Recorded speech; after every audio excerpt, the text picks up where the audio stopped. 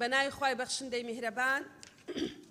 بەناوی گەلی کوردستان دانیشتنی ژمارە 4 ئاسایی خولی پاییزە ساڵی 4ەم لە خولی 5ەمی هەڵبژاردننی پەرلەمانی کوردستان دەست پێکەین سەرەتای کۆبوونەوەش دەرفەت دەدەین بە بەڕێز سکرتێری پەرلەمان بۆ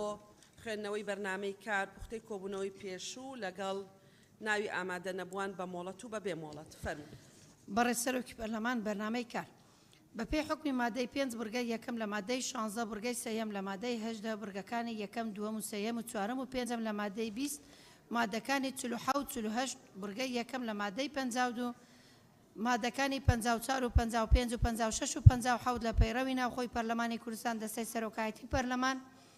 بریاریدا بەرنامەی کاری دانیشتنی ژمارە 4 ئاسایی خولی پاییزەی ساڵی 4ەم لە خولی 5ەمی هەڵبژاردننی پەرلەمان لە کاتژمێر 10 بەیانی ڕۆژی سێشەممە ڕێکەوتی 27 نۆی 2022 بەم شێوە بێت. بەردەوامبوو لەسەر خوێندنەوەی دووەم بۆ پرۆژە یاسای پەروەردە و فێرکاری لە هەرێمی کوردستان بەپێی حکمی مادەکان 87 لە پەیڕەوی ناوخۆی پەرلەمانی کوردستان. پوختەی دانیشتنی ژمارە 3 ئاسایی بەپێی حکمی بورگەی دووەمی مادەی 2052 لە پەیڕەوی ناوخۆی پەرلەمانی کوردستان پوختەی دانیشتنی ژمارە 3 ئاسایی خولی پاییزەی ساڵی 4ەم لە خولی 5ەمی هەڵبژاردننی پەرلەمان لە کاتژمێر 10 بەیانی ڕۆژی پێنجشەممە ڕێکەوتی 22/9/2022 بەم شێوەیە خوارەوە بوو. یەکەم دەستپێکردنی دانیشتن لەلایەن بەڕێز سەرۆکی پەرلەمان دووەم خوێندنەوەی بەرنامەی کار پوختەی دانیشتن و بناوی ئەندامانی ئامادەبوو بە مۆڵەت و بێمۆڵەت ئامادە نەبوو بە مۆڵەت و بێمۆڵەت لەلایەن بەڕێز سکرتێری پەرلەمان سەیەم دەستپێکردنی بورگەکانی بەرنامەی کار لەلایەن بەڕێز سەرۆکی پەرلەمان چوارەم خوێندنەوەی دووەم بۆ یەک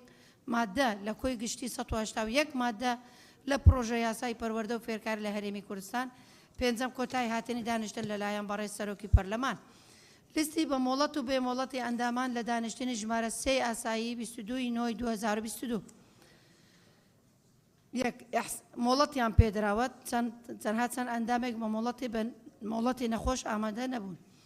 ئیحسان محەممەد سەلیم مۆڵەت ئەرشەد حوسێن محەممەد مۆڵەت باپیر کامەلە سلێمان مۆڵەت بژار خالید عەبدوڵڵا مۆڵەت جەمال حوێز مستەفا مۆڵەت حکمان محەممەد عەبۆ زێک مۆڵەت دابان محەممەد حوسێن مۆڵەت ڕزگار حوسێن سوارە مۆڵەت ڕۆژان ئیبراهیم عەلی مۆڵەت سەلمە فاتح تۆفیق مۆڵەتی نەخۆشی شوان کەریم محەممەد مۆڵەتی نەخۆشی سەباح محمود محەممەد مۆڵەتی نەخۆشی عوسمان کەریم سوارە مۆڵەت فەرید یعقوب ئیلیە ئامادە نەبوو کاروان عەبدوڕەحمان عەبدوڵڵا ئامادە نەبوو گولیزار ڕەشید حاجی مۆڵەت لەیلا عەبدوجەبار حەدە مۆڵەت نەجات شعبان عەبدوڵڵا مۆڵەت هاورێ بەنا محەممەد مۆڵەت هەدیە مراد حەیدەر مۆڵەت هیمداد سەباح بیلال مۆڵەت. زۆر سپاس. بەڵێ زۆر سپاس. دەست بە جێبەجێکردنی بڕگەی یەکەمی بەرنامەی کارەکەین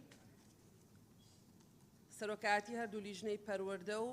یاسایی فەرموون وەرنە ئێرە ناوی ئەوانە بنووسیانێ قسە بکەن.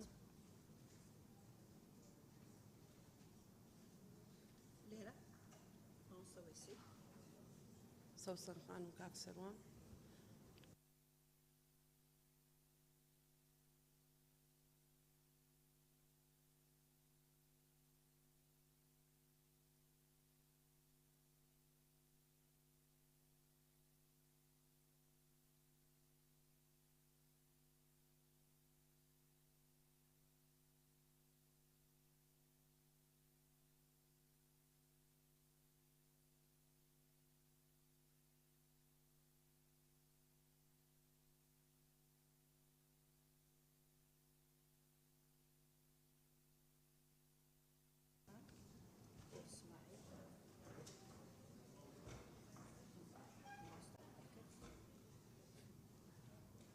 هەموو پەرلەمان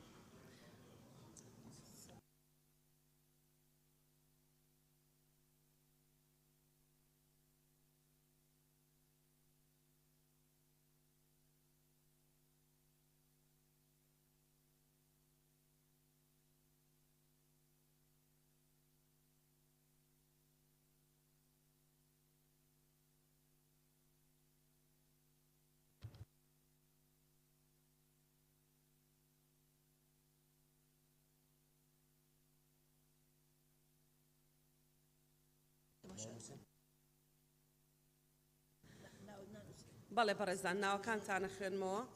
1 دقە دووبارە نەبێ نوقتەی نیزامی بێ.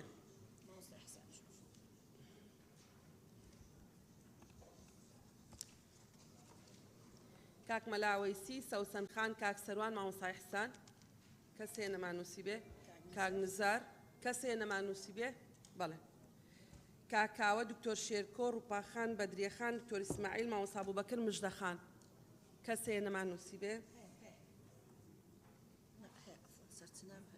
هەیە نووسراوە کاک جەمال مامۆستا عەبدوستار شیرین یونس کاک کاروان کاک سەرکۆ کاک یاسین کاک ڕزگار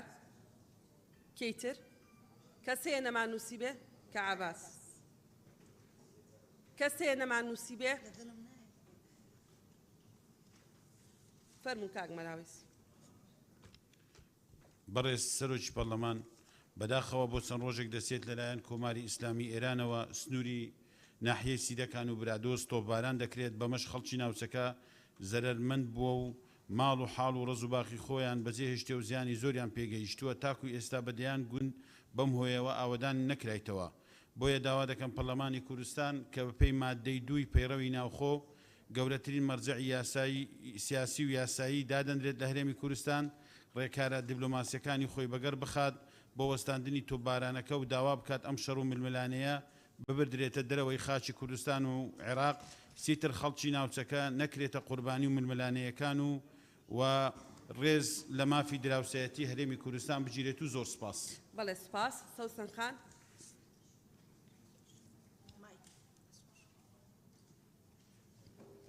بەڕێز سەرۆکی پارلەمان لە ڕاستیدا من داوای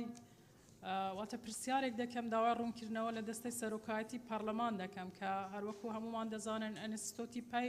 بۆ پەروەردە و گەشە پێدان لە هەرێمی کوردستان کە بە پشتبەستن بە یاسای ڕێکخراوە ناحکومیەکان ژمارە 1 ساڵی 2011 هەموو جارێک ینی راپۆرتێک بڵاو دەکاتەوە لەسەر کار و چالاکیەکانی پارلەمانتاران. ئایا ئێوە ڕێگیریتان کردووە لەوەی کە ئەوان زانیاری بەدەستپێنن ئەگەر ڕێگیریتان کردووە پەرلەمانی کوردستان زانیاری نادات بەو ڕێکخراوە ئەو زانیاریانە لەکوێ بڵاو دەکاتەوە چکە ئەو زانیارانە کە لەو ڕێکخراوە بۆ ڕایگشتی بڵاو دەکاتەوە لە ڕاستیدا دوورە لە ڕاستی چکە ئەوان یعنی لە لیستەکاندا ئاماژە بە مۆڵەتەکانی پەرلەمانتاران دەکات بەڵام ئەوەی کە ڕاستی بێ من خۆم یعنی لە هەموو ئەو دانیشتانە چەندی ساڵەوە 3 ساڵە لەو پەرلەمانی 4 ساڵە من یەک مۆڵەتم هەبووە ئەوش بەهۆی ئەوەی کە برازایەکیم ئەمری خۆی کرد بە هۆی کۆڕۆنا واتە ئەو زانیاریانە لە کێ بەدەست ئەگەر نە دەبێت ڕێگیری لەو ڕێکخراوە بکرێت بۆ ئەوەی ئەو زانیاریە هەڵانە بە سپاس. کاک سەروان فەرموون.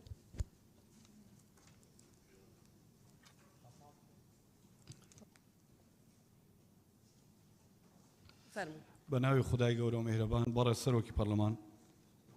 من سەبارەت بە قوربانیانی خۆپیشاندانی ڕۆژهەڵات قسە دەکەم. یعنی بەڕاستی دوێنێ و پێرێ بوو کوردستانی ڕۆژهەڵات لە ڕاپەڕی نەمازنەکەی 91 ماڵی هەر هەمویان پەناگە بوو بۆ ئێمە کەچی ئەو قوربانیە درا و ئەو خۆپیشاندانە کرا من شتێکی لەو جۆرەم نەدید بەرامبەر نە سەرۆکاتی پەرلەمان نە حکوومەت نە سەرۆکاتی هەرێم نە هەموو پەرلەمانتارەکانمان تەنها لە فەیسبووکی خۆمان شتێکی وامان نەکرد یعنی بەڕاستی دڵی ئەوان خۆشکەن کە پێیان پیشان بدەن ئێمە پەرلەمانتاری کوردستانین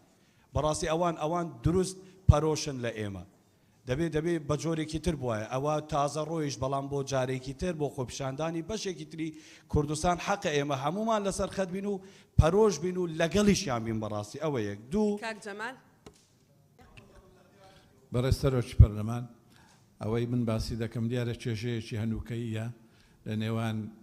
جەماوەری هەموو پارێزگاکانی کوردستان و وەزارەتی کارەبا کە وەزارەتی کارەبا دیارە فشاری دروست کردیە لەسەر هاوڵاتیان بەڵام شتێکی زۆر خراپە هاوڵاتی پارەی خزمەتگوزاری نەدا بە تایبەتی ئاو کارەبا بەڵام دیارە بەرگە و مستەمسەکیان بەدەستەوەیە کە حکوومەتی هەرێمی کوردستانیش قەرزداری موچەی ئەوان هەیە داوا دەکەین لە ڕێی جەنابتانەوە ئەو پرۆژە یاسایی کە پێشکەشیش کرا مەقاسە داوا لە حکوومەت بکرێ بە زووتر کات جێبەجێ بکرێ ئێوەش بیخەنە بەرنامەی کار. سوپاس. زۆر سپاس. مامۆستا عەبدوستار. بەناوی خوای بەخشندەی میهرەبان بەڕێز سەرۆکی پەرلەمانە من بە پێی مادەی 2 پێڕێونی خۆ قسە دەکەم کە پەرلەمانی کوردستان بەرزترین دەسەڵاتی یاسادانان و چاودێریکردنی دەسەڵاتە بەڕاستی. بەڵام ماوەیە کە بەداخەوە بەهۆی هێندێک پرۆژە یاسای هەموار و گشتاندنی ئەوەی دوای وەزارەتی ئەوقاف و هێندێشتی کەش خەریکە بەڕاستی شیرازی ئەم کۆمەڵگایە بسڕێنرێ، خەریکە بەڕاستی خەڵک تەواو بێزار و تەواو نیگەران بوو، خزمەت گوزاری لاوازە، کار و کەسابەت نییە تەبان شتێک ما بێتەوە لە نێو ئەم خەڵکەی کە ئیسلامەتی مسلمانەتی و فێرکردنی قورئان و ئەوانەیە کە هەمومان تێدا هاوبەشین، هەموو لایەکمانە بەڕاستی خەریکە ئەمەش ینی کەوتوتە ژێر پرسیار و قسەی زۆر لەسەر دەکرێ و شیرازەی کۆمەلگا و بەڕاستی شیرازەی کۆمەڵایەتی تێکداوە. بۆیە من داوا دەکەم حەقەت ئەم سەرۆکاتی پەرلەمانە ئەمە قبول نەکا، حەقەتەن گشتاندێک ئاراستەی حکومەت کە کاکە وازم خەزانە بێن، واز لە خەڵک بێنن، خەڵک ئەوەندە بێزار بە بڕواب کە وای لێ هاتووە لەوانەیە لێمان ڕاپەرن تەڕوشکی بەیەک و بشتێنن، ینی بۆچی ئێمە هەندە خەڵک بێزارکەن لە کاتێک خزمەت گوزاری نییە، لە کاتێکدا تو موسە لە کاتی خۆیدا نییە، کەسابەت نییە. سوپاس. سپاس بۆ بەڕێزت، زۆر سپاس. بەناوی خۆی گەورە و میهرەبان، بەڕێز سەرۆکی پەرلەمان بە حکومەوەیە من ئەندامی لوزنەی ناوخۆم ئەکادیمیایەکی پۆلیس لە سنووری ئەو لای کراوەتەوە کولی ئەو لا چۆ سەوز چ بڵێم کاکە وەزعەکەوە لە سلێمانی کراوەتەوە کە هەمویان ئاسایشن، کولی ئاسایشێک 350,000 لێ وەردەگیرێ، بەڵام لێرە لە هەولێرێ کراوەتەوە لیان وەرناگیرێ. داوا لە بەڕێز دەکەم لە لوزنەی پەیوەندیدار ڕاستپێڕی. خاڵێکی دیکە بەڕێز سەرۆکی پەرلەمان داوا لە بەڕێزت دەکەم لوزنەیەک ڕاستپێری بۆ دەڤەرەکەمان کێشەی زۆر گەورە هەیە لە مەعبەینی کۆمپانیاکان و هاوبەشەکانیان. کۆمپانیاکان بە ئاشکرا تەحدا لە هاوبەشەکانیان دەکەن، پارەیان لێ دەستێنن، دەڵێن عەقدتان نادەینەوە، خزمەت گوزاریش ناکەن. بۆیە داوا لە بەڕێزت دەکەم لوژنەیەک ڕاستپێری بچێتە ئەو دەڤەرەی لە ورد و دروشتی ئەو کۆمپانیانەی وە بەرهێنانە بکۆڵێتەوە. زۆر سپاس. بە یادداشت بمان دەرێ بەستە چاو. خاڵێکی کەشم هەیە. سپاس. زۆر سپاس. فەرموو کاک سەرکۆ. بەڕێز سەرۆکی پەرلەمان بە پێی مادەی 56 بەڕێز سەرۆکی پەرلەمان لە ماوەکانی ڕابردووە پەرلەمانی کوردستان و لیژنە تایبەتمەندەکان زۆر سەردانی گیراوانی بادینانیان کردووە. دواتر ئەوەی کە بیسترێ و ئەبینرێ چەندین علاماتی استفهامان هەبوو لەسەر دادگایکردنەکە، بەڵام دواتر ئازاد کران بە ئیفراد شەرتی. بەڵام تاکو ئێستا نە پەرلەمان نە سەرۆکایەتی نە لیژنە تایبەتمەندەکان بە دوواداچوون ناکەن بۆی ئەو زیندانیانی بادینانە ئازاد بکەن. داوا لە بەڕێستانەکەم کە لیژنەی تایبەتمەند ڕاست پێرن بۆ ئەوەی کە بە دوواداچوون کا بۆی ئەو زیندانیانە ئازاد کرێن. زۆر سپاس. کاکاوە. بەڕێز سەرۆکی پەرلەمان بە پێی دوایین راپۆرتی دیلۆیت بەشێکی بڕێکی نەوت کە حکوومەتی هەرێمی کوردستان لە ڕێگای بۆڕی نایفرۆشێت دەیداتە کۆمپانیا ناوخۆیەکان و ئەو نەوتە بە 142 کەمتر لە نرخی ئەو نەوتەی کە دەنێدرێتە دەرەوە دەفرۆشێتە ئەو کۆمپانیانە کە ئێمە گومانمان هەیە ئەو کۆمپانیانە بەشێکیان کۆمپانیای حزبی بن و لە حزبە دەسەڵاتدارەکان نزیک بن. بەڵام ئەوەی تێبینی دەکرێت تا ئێستا 1 بەرمیل نەوت کە وەرزی زستان نزیک دەبێتەوە لە هەندێک شوێن پێویستی بە گەرمکەرەوە هەیە بە تایبەت ناوچە سنووریەکان. تا ئێستا حکوومەت 1 بەرمیل نەوتی دابەش نەکردووە، ینی حکوومەت کەی دەستەکە بە دابەشکردنی نەوت کە مانجی 4 و 5 هات خەڵک نەوتی بۆ چییە خۆ لە مەبەڕیدە ناکات، نەوت بۆ سۆپایە. بۆیە بەڕاستی پێویستە وەزیری سامانە سروشتەکان بە وەکالەت بە زووترین کات بانگەشتی پەرلەمان بکرێ، ڕوونکردنەوە بدات بەوەی کە ئەو نەوتەی دەیداتە کۆمپانیاکان بە 142 کەمتر لە نرخی گشتی بۆچی دەیانداتێ، بۆچی نەوت دوو قیمەتی زیاد بوو. ئێستا نەوت بە 290,000 پێشتر بە 145 و 50 بوو پێش ئەوەی حکوومەت هاوکاری ئەو کۆمپانیانە بکە، یعنی زیاتر بووە کەمتر نەبووە، یعنی شتیوان نەبووە لە دنیا. ئەوەی دکتۆر شێرکۆ فەرموو. بامایکەکەی کوژێنێتەوە. بەڵێ. بەناوی خوای گەورە بەڕێز سەرۆکی پەرلەمان من ئاماژە بە پێشێرکاریەکی گەورەی یاسایی یەکەم کە مخالفەی یاسای ژمارەیەکی ساڵی 2011 ڕێکخراوە حکوومیەکانە. وەزیری ئەوقاف بڕیارێکی دەرکردووە بە کۆنتڕۆڵکردنی خوێندنی قورئان لە ڕێکخراوە حکوومیەکان لەوانەیە کە مۆڵەتی ڕسمیان هەیە و لە بارەگا حزبیەکانیش. ئەمە مخالفەی دەستوری عێراقە، مخالفەی سادەترین مافەکانی مرۆڤە، مخالفەی یاسای ژمارەیەکی ساڵی 2011 ڕێکخراوە ناحکومیەکانە چونکە اختصاصی وەزارەتی ئەوقاف نییە کە منعی خوێندنی قورئان بکە لەو دام و دەستگایانەیە یان کۆنتترۆلیان بکە چونکە ناکرێ هەر وەزارەتێک بە اختصاصی خۆی بەتەما بێتە دەخولکە لە ڕێکخراوە ناحکومیەکان کە ئەوە بێگومان کارەساتێکی گەورەیە ئەمە مخالفەیەکی سەریحە بۆ یاسا یاداشمان تەقدیم کردووە هیوادارین جەنابتان کۆبوونەوەی پەرلەمان بە حضوری وەزیری ئەوقاف ساز بکەن بۆ تاوەتەی ئەو باس. زۆر سپاس. وەکو لیژنە مامۆستا هەورامان کاک مەلاوەستی وەکو لیژنە ڕوونکردنەوە بدام بە دوواداچوونتان کردووە؟ بەڵێ فەر. بەڵێ بەڕێز سەرۆکی پەرلەمان سەبارەت بەو خاڵەی کە مامۆستا باسی کرد دکتۆر شێرکۆ باسی کرد ئێمە لە لیژنەی ئەوقاف بە دوواداچوونی ئەو بابەتەمان کرد ئەو نووسراوە هیمانجی هەفتی ئەم ساڵ بوو دیارە لێک تێنەگەیشتنێک هەبوو بەڵام وەزارەتی ئەوقاف ڕوونکردنەوەی پێویستیدا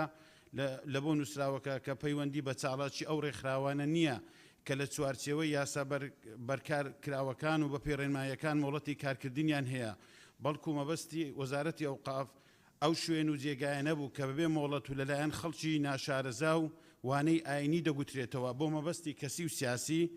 کە ئەمەش ئەرچی وەزارەتی ئەوقافە لە پێناو بەرژەوەندی گشتی ئەم بابەتەیە بە شێوەیەکی یاسایی و شەرعی ڕێک بخات. من لێرە سەرۆکی پەرلەمان بە پێویست دەزانم دەستخۆشانەیەکی گەرم لە وەزارەتی ئەوقاف و کاروباری ئاینی بکەم کە لە هەرێمی کوردستان دەستخۆش. زۆر سپاس. تا بەڵێ بەڕێزان ئێمە بەڕێزان ئێمە گوێمان لە بەدواداچوونی لیژنە گرت داواتان لە یەکەم لیژنەی ئەوقاف بەڕەسمی ڕاتانە سپێرین بە دوواداچوون بکەن بۆ دانیشتنی داهاتوو ڕوونکردنەوە بدەنە پەرلەمانی کوردستان. ڕووپاخان فەرموو. بەڕێز سەرۆکی پەرلەمانم منیش بەپێی یاسای ژمارەیەکی ساڵی 2011 یاسای ڕێکخراوە ناحکومیەکان قسە دەکەم سەبارەت بۆ بڕیاری وەزارەتی ئەوقاف کە ڕێکخراوەکان تۆ قانونیت یەک شت بەڕێز سەرۆکی پەرلەمان هەر ئەوە بەڕێز سەرۆکی پەرلەمان وەزارەتی ئەوقاف نوێنەرێکی ناردۆتە سەر کەناڵێکی ڕاگەیاندن سوکایەتی بەو دەستگایانە دەکا کە کار دەکەن لە بواری خوێندنی قورئان و سونەت ئەو سوکایەتێ دەبێ ڕابگیرێ نابێ پەرلەمانی کوردستان ئەوە قبول کە مامۆستایەکی ئاینی بێ بڵێ سەنتەرەکانی خوێندنی قورئان جێگای کاری نەشیاون نابێ ئەمە قبول بکرێ یان لە ڕێی داواکاری گشتیان وەزارەت یان لیژنەی ئەوقاف دەبێ ڕاستپێردرێت. ڕووپاخان بۆ ئەو بابەتە بەڕەسمی باش بەسەر چاو خۆت وتت ڕێگەی بدە قسە بکە بۆ ئەو بابەتە بەڕەسمی لیژنەی ئەوقاف لە پەرلەمانی کوردستان ڕائەسپێرین بۆ ئەوەی لەگەڵ بەڕێز وەزیری ئەوقاف قسە بکە ڕوونکردنەوەی پێویست بخاتە بەردەمی پەرلەمانی کوردستان لە کۆبوونەوەی داهاتوو. بەڵێ دکتۆر ئیسماعیل. بەڵێ سەرۆکە پەرلەمانی باش فەرموو. بەڵێ سەرۆکە پەرلەمانی وەکوت مادێ هەفتەیونەهێ داهاتێ پەیرەوێ ناوخۆیە پەرلەمانی دەمێ 14 ڕۆژادا ئەیکە پیشن یازە بریار هاتە پێشکەشکردن دەستا سەرۆکایەتی دیارەکەت یان بیتە ناو کارنامەش کاریدا یان دیمایکای بێتە دیارەکردن مە پیشن یازە بریار یا پێشکەشکردی 76 پەرلەمانە یا واژۆکردی وێگاوێ 5 پەرلەمانتاری دیژی داخواستیان یعنی بووە 81 پەرلەمانتارە داخواست کردیە و هەی وەک سەربەچوو حتا وێگاوێت نەهاتیە. یادی پیشن یازە بریارە گازاسپی بێتە تەوزیعکردن کەنگی دی ئەوە هێتت کاریدا مەدوێت زیدا حکوومەت ملزەم بیت گازاسپی بێتە دان بۆ خەلکی چونکی ئەفێگاوێ وەختێ وێ بریارەیە ئەگەر لێچوو دەرێ یەدی خەلک بخۆ مفایش وێ بریارێ نابینیت و سوپاس. بەڵێ دکتۆر هەورامان سوپاس. بەناوی خوای بەخشندەی میهرەبان بەڕێز سەرۆکی پەرلەمان هەورامان گەچێنەی لەسەر ئەو بابەتەی کە باس کرا بابەتی ئەو کتابی کە دەرچووە لایەن وەزارەتی ئەوقافەوە من سەرۆکی لیژنەی ئەوقافم وەکو سەرۆکی لیژنەی ئەوقاف خۆم قساکەم هەر کەسێکی تریش ئازادەکە قساکە وەکو ئەندامی پەرلەمان ئازادەکە قساکە بە وەکو سەرۆکی لیژنەی ئەوقاف تەمەن ئەو بابەتە بەڕاستی کە بڵاو بوویەوە بووە مای نیگەرانیەکی زۆر لەحسەیە مامۆستا کۆبوونەوەیەکی لیژنە دەکەی بەڕێز تو با من قسەکانم بکەم جا ئەوەی چ بۆ حسێب ناکەین لەسەری بۆی ئالێتەکەت ئیسە تۆ قسە دەکەی یەکێکی تریش جواب بداتەوە تو با من قسەکانم بکەم بزان دوای قسەکانی من جەناب لە قسەیەک بۆ خوشکی خۆت لێگەڕێ بۆ ئەوەی بە ئارامی ئیشەکە حەل ببێ ئێمە لەگەڵ حەلی هەمومان جەنابەت کۆبوونەوەیکی لیژنەی ئەو قافەکەی لەوێ ئالیەتێک دادەنێن بۆ شێوازی بە دوواداچوون کۆبوونەوەی داهاتووی پەرلەمانی کوردستان دەرفەتە دەین بە بەڕێزت کۆبوونەوەی داهاتوو بەیانیە حەزەکەی بەیانی بیهێنا دەرفەتە دەین بە بەڕێزت دوایەوەی کۆبوونەوەی لیژنەکەت کردووە بە دوواداچوونت کردووە عرضی کەی بۆ بەردەمی پەرلەمانی کوردستان ئەگینا ئێستا بەڕێزیشت هەروەکو ئەندامێ قساکەی فەرموو قسە من قسەکانم تەواو نەکرد نە هیچمان بۆ حسێب نەکردی ئێستا بۆ حسێب فەرموو لە خزمەت خۆی ئەو بابەتەکە بڵاو بوویەوە بەڕاستی ئەو کتابەکە بڵاو بوویەوە بووە مای نیگەرانی زۆربەی هەرە زۆری مسلمانان بەتایبەت ئەوانەی کە مەدرسەی تەحفیزی قورئان و زمینی لە زمینی وەزارەتی ئەوقافیش کە زیاد لە 100 مەدرسەی تەحفیزی قورئان هەیە لە ڕاستیدا ئەوەی کە وەک عەرەب بەڵێ زادە الطینە بەلەتەن ئەوەی کە قوڕەکەی خەس کردەوە ئەوە بوو کە کەسێک کە شەهادەی دکتۆرای هەیە لە کەناڵێکی ڕەسمیە یعنی سەرجەم ئەو مەدرسانی خسە ژێر پرسیارەوە کە بەوەی کە خەڵک ئەبەنە ژوورەوە و مناڵ ئەبەنە ژوورەوە هەندێک کاری ناشایستە ئەکەن کە ئەمە بەڕاستی پێویستە ئەو برابەڕێزە داوای لێبوردن کا بەڕەسمی دوجار ئێمە لەگەڵ دەرچوونی ئەو کتابە بەندە بە وردی متابعەم کردووە لەگەڵ بەڕێز وەزیری ئەوقاف لە نەتیجە پێش ئەوەی جەلسەی پەرلەمان دەست پێ بکە قسەمان کردەوە گەیشتینە ئەو نەتیجەیە کە بە زووترین کات ئێمە ئەو ئیشکالە چارەسەر ئەەکەین ئەوەی کە بۆتە مای ئیشکال بۆتە مای ناڕازی بەو جۆرە لێ ئەخوێنرێتەوە کە مەدرسەی تەحفیزی قورئان نەمێنێ ئەوە چارەسەر ئەکرێ بە زووترین کات و نەتیجەکەیشی بۆ پەرلەمانی کوردستان و بۆ ڕای گشتی ڕائگەیەنی بەڵێ زۆر سوپاس مامۆستا فەرموو کاک نزار سوپاس بە ناوی خودای گەورە بەڕێز سەرۆکی پەرلەمان بە پێی مادەی 56 قسە دەکەم بەڕێز سەرۆکی پەرلەمان لە هەفتەی ڕابردوو لە دانیشتنی ئاسایی پەرلەمان لێرەش ئەو قسەیەم کرد ئێستاش دووبارەی دەکەمەوە زیاتر لە چەند سەد شەهیدێک بەڕێز سەرۆکی پەرلەمان 9 مانگە موچەکانیان وەستاوە لە بینی وەزارەتی شەهیدان و وەزارەتی پێشمەرگە ئەوانەی کە بە ناوی چاکسازی لە وەزارەتی شەهیدانەوە چەند سەد شەهیدێک ناوی ئاراستەی وەزارەتی پێشمەرگە کرایە گوایە ئەمانە بخرێنە سەر پێشمەرگەی خانەنشین بەڵام ئەوە 9 مانگە تاکو ئێستا ئەم خانەوادەی شەهیدانە موچەکانیان وەستاوە بۆیە داوا دەکەین لێرە بەڕێستان هەرچی زووە ڕێکارەکانی یاسایی بەرامبەر ئەم فەوتانی موچەی ئەم ماڵە شەهیدانە بگرنە بەر تاکو موچەکانیان نەفەوتێ زۆر سوپاس بەڵێ زۆر سوپاس حەسی بەخان بە ناوی خودای مەزن و دلۆڤان بەڕێز سەرۆکی پەرلەمان بابەتەکەی من ڕوونکردنەوەیە وەکو ئەندامێکی لیژنەی مافی مرۆڤی پەرلەمانی کوردستان و لەگەڵ هەڤاڵانمان ئێمە بەبێ جیاوازی ساڵانە چەندین جار سەردانی چاکسازیەکانی هەریمی کوردستان لە تاوەی پارێزگاکان ئەکەین و ئەو بابەتانەش کە هاتۆنەتە لیژنە بەبێ جیاوازی کارمان لەسەر کردووە تاوەکو ئێستا هیچ ئەندامێکی بەڕێزی پەرلەمان نەبووە کە داوا بکات لەگەڵ ئێمە لە بەدواداچوونەکان بەشدار بێت و ڕێگەمان پێنەدا بێ ئەوەی من ئەیبینم لەو دانیشتانەی پەرلەمان ژمارەیەکی زۆر ئەو هەڤاڵانەی کە ئاگادار نین لە کاری لیژنەی ئێمە شتی نادروست بڵاو ئەکەنەوە بۆیە داوایان لێەکەین بەر لەوەی کە پەیامی نادروست و ناڕاست بگەێنن یان مەبدەئیان داوا بکەن لەگەڵ لیژنە لەگەڵمان بەشدار بن یان ڕێز لە کاری لیژنە بگرن و سوپاسدانەکەن بەڵێ سوپاس کاکێ ویدار بەڕێز سەرۆکی پەرلەمان سەلام عەلەیکوم و یادداشتێکم ئاراستەی جەنابت کردبوو لەسەر بڕیارێکی بەڕێز وەزیری دارایی کە قەراری دابوو نابێتن دایک کوڕ هاوسەر کچ کوڕ لە یەک فەرمانگەیش بکەن کە پشت بە هیچ سەنەدێکی قانونی نەبەست بوو پێم خۆش ئەگەر جوابەکەت وەرگرت بێتن بە ئێمە ڕابگەینی سوپاس ئێمە بە نووسراوی ڕسمی بۆمان نادون داوای ڕوونکردنەوەمان لێکردوون لەو بارەیەوە کە جوابەکەی هات بێگومان وەڵام تەدەینەوە بەڵام ئەوەی ئێمە زانیومانە پێش ئەو فەرمانەی کە بڵاو بۆ جەختکردنەوە بوو لەسەر گشتاندنێکی پێشتر لە گشتانەکە نووسراوە تەنها لەو بەشانەی کە کاروباری دارین واتە ناکرێ کەسێک و هاوسەرەکەی کەسێک و براکەی یەکێکیان مدەقیق بێ یەکێکیان محاسب بێ بەڵام لە بەشەکانی تر هیچ شتێک نەوتراوە ئەوەی دووەم شەرحێکی تایە کە لە گشتاندنی یەکەمانی ئێمە چاوەڕێی ڕوونکردنەوەی وەزارەت دەکەین و بابەتێکی گرنگەوە زۆر خەڵکیش لەو بارەیەوە پرسیارمان لێکە. کاک کاروان. بەناوی خدای گەورە مهرەبان بەڕە سەرۆکی پەرلەمان بە گوێرەی مادەی 56 لە یاسای ژمارە 1 مادەکانی 179 لە پێڕەوی ناوخۆی پەرلەمانی کوردستان قسە دەکەم. بەڕە سەرۆکی پەرلەمان لە 27 پێنجی 2022 ئێمە دوو پێشنیازە یاسامان تەقدیم کردووە بۆ هەمواری یاسای قەرزی بچووک یاسای ژمارە 2 ساڵ 2011 هاوکات بۆ بریەخستن پرۆژە یاسای مەقاسە بۆ پاشەکەوتی موسەی فەرمانبەرانی هەرێمی کوردستان.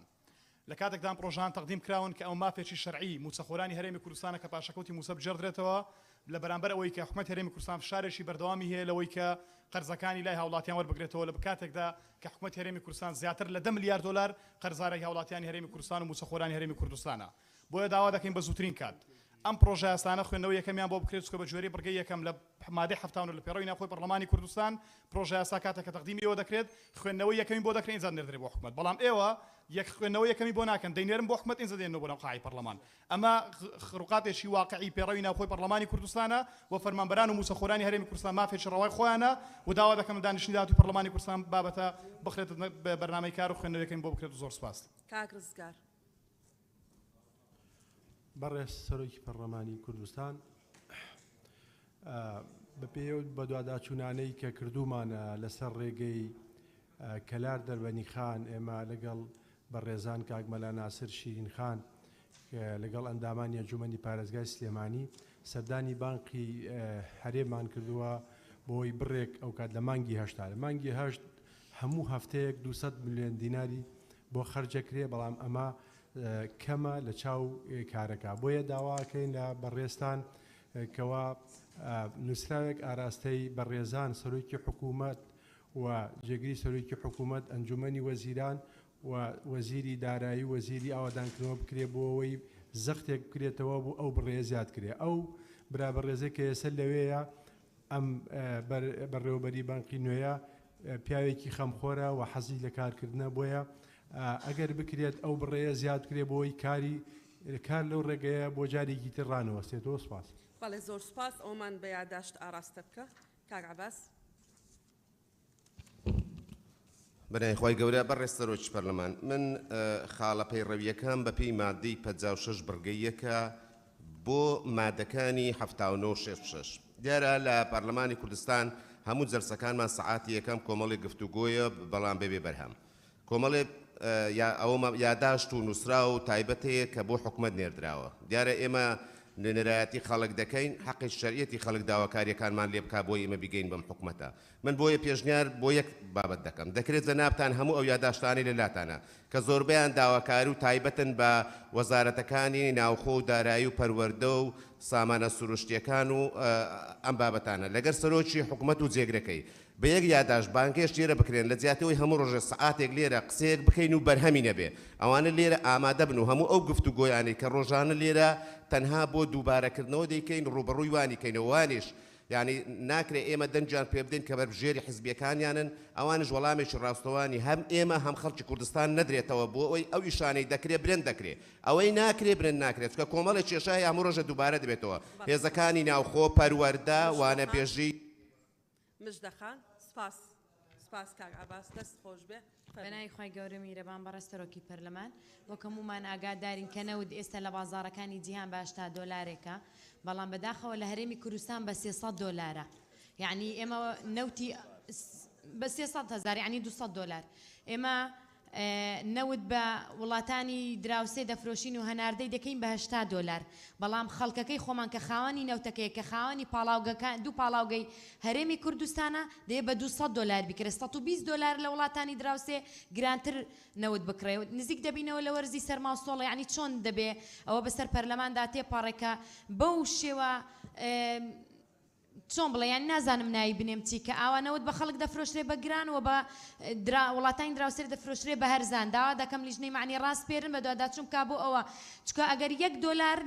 نەوت بەرز بێتەوە خێرا نەوت و بەنزین زیاد دەکەن بەڵام نزیکی 50 دۆلار لە نرخی جیهانی شکاوە بەڵام نرخی نەوت و بەنزین لە بازارەکانی هەرێم گرانترە داوا دەکەم لیژنەی معنی ڕاست پێرن بۆ بابەتە. ئەوان خۆیان کۆبوونەوەیان کردبوو ئەوان کۆبوونەوەیان کردبوو هەفتەی پێشوش خۆم من لێرە نەبوو بەڵام سەیری جلسەکەم کرد کە سەرۆکی لیژنە ڕوونکردنەوەی دابوو. بەڵێ هەڵەستخان. بەڕێز سەرۆکە پەرلەمانی بوومەوەیەکە چەندین ساڵە داهێنانێکە تێتەکردێ ئەو ژی خشتێ بەڵافکردنا موچەیە ینی حقیقت ئەوی خشتێ هەنێ خەلکی نیگەران کردی و ماوەی 25 ڕۆژە حکوومەت نەشیتن موچەی دابەش بکەتن یعنی ئەس نزانم حکوومەتات بێژێت پارەی پێتیڤیل بەردەست هەی ئایا مادەم پارەی پێتیڤیل بەردەست هەی عەجەب بووچی موچە خەلکیت کەنە خشتە وتماوی 25 ڕۆژە داشنیکا بێتە دابەشکردنێ ئایا وەخت نەهاتیە هەردوو لجنێت تایبەتمەند ڕۆنکردنەیەکی بوومە بدەن ئایا وان چه هەلویست هەبووە سەروی خشتی هەنێ کۆ خەلکی هەرێما کوردستانێ بۆمای 25 ڕۆژە چاوارێت کرد کەنگی موچیوی دێتە دابەشکردنێ ئایا وەخت نەهاتیە خەلکی هەنێ بێتە ڕزگارکردنێ ژوی حالەتێ دەڕۆنی گەڕێزت من بەڵێ سپاس بەدرێ خان بەناوی خۆی بەخشندەی میرەبان بەڕێز سەرۆکی پەرلەمان پشتیوانی لە قسەکانی مامۆستا عەبدولسەر مامۆستاوەرەمان ڕووپەخان کاک دکتۆر شێرکۆوەکەم و بەڕاستی ئەو بابەتەی کە ئەو بەناو دکتۆرە لەو کەناڵی ڕاگەاندنا ماوەمە بەڕێز سەرۆکی پەرلەمان باشە باسی بەڕگەی دووەکەم من پشگیری لە بەشێک لە قسەکانی کاک سەرکۆوەکەم سەبارەت بە سزادراوانی بادینان بەندا سێ جار لە سلێمانیەوە هاتم سەردانی سزادرانی بادنام کەم لە بارودۆخیان ئاگادار بم بەداخەوە هەر سێ جارەکە بە موبەڕیری مواجە و نەخۆشی ڕێگریان لێ کردم هاوپیشەکانم و گوڵستانخان ئاگادارە سێ جار جەختمان کردۆنیان هێژبیان بینین بەڵام بەڕێز سەرۆکی پەرلەمان ئەو مافە مافێکی یاساییە کە فەرمانێکی هەرێمیە ئازادبوونیان بە مەرج کە ئەو ڕێژەیان 40 بۆ 60 کەم کرایەوە مەفروزە ئەنجومەنی وەزیران لیژنەیەک پێک بێنێ بە دوواداچوون بە ئەو بابەتە بکە ئەو مافە یاساییە بۆ سزادراوانی بادینیان و بۆ گشت سزادراوانی هەرێمی کوردستان جێبەجێ بکرێت زۆر سوپاس سپاس بەدرێ خان مامۆستا حەسەن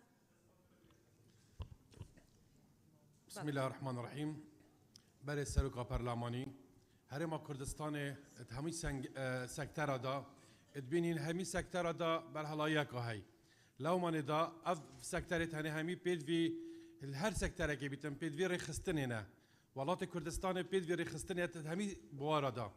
lewmanê da destxweşiyeka bê sunûr Wezareta Ewqaf dikin bo rêxistinekê ev rûkek hestê negehîtin Wezareta Ewqaf dijî Qur'anê ye bêşkileyê nebêjin Wezareta Ewqaf vê rêxistinekê pêxîtê û ya dîtirê jî ez li vê rê hemî xelkê Kurdistanê ji dilniyat dikim nava hûla perlemanî da wek melekê Partî Demokratîk Kurdistan kesekê ji xwe xemxortir nabînim ne bû beravanîkirina ayînî û ne welatî kes ji bila mezayîdî dînî ser me neket سپاس لەگەڵ لیژنەکەتان پێکەوە قسە بکەن دکتۆر ڕێبوار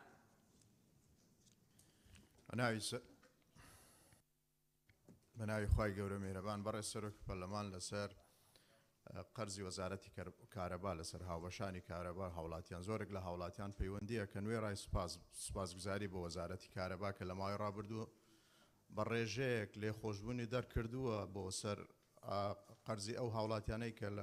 لە بواری کارەبادا لە سکتەریکە یان قەرزی کارەبان لەسرە بەڵام لە ئێستا داواکەن کە بە ڕێژەیەکی بەرچاوتر ئەو قەرزانە بکرێ بۆی بتوانن بن بەڵام بە مەرجێک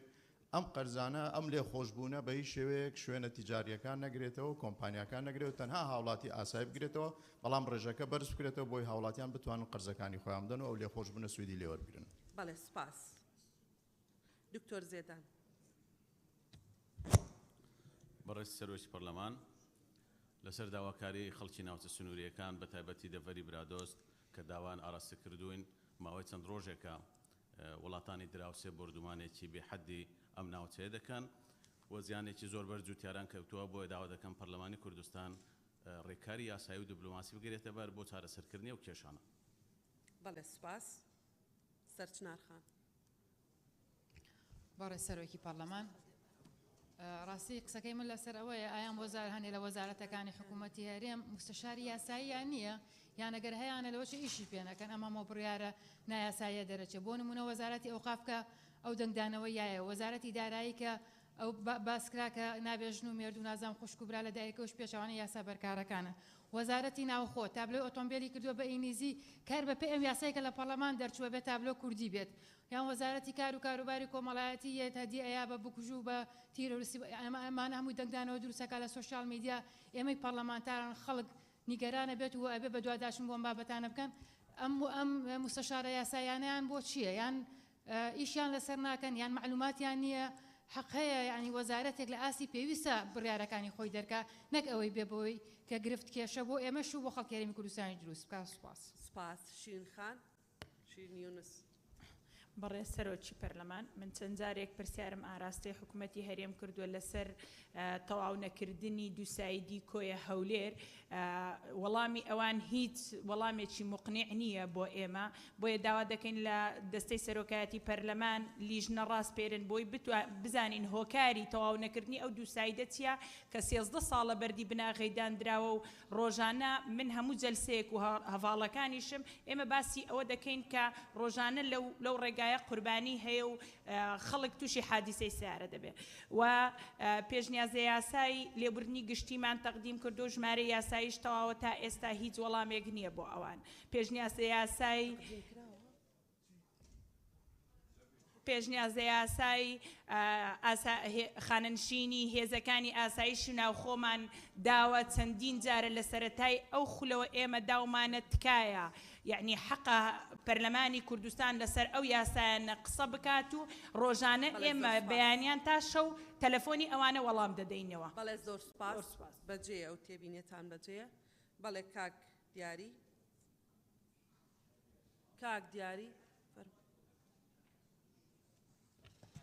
بە ناوی خی گەورە بەڕێ سەرۆکی پەرلەمان بەرمەبنایی ئەم پەیڕەوی ناوخۆی پەرلەمانی کوردستانە کە ئێوە دەبێت پارێزگاری لە یاسا بکەن و پارێزگاری لە جێبەجێبوونی یاسا بکەن لەکوێی دنیا هەبووە پەرلەمان خۆی یاسا دەربکات بەڵام بەشێک بێ لە یاسا شکێنی و بە بەرچاویەوە یاسا بشکێنن بەڵام سەرۆکایەتی پەرلەمان و سەرۆکی پەرلەمان قسە نەکات یعنی ئەم هەموو ناحەقەیە بینرێت لەم هەرێمی کوردستانە سەرۆکی پەرلەمان نابێت بڵێ ئەمە مشکاندنی یاسایە ئێمە کە باسی ئەوە دەکەین گلەی لە حکومەت دەکەین دەڵێن حکومەت پرۆژە یاسای بودجەی نییە حکومەت وەڵامی یادداشتەکانمان ناداتەوە حکومەت وەڵامی پرسیارەکان ناداتەوە حکومەت مافی خەڵک دەخوا و جوابی خەڵک ناداتەوە خزمەتگوزاری پێشکەش ناکە لە ئەمان کاتە سەرۆکایەتی پەرلەمانی کوردستانی جوابی یادداشتەکانی ئۆپۆزیسیۆن ناداتەوە یان یادداشتەکانی ئۆپۆزیسیۆن و پرۆژە یاساکانیان ناخاتە پەرلەمانی کوردستانەوە دایان بابەتی گرنگ هەیە پەیوەندی بە ژیانی خەڵکەوەی ئەمانە ناخاتە نێو دانیشتەکانی پەرلەمانی کوردستان و بەرنامەکانی کار لە پەرلەمانی کوردستان بەڵام دێ لەسەر کۆمەڵی بابەتی دیکە کۆ دەبێتەوە کە لە کاتێکە دایان بابەتی دیکەی گرنگتر هەیە لە هەرێمی کوردستانە.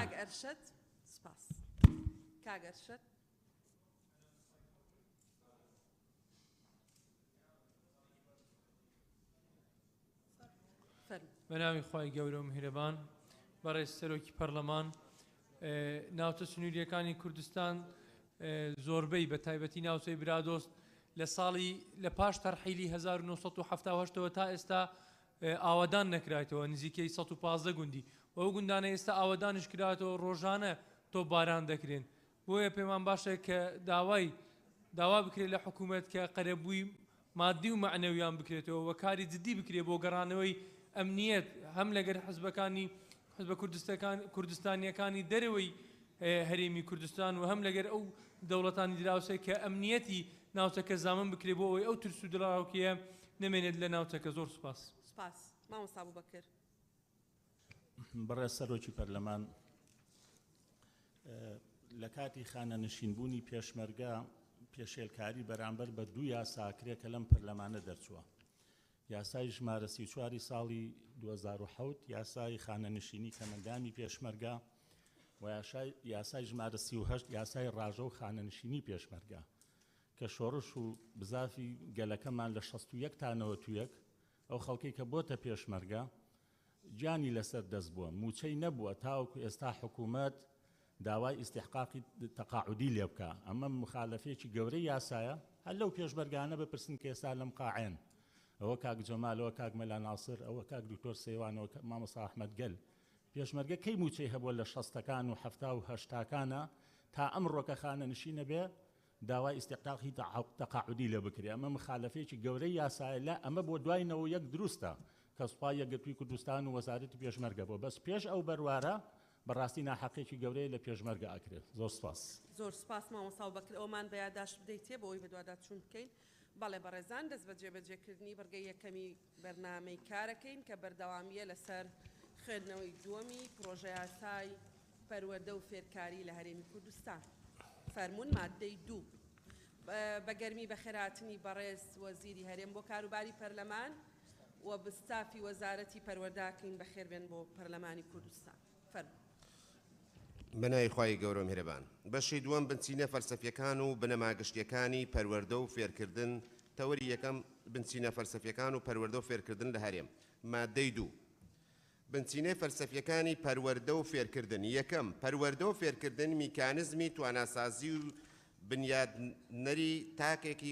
تاکێکی کوردستانی خوێندەوار هۆشیار و داهێنەرن و بنەمای هێنانە ئارایی کۆمەڵگەیەکی شارستان و هاوچەرخ و پێشکەوتون کە تێیدا بەها و پرەنسیپەکانی دیموکراتی،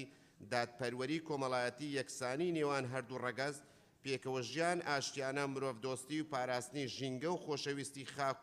خاک جێگیر دەبێت. دووەم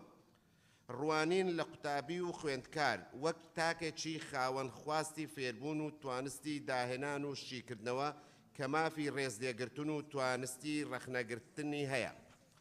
سێیەم دەستەبەرکردنی مافەکانی مرۆڤ و ئازادی تاک بە پێی دەستور و یاسا کارپێکراوەکان و بەڵگەنامە نێودەوڵەتیە پەسەندکراوەکان.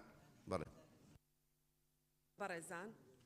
لەسەر مادەی دوو هەر بەڕێزی قسەی هەیە.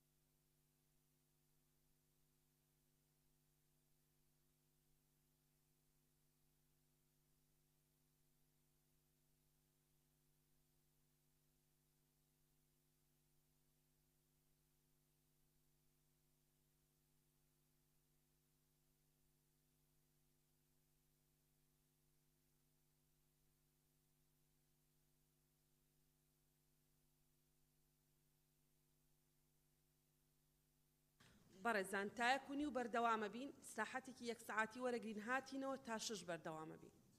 بەڵێ بەڵێ فەرموو.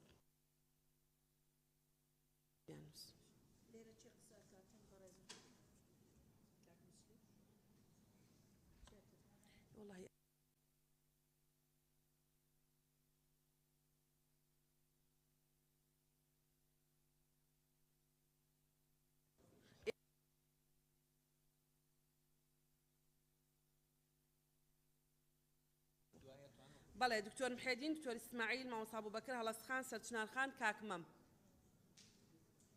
دکتۆر ئەورامان، گولستان خان، کاک جەمال، شیرینەبین،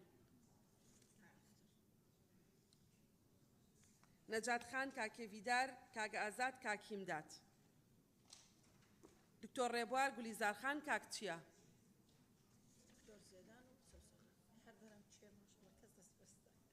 تەواو کەسێ ناومان نەخوێن بێتەوە؟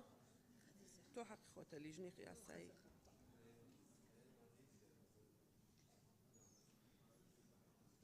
یەک قسە بکەن مادەم هەردووکتان. بەڵێ دکتۆر محێدین. بەڕێز سەرۆکی پەرلەمان لە بڕگەی دوو مادەی دوو باس لە قوتابی و خوێندکار دەکا وەک تاکێکی خاوەن خواستی فێربوون کە ئەمە بنچینەی فەلسەفی پەروەردە و فێرکردن لە هەرێمی کوردستان. پێم وایە بە دەرکردنی مامۆستاش پێم وایە وەک بەشێک لە بنچینە فەلسەفیەکان پێویستە دابنرێتەوە، هەروەکو لە ئەوە کۆپی یەکەمی کە پێش ئەوەی ڕاستاندی بۆ بکرێت ئەو بابەتە، ینی ئەو یاسا ڕاستاندی کرد لایەن لێژنەی یاساییەوە دەقێکە و داوا دەکەم دەقەکەی نسخەی ڕابردوو بگەرێتەوە شوێنی خۆی لەوێ ئاماژە بە ڕۆڵی مامۆستا کراوە وەک ناوەندی چەقی خوێندن و پەروەردە و فێرکردن لە کوردستان. زۆر سپاس. بەڵێ زۆر سپاس. هەڵەسخان. بەڕێز سەرۆکە پەرلەمانی دەروازە ئێکێدا هەکەر هین متابعەکی بکەن دەواازە یەکەمدا یاگوتی پێناسەکان بنەما گشتی و بنجینە و ئامانجەکان هیچ ئاماژە فەلسەفی نەکریە هیچ ئاماژەت دەواازە ئێکێدا بەحسی فەلسەفی نەکریە مع العلم ئەم الڤێرێ هاتیم بەشێ دوێمە بەحسی بنجینە فەلسەفیەکان یاکری یانت بێتن ئەف بنجینە فەلسەفیەکان بێتە گەل دەواازە یەکەمدا پێناسە و بنەما گشتیەکان و فەلسەفەکان یانجی بهێتە لادان زۆر سپاس کاکمەم بەڕێز سەرۆکی پەرلەمان لە داڕێژەرانی پرۆژەکە و لیژنەی پەروەردەیە پرسم ئێمە زانیمان بنەما ئوسوسە ئەی بنچینە چییە؟ ئەیانە چیمان پێ بڵێن؟ بۆیە من پێشنیاز یەک شتن یعنی ئەمانە هەر بکرێتە بنەما فەلسەفی و گشتیەکانی پەروەردە و فێرکردن بۆ دەواازەکە مادەی دوو من بەم شێوەیە لە چوارچەوەی بنەما فەلسەفیەکاندا ئەم داڕشنەوەی پێشکەشەکەم ئەگەر بەلایەنەوە باش بێت بنیادنانی کەسێتی هۆشیاری پەرەپێدان زەمینە سازی و بڕیاردان ژیان دۆستی و پێکەوە ژیان واتە ئەمە لە بنەما فەلسەفیەکان بنیتە پێویست بە و درێژدا دڕیە ناکە و زۆر سپاس بەڵێ سپاس گوڵستان سعید گوڵستان خان فەرموو سپاس بەڕێز سەرۆکی پەرلەمان سەبارەت بە مادەی دوو پشتیوانی لە ڕاکەی کاگمەم ئەەکەم لە جیاتی بنچینە بنەما فەلسەفیەکانی پەروەردە و فێرکردن سەبارەت بە پرەنسیپەکان کە لە ناوەڕاستی مادەکەدا هاتووە بەهاو پرەنسیپەکانی دیموکراتی دووهەم مافی هاوڵاتی بوون زیاد بکرێت سێهەم دادپەروەری کۆمەڵایەتی دوای ئەوە یەکسانی نێوان هەردوو ڕەگەز پاشان پێکەوە ژیانی ئاشتیانە و مرۆڤ دۆستی و پاراستنی ژینگە و سروشت و خۆشەویستی خاکی کوردستان جێگیر بکرێت و خاڵی یەکەم زۆر لەگەڵ خاڵی سێهەمی شانزیکە ئەگەر بکرێت هەردوو خاڵی یەکەم و سێهەم پێکەوە گرێ بدرێ واتە ئەم مادەی بێتە دوو بڕگە پێم وایە باشتر ئەبێت چکە زۆر دووبارەی تیا لێرە زۆر سپاس بەڵێ زۆر سپاس دکتۆر هەورامان بەناوی خۆی بەخشندەی میهرەبان بەڕێز سەرۆکی پەرلەمان هەورامان گەچێنەی مادەی دووەم بڕگەی یەکەم داواکەم کە ئەوەی کە هاتووە لە کۆتایی یەکسانی نێوان هەردوو ڕەگەز وشە یەکسانی بکرێت بە دادپەروەری نێوان هەردوو ڕەگەز بەڵێ سپاس شیرین ئەمین بەڵێ بەڕێز سەرۆکی پەرلەمان سەبارەت بە مادەی دوو دیارە بنچینە فەلسەفەیەکان و پەروەردە و فێرکردن بە سیستەمێکی پەروەردەی باش و تەندروست و سەردەمیانە فەراهەم دەبێت بۆیە من تێبینی ئەوەم هەیە ئایا میکانیزمی خوێندنی ئێمە تا چەند گونجاوە تاوەکو بتوانین بە داڕشتنەوەی دقێکی ئاوها لەم یاسایەدا بەڵێ بنچینەکانی فەلسەفەی بنیاد بنرێت و سەبارەت بە خاڵی دووهەم وەکو لە مادەی یەکدا پێشنیازی ئەوەمان کرد کە دەستەواژەی قوتابی و خوێندکار دەستەواژەیەکی گونجاوی بۆ دابین بکرێت و سەبارەت بە بڕگەی سێهەم دەستە بەرکردنی مافەکانی مرۆڤ و ئازادی تاکۆتایی بەداخەوە ئەتوانین بڵێن لەسەر سیاسەتی حکومڕانی و سیاسەتی دەسەڵاتی ئێمە ڕەنگە بڵێن ئازادی باڵندەیەکی هێندە بریندارە هێندە پەڕ و پۆی لێکراوەتەوە توانای فڕینی نەبێت جا لێرە دەکەواتە ئێمە وەکو بەرنامە وەکو میکانیزم وەکو پلان چیمان دەبێت بۆی بتوانین یەکسانی بۆ خوێندکار و سیستەمێکی هێندە گونجاو دابین بکرێتاوەکو هەست بە دابینکردنی مافەکانی ئازادی و مافەکانی مرۆڤ جێگای ببێتەوە لە کاتێکدا بەداخەوە مامۆستا لەسەر بیر و ڕای جیاواز سزا دەدرێت مامۆستا هەبووە لەسەر داواکردنی ماف و موچەکەی تەنانەت لێبڕینی موچەی بۆ کراوە زۆر سپاس کاتم تەواو بوو بەڕێز بەڵێ کاکچەمە بەڕێز سەرۆکی پەرلەمان مادەی دوو بڕگەی یەکەم دەبینیم لەسەرەوە هەیە یەکەم پەروەردە و فێرکردن میکانیزمی تواناسازی و بنیاتنەری تاچێکی کوردستانی خوێندەوار هۆشیار نووسراوە داهێنەرن ئەبێ بنووسێ داهێنەرە چونکە تاچێکی و هەروەها بنەمای هێنانە ئارای کۆمەلگەیەکی شارستانی و هاوچەرخ و پێشکەوتووە سوپاس زۆر سپاس گولیزار خان بەڕێز سەرۆکی پەرلەمان لە مادەی 2 بڕگەی یەکەم لە ئاخری بڕگەکە دەڵێ یەکسانی نێوان هەردوو ڕێگەز لە جاتی وشەی یەکسانی باشتر وایە وشەی هاوسەنگی بەکاربێت چونکە لە ڕووی زمانەوە یەکسانی دەبێت لە بینی شتە هاوشێوەکان لە ڕووی جۆری و ڕەگەز بکرێت بەڵام هەر کات ڕەگەزی دوو شتی جیاواز بێت وشەی هاوسەنگی بەکاربێت. سپاس. بەڵێ زۆر سپاس. کاک چییە؟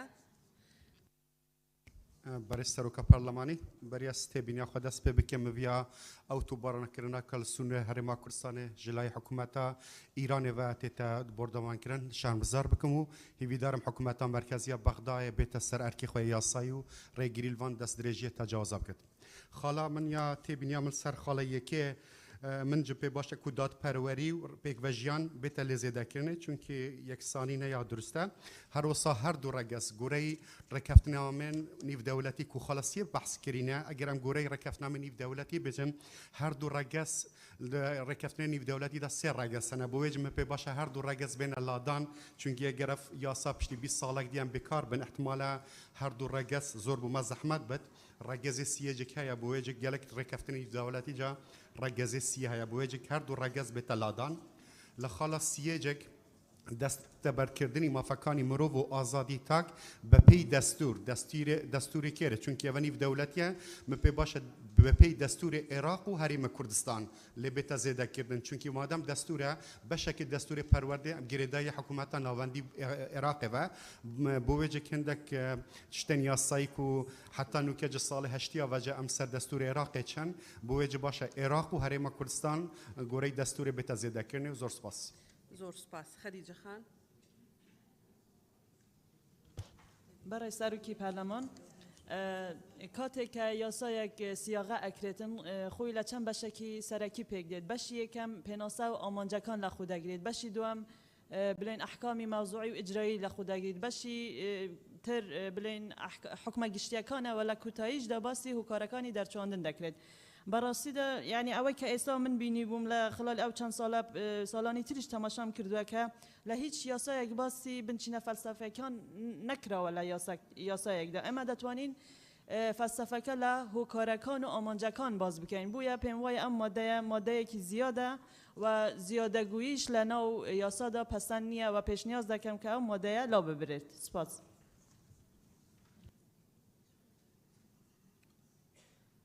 سەوسن خان. بەڕێز سەرۆکی پارلەمان من پشتیوانی ڕاکەی هەڵەسخان دەکەم کە سەبارەت بە بنچینە فەلسەفیەکان لە ڕاستیدا لە ناو پێناسەکاندا هیچ باس لە بنچینە فەلسەفیەکان نەکراوە و هەروەها سەبارەت بە نووسینەکەش لە ڕووی ڕێزمانیەوە کە نووسیویانە بنچینە فەلسەفیەکانی و بنەماگشتیەکانی دەتوانین پێشنیاز دەکەم کە بکرێتە بنچینە فەلسەفی و بنەماگشتیەکانی پەروەردە و فێرکردن چکە ناکرێت دوو کۆلەیەک ڕستەدا بێت و هەروەها سەبارەت بەو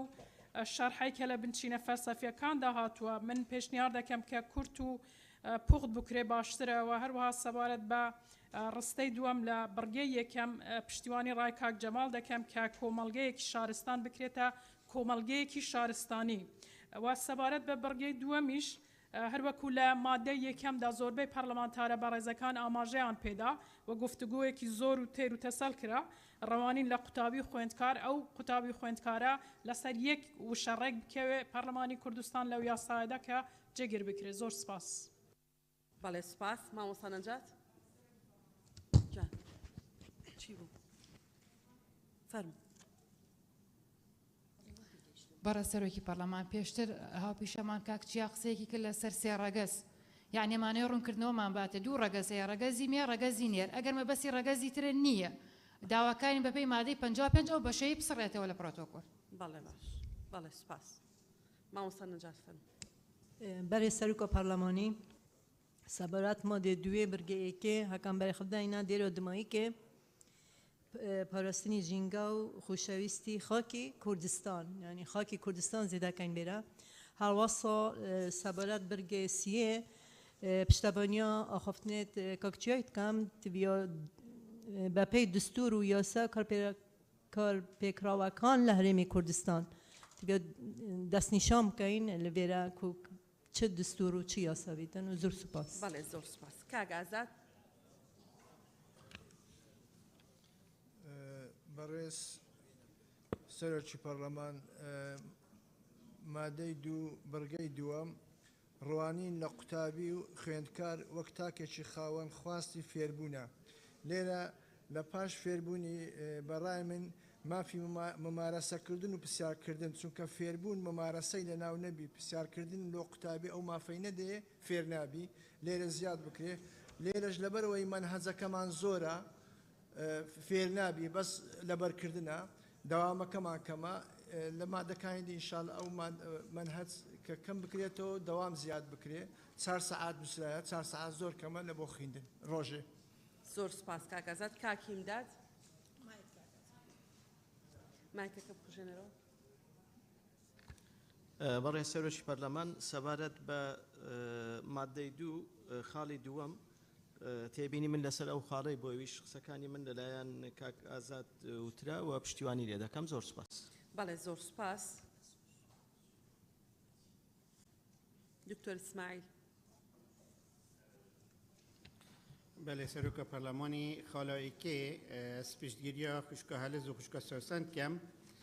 دوید دروازه دا بیت دیاره کردن فلسفه دوید دا بیت دیاره کردن دروازه ایکی دا اگر نبید بیت وی اف ماده بیت را کردن چونکی زیده دروازه دا نهاتیا دیاره کردن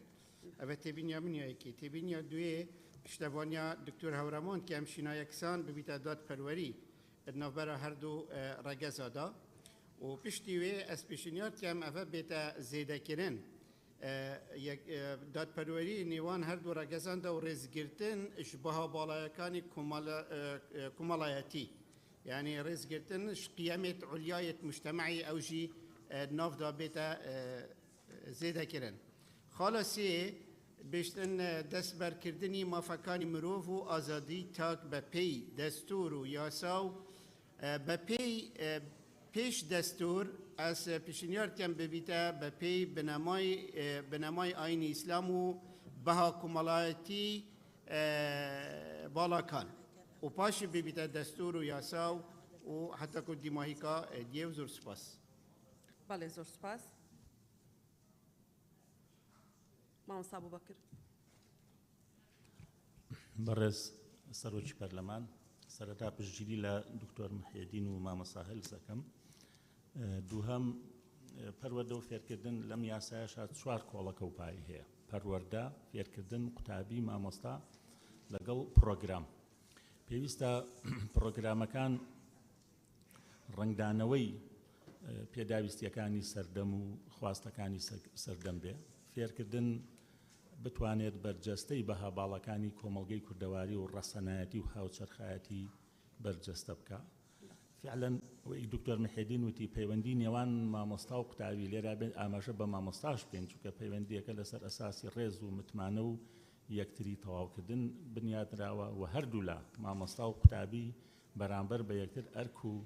ئەرکیان لەسەر شانەوە مافیان هەیە بەرامبەر بە یەکتری خاڵی سێمیش بەڕاستی بە زیاد دەزانم کە لا ببرێ لەبەرەوەی لە خاڵی یەکەم و دووەمە ئاماژەمان بەو مافانە داوە بڕگەی دادپەروەریش زیاد بکرێ بەڵام یەکسانی پێویستە هەبێت چونکە یەکسانی بەرامبەر بە یاسا یەکسانی لە ئەو شتان پێویستە بەڵام دادپەروەریش لەگەڵ یەکسانیان زیاد بکرێت زۆر سپاس بەڵێ سپاس مامۆستا عەبدولستار بەڕێز سەرۆکی پەرلەمان بەڵام سەرەتا لە مادەی دوو بڕگەی یەکەم پشتگیری ئەو داڕشتنەوەی کاگمەم دەکەم پوخت و ڕێکوپێکە و گشتگیرە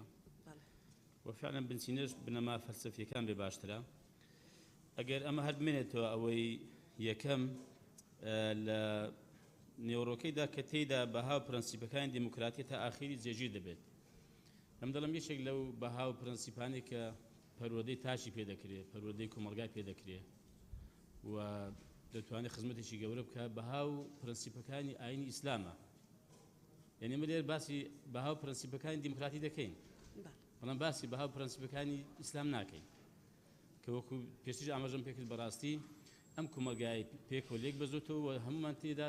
زۆربەی هەر زۆری تێدا هاوبەشین بەڕاستی بۆیان پێم باشە ئەوەی بۆ زیاد بکرێت کە تێیدا بەها و پرەنسیپەکانی ئاینی ئیسلامیش تێدا جێگیر بکرێت سپاس بەڵێ زۆر سپاس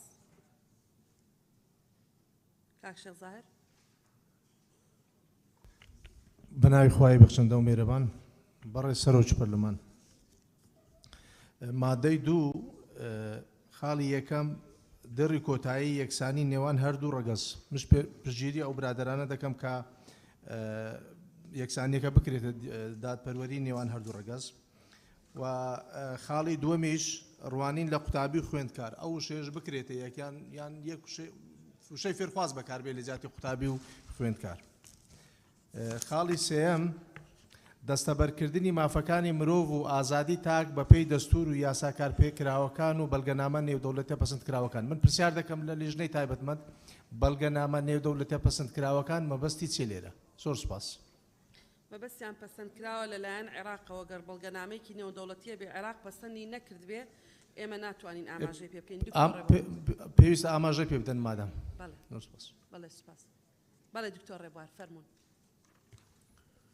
وەڕێ سەرۆکی پەرلەمان دیارە ئەم بنچینانە کۆمەڵێک پرەنسیپ و بەها و باڵێن دەستەواژەی جوانی تێدا ڕەنگە ببێتە هاندانێک بەوەی کە قوتابی لێ هاتووتر و کارامەتر بەرکی تەدریسیان بە ئەرکی خوێندنی خۆی هەڵسێ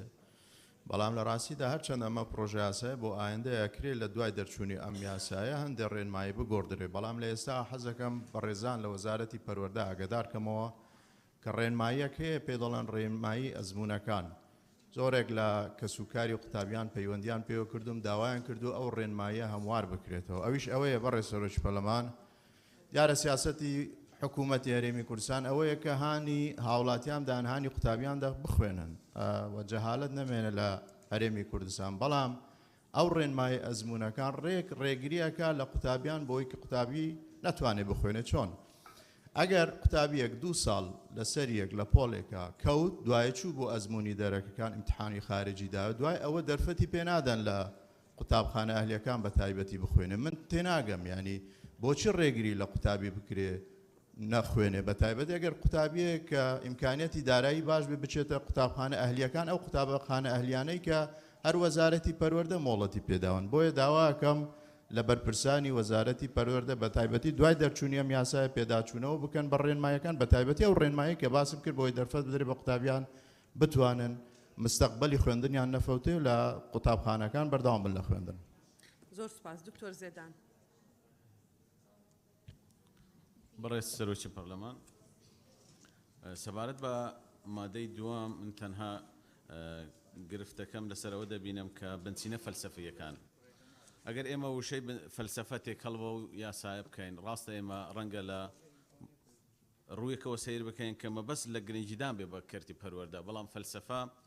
بوارێکی زانستێکی جیاوازە فەلسەفە هەر لە شارستانێتە کۆنەکان بە تایبەت لێوەنان و ڕۆمان سەری هەڵدا زۆر فراوان بووە لە شارستانێتی ئیسلامی گرنگیەکی زۆری پێدا بە تایبەت لەگەڵ کەرتی خوێندندا بۆیە فەلسەفە ئەوەی کە تایبەتە بە فەلسەفەی پەروەردەیی ئەگەر سوودی لێوەربگرن پێناسەیەکی دوو دێریم هەیە بۆی تێکەڵکێش بکرێ فەلسەفەی پەروەردەیی واتە جێبەجێکردنی پرۆگرام و میتۆدی بیردۆزی فەلسەفەیی لەسەر پەروەردە چونکە فەلسەفە ڕۆڵی هەیە لە دیاریکردنی ڕێگاکانی تایبەت بە پرۆسەی پەروەردە لێرەدا تعریفێکی تایبەت بە فەلسەفە نییە ئەوەی کە لەم مادەیە هەیە تەنها بنچینەکانی پەروەردەیە لەگەڵ فێرکردن. زۆر سپاس. بەڵێ سوپاس دکتۆر زێدان. کاک عەباس. بەڕێز سەرۆکی پەرلەمان وەڵا بەشێک لەو قسانەی من کرا دووباری ناکەمەوە تەنها دەمەوێت پشتگیری بەڕاستی هەڵەسخان بکەم و ئەگەر لا نەدرێ مادەکە بەڕاستی من پێم وایە پێناسە کورتەکەی مامۆستا کاکمەم زۆر ینی گونجاوە لێرەوە پشتگیری خەجەخان دەکەم کە داوای لادانی ئەم مادەی کرد سوپاسدانەکەم. بەڵێ زۆر سوپاس کاک موسلیم. بەڕێز سەرۆکی پەرلەمان سەرەتا منیش داواکەم کە لە مادەی یەک لە ناو پێناسەکانە پێناسەی بنەما فەلسەفیەکانی پەروەردە بکرێت یاخود بڵێن بە ناونیشانی فەلسەفەی پەروەردە ئەگەر لەوێ ئەم پێناسەیە نەکرێت منی پشتیوانی ئەو بەڕێزانە ئەەکەم کە لە ناونیشانەکە دوو دەستەواژەی کۆبیەکەوە هاتووە بنەما گشتیەکان لا بدرێ بکرێتە بنچینە فەلسەفیەکانی پەروەردە فێرکردن لە خەتی دووەمە دەستەواژەی کۆمەلگایەکی شارستان غەڵەتە بێت شارستانیت و بە هەماشوە پشتیوانی مەسابستارەکەم کە بە هەمان شێوە بنەماکانی ئاینی پیرۆزی ئیسلام چەسپێ و لە خاڵی سێمە دەستەبەرکردنی ماف و ئازادیەکان مافەکانی مرۆڤ و ئازادی تاک لە دوای ئەوە بەها ئاینی کۆمەڵاتیەکان ئەنجا بە پێی دەستور و یاساکار پێکراوەکان و بڵگەنامە نێودەوڵەتیە پەسەندکراوەکان. زۆر سپاس. بەڵێ سپاس. کاکێ ویدار. بەڕێز سەرۆکی پەرلەمان، مادەی دووەم یەکەم ینی پەروەردە فێرکردن میکانزمی تواناسازی و بنیاتکاری تاکتیکی کوردستانی خوێندەوار، هۆشیار و داهێنەر، بنەمای هێنانە ئارەی کۆمەلگاکی شارستان و هاوچەرخ و پێشکەوتن کە تێدا بەها و پرەنسیبەکانی دیموکراتی، دادپەروەری و کۆمەڵاتی. ئەو پەرلەمانە قانون دەرەکە، قانون ئەبێ یەکسان بێ بۆ هەموو کەس، وانە؟ ئەبێ یەکسانی هەبێتن. خواگوتێتی نەکرەمەکم عند الله ئەتقاکم نەیوتووە ئەمە ئافرەت بێ ئەمە ژم بێتن، ئەبێ ڕێگەزەکانی ئەوە. پێکەوە ژیانی ئاشتیانە مرۆڤ دۆستاتی پاراستنی ژینگە ئەمانە هەموو دەستەواژەی زۆر جوانن. بەڵام چوون حەز دەکەم تیمی وەزارەت لێرە ڕوونکردنەوەمان دەتێت چوون بە چ میکانیزمێک ئەمە دەگاتە تەڵەبە. یعنی ئەمن هەگەر ئینشایەک بنووسم ئەگەڕم جوانترین دەستەواژەکان هەڵەبژێرم و لە ناو قانون جێبەجێکردنەکەی زەحمە نەبێتن مەسەلەن چۆن دەبێت بۆ تەڵەبەیەک کە دەخوێنرێت. بەڕێز سەرۆکی پەرلەمان، دووەم ڕوانی لە قوتابی خوێندکار لە دوای خوێندنەوەی کە ڕۆژی ترکردمان لەسەر ئەم بابەتە لەسەر قوتابی خوێندکار چۆم لەگەڵ ئیکەتی قوتابیانی لای خۆمانی پارتی دیموکراتی کوردستان قسەمان کردووە لەسەر ئەم وشەی قوتابی خوێندکار چۆن هاتووە. دوو پێشنیار هەبوون، هەردووکیشی معقول بوون. وتی بۆەوەی لەم بابەتە لێ دەربچین خوێندەوان وشەیەکی زۆر معقول و ڕێک و پێکە ئەتوانن بەکاربینن، یانیش قوتابی لە پولی یەک یا لە ڕەوزە دەست پێکە حتا ئیعدادی ئامادەی تەواو بکات دۆزدە ببێتە قوتابی بۆی کولیەکەشی لە زانکۆ پێ بڵێن خوێندکار. ئەم قوتابی خوێندکار بڕوا بکە شتێکی زۆر ناشرینە لەسەر پەرلەمان لەناو ئەو قانونە پێکەوە تێ بپەڕێتن. و دەستەبەرکردنی مافەکانی مرۆڤ و ئازادی تا کیسیە بە پێ دەستور و یاسا. بەڕێز سەرۆکی پەرلەمان، ئەمن لە ئەڵمانیا ژیاون، برادەرانی دیکەش هەن لێرە لەوێ ژیاون. کولتوری مافی مرۆڤ و بابەتی دیموکراسی لەوێ لە ڕەوزە دەستی پێ کردووە. قوتابی کە لە ڕەوزەیە پێ ئەڵێتن ئەمڕۆ دەچنە فلان پارکیان فلان پارک لە ناو خۆڵەکە دەخرێتە دەنگدان، کامەی بردەوە ئەو دەچێت لەفە دەخۆی یان بیجا دەخۆی. بەڕێز سەرۆکی پەرلەمان، بۆ ئەوەی کولتورەکە بەڵاو بێتەوە. سپاس. بەڵێ دکتۆر ئەورامان. قسەر نییە ئەی بۆ نووسراوە. سەر چنارخان. بەڕێز سەرۆکی پەرلەمان، سەبارەت بە مادەی 2 مناڵەمە مادەیە زیایە چونکە نازەم ئاگاتان لێمە هەڵم بەڕێز سەرۆکی پەرلەمان خۆ ناڵم تیمی وەزارەت بەڕێز سەرۆکی پەرلەمان، ئەم مادەیە زیادەیە بەڕەئی من بەڕەئی خۆم لەبەرەوەی ئەمە لە قەواعیدی عامی دەستورە. دەستور فەلسەفەی موحەددانێ بۆ هەموو نظامێکی حکم. ئەگەر بەم شێوازە بێ هەموو یاسایەک و فەلسەفەی هەبێت ئەو کاتە پێکدادان دروستە بێ لە بینی یاساکانە، چونکە نظام چووە دەستور ئەو نظامە موحەدەی حکمی داناوە، ئەو فەلسەفە موحەدەی داناوە بۆ هەموو وەزارەتەکان. ئەگەر لە حاڵەتێکە ئەم قسەی منیش ئایلانە برایان بە زیادانەنرا ئەکرێت دەستکاری وەکو مامۆستا هەلس باسی کرد پێش مادەیەک پێناسەکان و بنەماگشتی و بنچینەیەکان و ئامانجەکان بکرێت، چونکە لەوێ بنچینەی فەلسەفی هەر نەهاتووە. یعنی زیایە لێرە هاتۆ مادەیەکی بۆ دانراوە لە کاتێکا لە دەواازە یەکەمە باس نەکراوە، ئەبێت لەوێ چارەسەر بکرێت و ڕێک بکرێتەوە بۆ ئێمە بتوانین لێرە مادەیەکی بۆ دانێن و ئیشی لەسەر بکەین. سوپاس. بەڵێ زۆر سپاس. مادەی 3 بخوێنەوە. بەڕێز سەرۆکی پەرلەمان، تەوەری دووەم بنەماگشتیەکانی پەروەردە و فێرکردن. مادەی 3 یەکەم فێربوون مافێکی دابینکراو و بە خۆڕاییە لە سەرجەم دامەزراوە حکومیەکاندا بۆ هەر تاچێک کە مەرجەکانی هاتوو لەم یاسایی تێدا بێ. دووەم زمانی کوردی زمانی فەرمی خوێندنە لە سەرجەم دامەزراوەکاندا جگە لەو دامەزراوانەی کە تایبەتن بە پێکهاتەکان وەک تورکمان، سریان و کلدان و ئاشور، ئەرمەن و عەرەب کە خوێندن تیایاندا بە زمانی دایک دەبێت و ئەو دامەزراوانەی کە بەپێی حکومەکانی ئەم یاسایە مۆڵەتیان پێدراوە بە زمانێکی دیکە دەخوێنن بە زمانێکی دیکە بخوێنن. سێەم بەکارهێنانی توندوتیژی و جەستەیی و دەرونی و هەموو جۆرەکانی جیاکاری و خراپ مامەڵەکردن لە دامەزراوەکاندا قەدەغەیە. چوارەم پەروەردە و فێرکردن لە دامەزراوە حکومیەکاندا لەسەر هەمان سیستم و بەهاو میکانیزم بەڕێوە دەچێت. پێنجەم، قوتابی و خوێندکار بە چەقی پرۆسەی خوێندن و فێرکردن هەژمار دەکرێت. شەشەم، وەرگرتنی هەر بڕەپارەیەک لە قوتابیان و خوێندکاران و کەسوکاریان لەلایەن قوتابخانە و خوێندنگە و پەیمانگە پەروەردەیی حکومیەکان بە مەبەستی خوێندن قەدەغەیە. حوتەم، وەزارەت کار بۆ پیادەکردنی شێوازی ناناوەندی دەکات بە مەبەستی پێدانی دەسەڵاتی زیاتر بە بەڕێوەبەرایەتی دامەزراوە حکومیەکان. هەشتەم، مامۆستا پێشەنجی سەرەکیە بۆ پەروەردە و هاندانی گیانی فێربوون و داهێنان و گەیاندنی زانیاری و توانستە جۆراوجۆرەکان بە قوتابیان و خوێندکاران و پێویستی بە پەرەپێدانی خودی بەردەوام هەیە.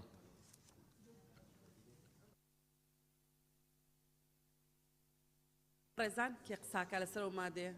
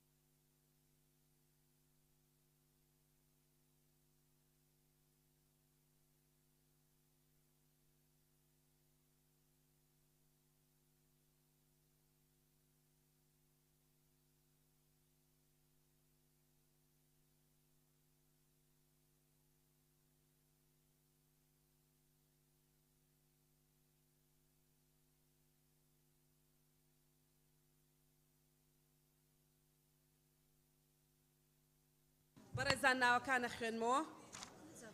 کاک بەهجەت، کاک چیا، دکتۆر ڕێبوار، کاک هەڵکەوت، کاک شێخ زاهر.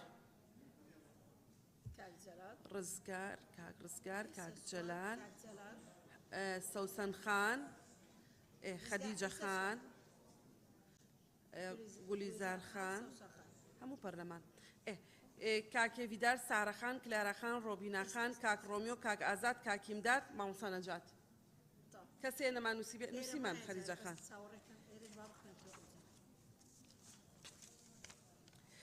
دکتۆر محێدین، دکتۆر شێرکۆ، کاک کاوە، دکتۆر ئیسماعیل، مامۆستا بووبەکر، مژدە خان، مامۆستا عوسمان، سەرچنار خان، هەڵەس خان، کاک سیپان، کاک مەم. مامۆستا عەبدوستار، گوڵستان سەعید، گوڵستان خان، کاک جەمال، کاک ڕاهی، ڕووپاخان، شادی خان، بەدریە خان، کاک ڕزگار، کاک مەلا ناسر، کاک فەیسەڵ، کاک کاروان، شیرین ئەمین، دکتۆرە شایان، کاک یاسین. کێمان نەنووسیوە بەڕێزان؟ کاک عەلی کێی ترمان نەنووسیوە سەوسەن خان واستەکەم خوێنمانەوە سەوسەخانەوە تەنووسراوە ناویشمان خوێندەوە نووسیومانەوە خوێنوشمانەتەوە کێی تر هەیە ناوی نەنووسرا بێ گوڵستان سەعید کلارەخانیش نووسراوە کلارەش نووسراوە گوڵستان باقی دکتۆرە گەلاوێش ئەوتە گوڵستان باقی نووسیا ئێتەوە کێمان نەنووسیوە بەڕێزان نووسیم گوڵستان خان کاک شەمۆڵیشمان نووسیوە کاک موسلیمیشمان نووسیوە تەواو نووسیومانە کاک بەهجەت ناوی خدای مزون و دلوان برای سروکا پارلمانی سبارت ماده 3 برگاد دومه تبینیک من هاي سر و خاله بيجي زمان كردي زمان فرمي خوندنه لسر جم دامزراوان دا جگل دامزراوانه که تایبتن به پیکاتکان و ترکمان سریان و کلد و آشور و ارمن و عرب الویره پیشنیارت کم اف خاله تضارب دکتن گل دستور همیشه عراق جین ماده که هر سال گل هیکل اداری حکومت عراقی و هر سال حکومت هرم کردستان جی لامون پیشنهاد کن الویره هول بیتها بجیم به پیکاتکان وقت ترکمان سریان ارمن و عرب زور سپاس کاک جلال فرم زۆر سپاس بەڕێز سەرۆکی پەرلەمان منیش تێبینیم لەسەر خاڵدنەری زمانی کوردی زمانی فەرمی خوێندنە لە هەموو بەسەر جەم دامەزراوەکاندا ئەو قوتابخانە ئەهلیانەی مۆڵەتی فەرمیان لە وەزارەتی پەروەردە وەگرتووە هەموو شەودایان ڕێکلام دەبینین بە شانازیەوە دەڵێن زمانی ئینگلیزی زمانی سەرەکیە و زمانەکانی تریش دەخوێندرێ کەواتە زمانی کوردی کە ئەمە لەو وڵاتین هەرێمی کوردستانین یعنی بەڕاستی ئەوە شتێکی زۆر نەشیاوە ناڕێکە دەبێ ئەوە چارەسەر بکرێ لەسەر سەرم زمانی ئینگلیزی خۆ من لە نیوزیلەندا و لە کەنەدا و لە بەریتانیا و لە ئەمریکانین لێرە پێش زمانی کوردی باش زمانی ئەوی تر بەکارهێنانی تولی توژی بەڕاستی من لەگەڵ ئەوەم لێدان بگەڕێتەوە لێدان نما لە قوتابیان لە مەرحەلەی بنەڕەتی لەبەر ئەوە ئێستا دایان کێشە دەبین مامۆستا بە چەقو لێی دەدرێ لایەن قوتابیەکەوە لایەن خوێندکارێکەوە مامۆستا لەگەڵ تەڵەبە لە کافیتریا پێکەوە نێرگەلە دەچێشن ئەی باشە ئاسی زانست چۆن پێش دەکەوێت تەقان دادەڕمی و دەڕخێ ئەوی تر دەڵێ وەرگرتنی پارە هەر بڕەپارێک لە قوتابیان خوێندکاران لە هەموو زۆربەی زۆری قوتابخانەکان پارە وەردەگیرێ بە ناوی ئەنجومەنێک دروست دەبێ ئەو ئەنجومەنە بۆ خزمەتی ئەوە بەڕاستی شتێکی نەشیاوە ئەگەر ئەوەش وەرنەگیرێ ئێستا فێر بووینە بەڕێوەبەری قوتابخانەکان هەندێکیان پاس گیراوە لە بۆ قوتابیان دەڵێ ئەوە دەبی بڕێک پارەی بدەیە ئەمە لەبەر ئەتواسی بە قوتابیان دەکەم مدیر دەرە بڕێک پارەم دێ دڵنیام وەزارەتی پەروەردە ئاگادار نییە بەڵام دەبێ ئەوە چارەسەر بکرێ و زۆر سوپاس بەڵێ زۆر سپاس کاک هەڵکەوت بەڕێز سەرۆکی پەرلەمان لە مادەی سێ لە بڕگەی حەوت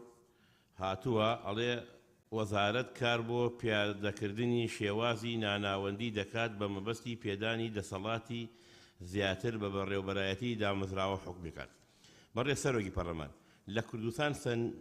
چەندین دامەزراوی ناحکومیمان هەیە وەک زانکۆ پەیمانگا قوتابخانە لە کەرتی تایبەت ئەگەر وەزارەت ڕێنماییەک دەرکات ئەوانش هەر لەژێر چاودێری ڕێنمایی وەزارەتی پەروەردە بن بۆیە پێم باشە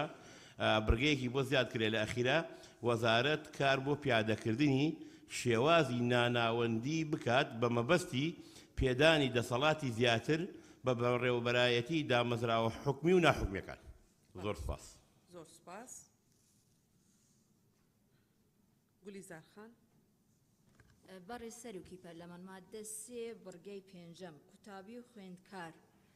تاکەی سەرۆکی پەرلەمان ئێمە بەم دووشەیە هەر یەک معنا دەدێت فێرخواست ئەوە قسەی لەسەر کرا گولیزار خان چیترت ئەنجا هەر ئەوەیە یعنی تێبینیەکەم زۆر سپاس سپاس زۆر سپاس کاک ڕۆمیۆ قسەی لەسەر کرا و قسەکەش بەجێیە ینی هەموو ئەوانەی کە قسەیان لەسەر کردووە بەجێ و قسەکان و هەبێ عیلاج کرێت بەڕێز سەرۆکی پەرلەمان من تێبینیم لەسەر خاڵی دووەم و پێنجەم و شەشەم هەیە سەبارەت بە بڕگەی دووەم زمانی کوردی زمانی فەرمی خوێندنە لە سەرجام دامەزراوەکاندا جگە لەو دامەزراوانەی کە تایبەتن بە پێکهاتەکان وەک تورکمان فاریزە سریان و کەلد و ئاشور فاریزە ئەرمەن و عەرەب کە خوێندنیاندا بە زمانی دایک دەبێت من پێم وایە دیاریکردنی ناوی نەتەوەکان ئیشی وەزارەتێک نییە بەڕاستیا چونکی ئێمە کێشەی بۆ ئێمە دروست کردووە و کێشەی گەورەتریش بۆ ئێمە دروست دەکات لە ڕەشنووسی دەستوری هەرێمی کوردستاندا کە ئێمە خۆمان لە ئەندامی لیژنەکە بووین بە شێوەیەکی تر هاتووە گەلی کلدانی سریانی ئاشووری لە نێوان دوو کەوانە بەبێ فاریزە و بەبێ هیچ شتێک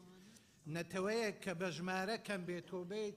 کەرتی بکەی پارچە پارچەی بکات بەڕاستی عەدالەت نییە و جێگەی قبوڵیش نییە لەهێن ئەوە بۆیە ئێمە پێمان باشە بڕگەی دوام بەم شێوەیە بێ زمانی کوردی زمانی فەرمی خوێندنە لە سەرجەم دامەزراوەکاندا جگە لەو دامەزراوانەی کە تایبەتن بە پێکاتەکان کە خوێندن تیاندا بە زمانی دایک دەبێت وەکو زمانی سریانی و تورکمانی و ئەرمەن و عەرەبی لەو دامەزراوانەی کە بە پێ حکومەکانی ئەم یاسایە وڵاتیان پێدراوە بە زمانێکی تکا بخوێن چونکی باسی زمانە نەکنەتەوەکان و لە بڕگەی پێنجەمە قوتابی و خوێندکار بە چەقی پرۆسەی خوێندن من پێم وایە لە ڕووی زمانەوانی ئەگەر بکرێتە بە بناغەی پرۆسەی خوێندن و فێرکردن هەژمار دەکرێت بڕگەی شەشەم وەرگرتنی باس لەوە دەکرێت کە هەندێک بڕەپارە لەلایەن هەندێک لە قوتابخانەکان وەردەگیرێ ئەمە حەقیقەتێکە و من وابزانم ستافی وەزارەتی پەروەردەش لێرن لە هەموو قوتابخانەکان بەڕاستی لەبەر نەبوونی لەبەر کەمی پارە یاخود با بڵێن نەسریەی ئەو هەندێک لەو قوتابخانانە کە سوکاری قوتابیەکان لەوانەیە پارە ببەخشن بۆ چاکردنی لایەنێکی ئەم قوتابخانەیە ئەمە چۆن معالەجە دەکرێت فەرموون بەڕێز سەرۆکی پەرلەمان سەبارەت بە مادەی دوو تێبینیم هەیە لەسەر خاڵی مادەی سێ عەفوان لەسەر خاڵی دوو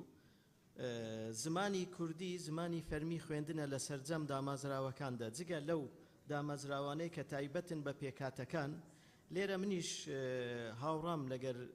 جەنابی کاک ڕۆمیۆ یعنی تەبان پێشێکی دەستخۆشی لە ستافی وەزارەت دەکەم بۆ ئامادەکردنی ئەم بڕگەیە کە ناوی پێکاتەکان دێ خۆکو ئێمە وەکو پێکاتەی تورکمان ئەوە ینی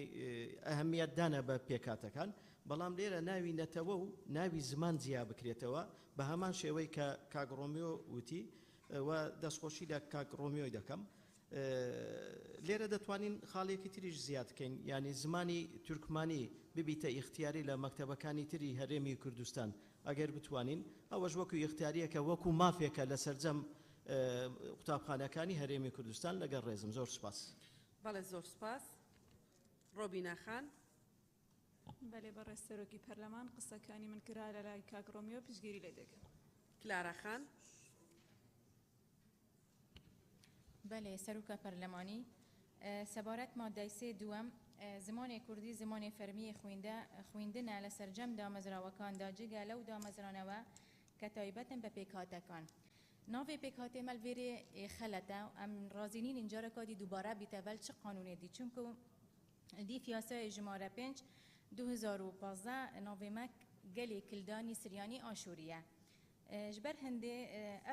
اف برگه بهت تعدیل کردن هر وکی کاکرومی و گوتی زور سپاس بله سپاس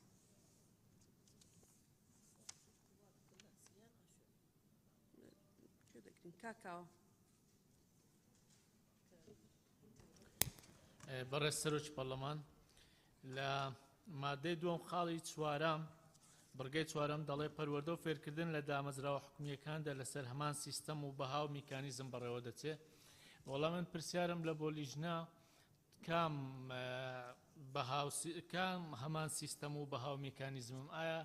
ئێمە کە یاسایەکی نوێدا ئەڕێژین پێویستیش نییە هەندێک گۆڕانکاری لە سیستەم و لە میکانیزمی پرۆسەی خوێندن بکەین ینی ئەو سیستەمەی ئێمە دەیبینین دوێنێ لە دەستگاکانی ڕاگەاندن لە بازیان قوتابخانەیەک 85 تەڵەبەی تێدا بووە یەک غورفە یەک پۆلی قوتابخانە 85 تەڵەبەی تێدا بووە یەک پانکەی تێدا بووە ینی ئەوە سیستەمە ئەوە شێوازی پەروەردە و فێرکردنە لە هەرێمی کوردستان بۆ قوتابخانەیەکی ئەهلی 25 تەڵەبە 20 تەڵەبەی تێدایە هەر پۆلێک بەڵام قوتابخانەیەکی حکومی 85 تەڵەبە یعنی لە دنیا نییە ینی نازانم ئەو سیستەمەی ئێمە یعنی لێکچووی کام سیستەمی دنیاە باوەڕ ناکەم لە هیچ وڵاتێکی دواکەوتوش ئەو شێوازە سیستەمە پەیڕۆ بکرێت لەسەر خاڵی لەسەر بڕگەی حوتەم کە دەڵێ وەزارەتکار بۆ پیادەکردنی شێوازی ناناوەندی دەکات نابی بڵێ کار دەکات دەبێ وەزارەت سیستەمی ناناوەندی پەیڕەو بکات بە مەبەستی پێدانی دەسەڵاتی زیاتر بە بەڕێوەبەراتی و دامەزراوە حکومیەکان کارکردن بە تەنها بەس نییە دەبێ ملزەمی بکەی وەزارەت ملزەم بکەی کە سیستەمی ناناوەندی پەیڕەو بکەی ینی بخۆم پێشترش گوتومە مامۆستا بوومە و چەندین ساڵ دەوام کردووە دەزانم معاناتی مامۆستا و ناو خوێندنگاکان چییە یعنی بێدەسەڵاتترین کەس بەڕێوەبەر لە هەرێمی کوردستان کە دەڵێ بەڕێوەبەر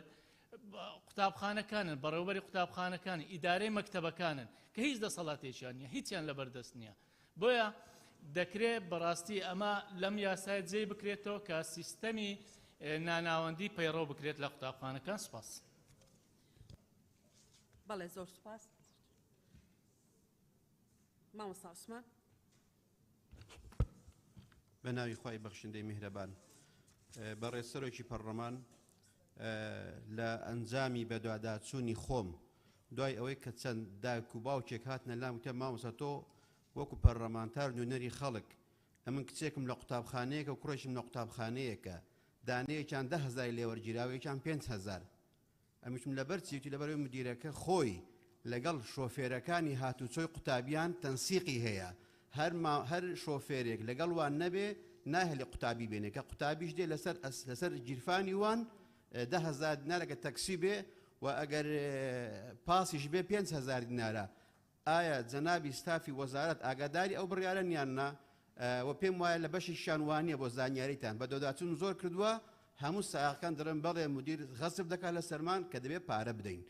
سوپاسیان دەکەم ئەگەر ڕوونکردنەوە بدەن و دەستخۆشی لە ستافی ئامادەکار دەکەم سوپاس مامۆستا ئەبوبەکر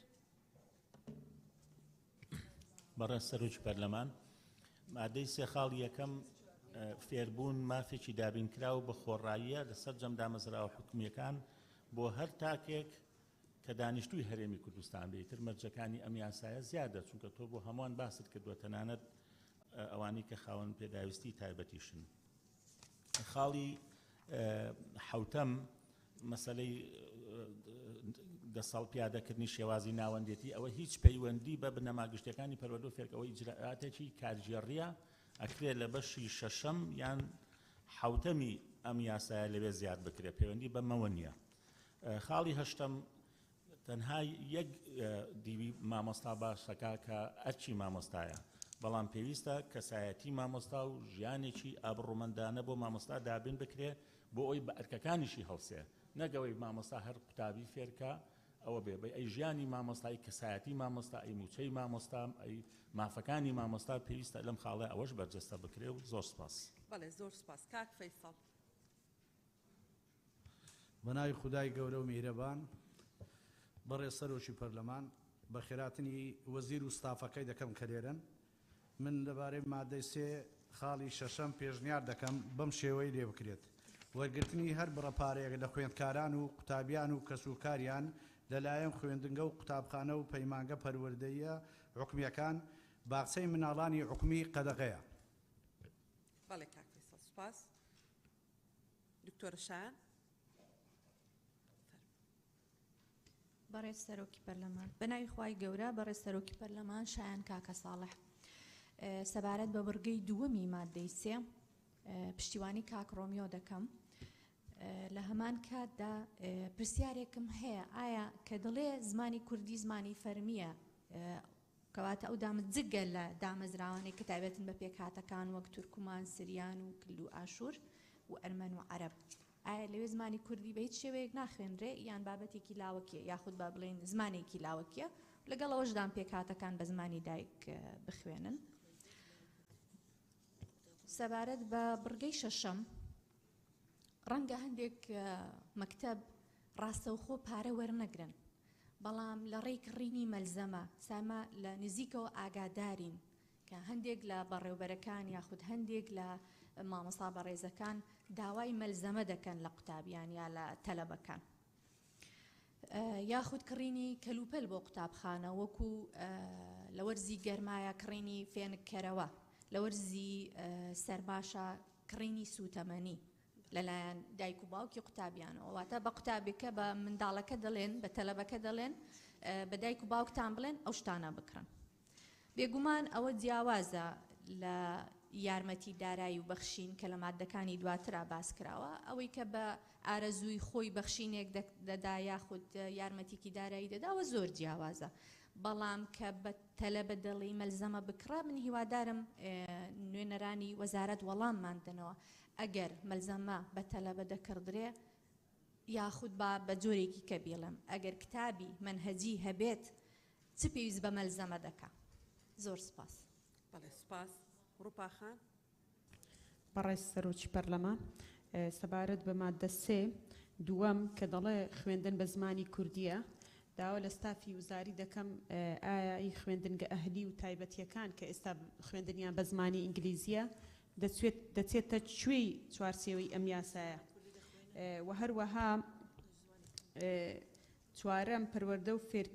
فێرکردن لە دامەزراوە حکومیەکان لەسەر هەمان سیستەم و بەها لێرە لە مادەکانی تریش بەها زۆر دووبارە بۆتەوە ئایا پێویست ناکە بەها لە پێناسەکان پێناسەی بکەین بەهای چی بۆ نمونە بەها کۆمەڵایەتی و ئاینیەکان بەها ڕەوشتیەکان پێم وایە پێویستە پێناسە بکرێت و هەروەها بڕگەی هەشتم لە مامۆستا پێشەنگی سەرەکیە بۆ پەروەردە و هاندانی گیانی پەروەردە لێرە زیاد بکرێت وەک لە کۆتاییەکەی لەگەڵ پاراستنی شکۆی مامۆستادا ئەوەش زیاد بکرێت. سپاس. کاکمەلا ناسر. بەناوی خۆی گەورە و میهرەبان بەڕێز سەرۆکی پەرلەمان لە بنەماگشتیەکانی پەروەردە و فێرکردن مادەی سێ بڕگەی حەوت وەزارەت کار بۆ پیادەکردنی شێوازی ناناوەندی دەکات بۆ مەبەستی پێدانی دەسەڵاتی زیاتر بۆ بەڕێوەبەراتی دامەزراوە حکوومەکان بۆیە لێرە پێویستە مادەی سێ بڕگەی حەوت دەستەواژەی پیادەکردن ببوەردرێ بۆ پێویستە وەزارەت بنەمای ناناوەندی لا مەرکەزیەت بچەسپێنێت و دەسەڵاتەکانی دیاری بکرێت و فراوان بکرێت. زۆر سپاس. بەڵێ زۆر سپاس. کاگیاسی. بەناوی خۆی گەورە و میهرەبان دیارە لەسەر مادەی سێ زۆر قسەکرا بەڕێز سەرۆکی پەرلەمان بەپێی دەستوری عێراق دەبێت زمانی عەرەبی و زمانی کوردی دوو زمانی سەرەکین. تەمان ئێمە ناڵێن بالێرەکانە هیچ زمانێک ئەوە بکرێ ینی پەراوز بخرێ ڕێزیشمان هەیە و هەمووشمان خۆش دێن بەڵام بەڕێی من زمانی فەرمی لە کوردستانیش دەبێ کوردی و عەرەبی بێ لەبەرێمە بە حکمی ئەوەی لەگەڵ عێراقی فیدراڵ داین تۆ دەی لێرە قوتابخانەیەک زیاد دەکەیەوە بە زمانی تورکیەک بە زمانی سریانی یەک بە زمانی ئاشووری ئەمە هیچمان لێک تێ ناگەین بۆ ئەمە زمانی فەرمی پەروەردە نەکەین بە زمانی کوردی و عەرەبی هەمومان بەئێکەوە بژین بۆ ئەمە جیاکاری بکەین بۆ ئەمە لە کەسێکی تورکمان تێنەگەم ئەو لە من تێنەگا یعنی بەجددی ئەو جیاوازیە زۆر خەلەلی دیکە دروست دەکات بەیانی دووبەرێکێکی زۆر دروست دەکات بۆیە دەبێت زمانی پەروەردە ئێستا لە هەر وڵاتێکی لە ئێرانێ دەچی هەموو کوردەکان فارسی دەزانن بەڵام ئەمە هەمومان عەرەبی نازانین یعنی بۆیە دەبێت زمان جیایە لەگەڵ ئەوەی کە ئەتۆ مەکتەبی سەر بەخۆیان بۆ بکەیت دیسانەکە بەنسبەت ئەو قوتابخانەی ئیتاڵی هەیە و ئەڵمانی هەیە و ئەو منداڵانە زۆر کەسمان دیوە دەڵێ منداڵەکەمان کوردی نازانێ یعنی دەبێت ئیجباری بێ بخوێنێ یعنی با منێکی کوردیش تورکمانی فێر بم تورکمانێکیش کوردی فێر بێ یعنی با زمانێکی ڕسمی بێ لەلایەکە بەحسی خوێنکار دەکا بەدەپێی دەستوری عێراق نابێ خوێندن بە پارە هەبێ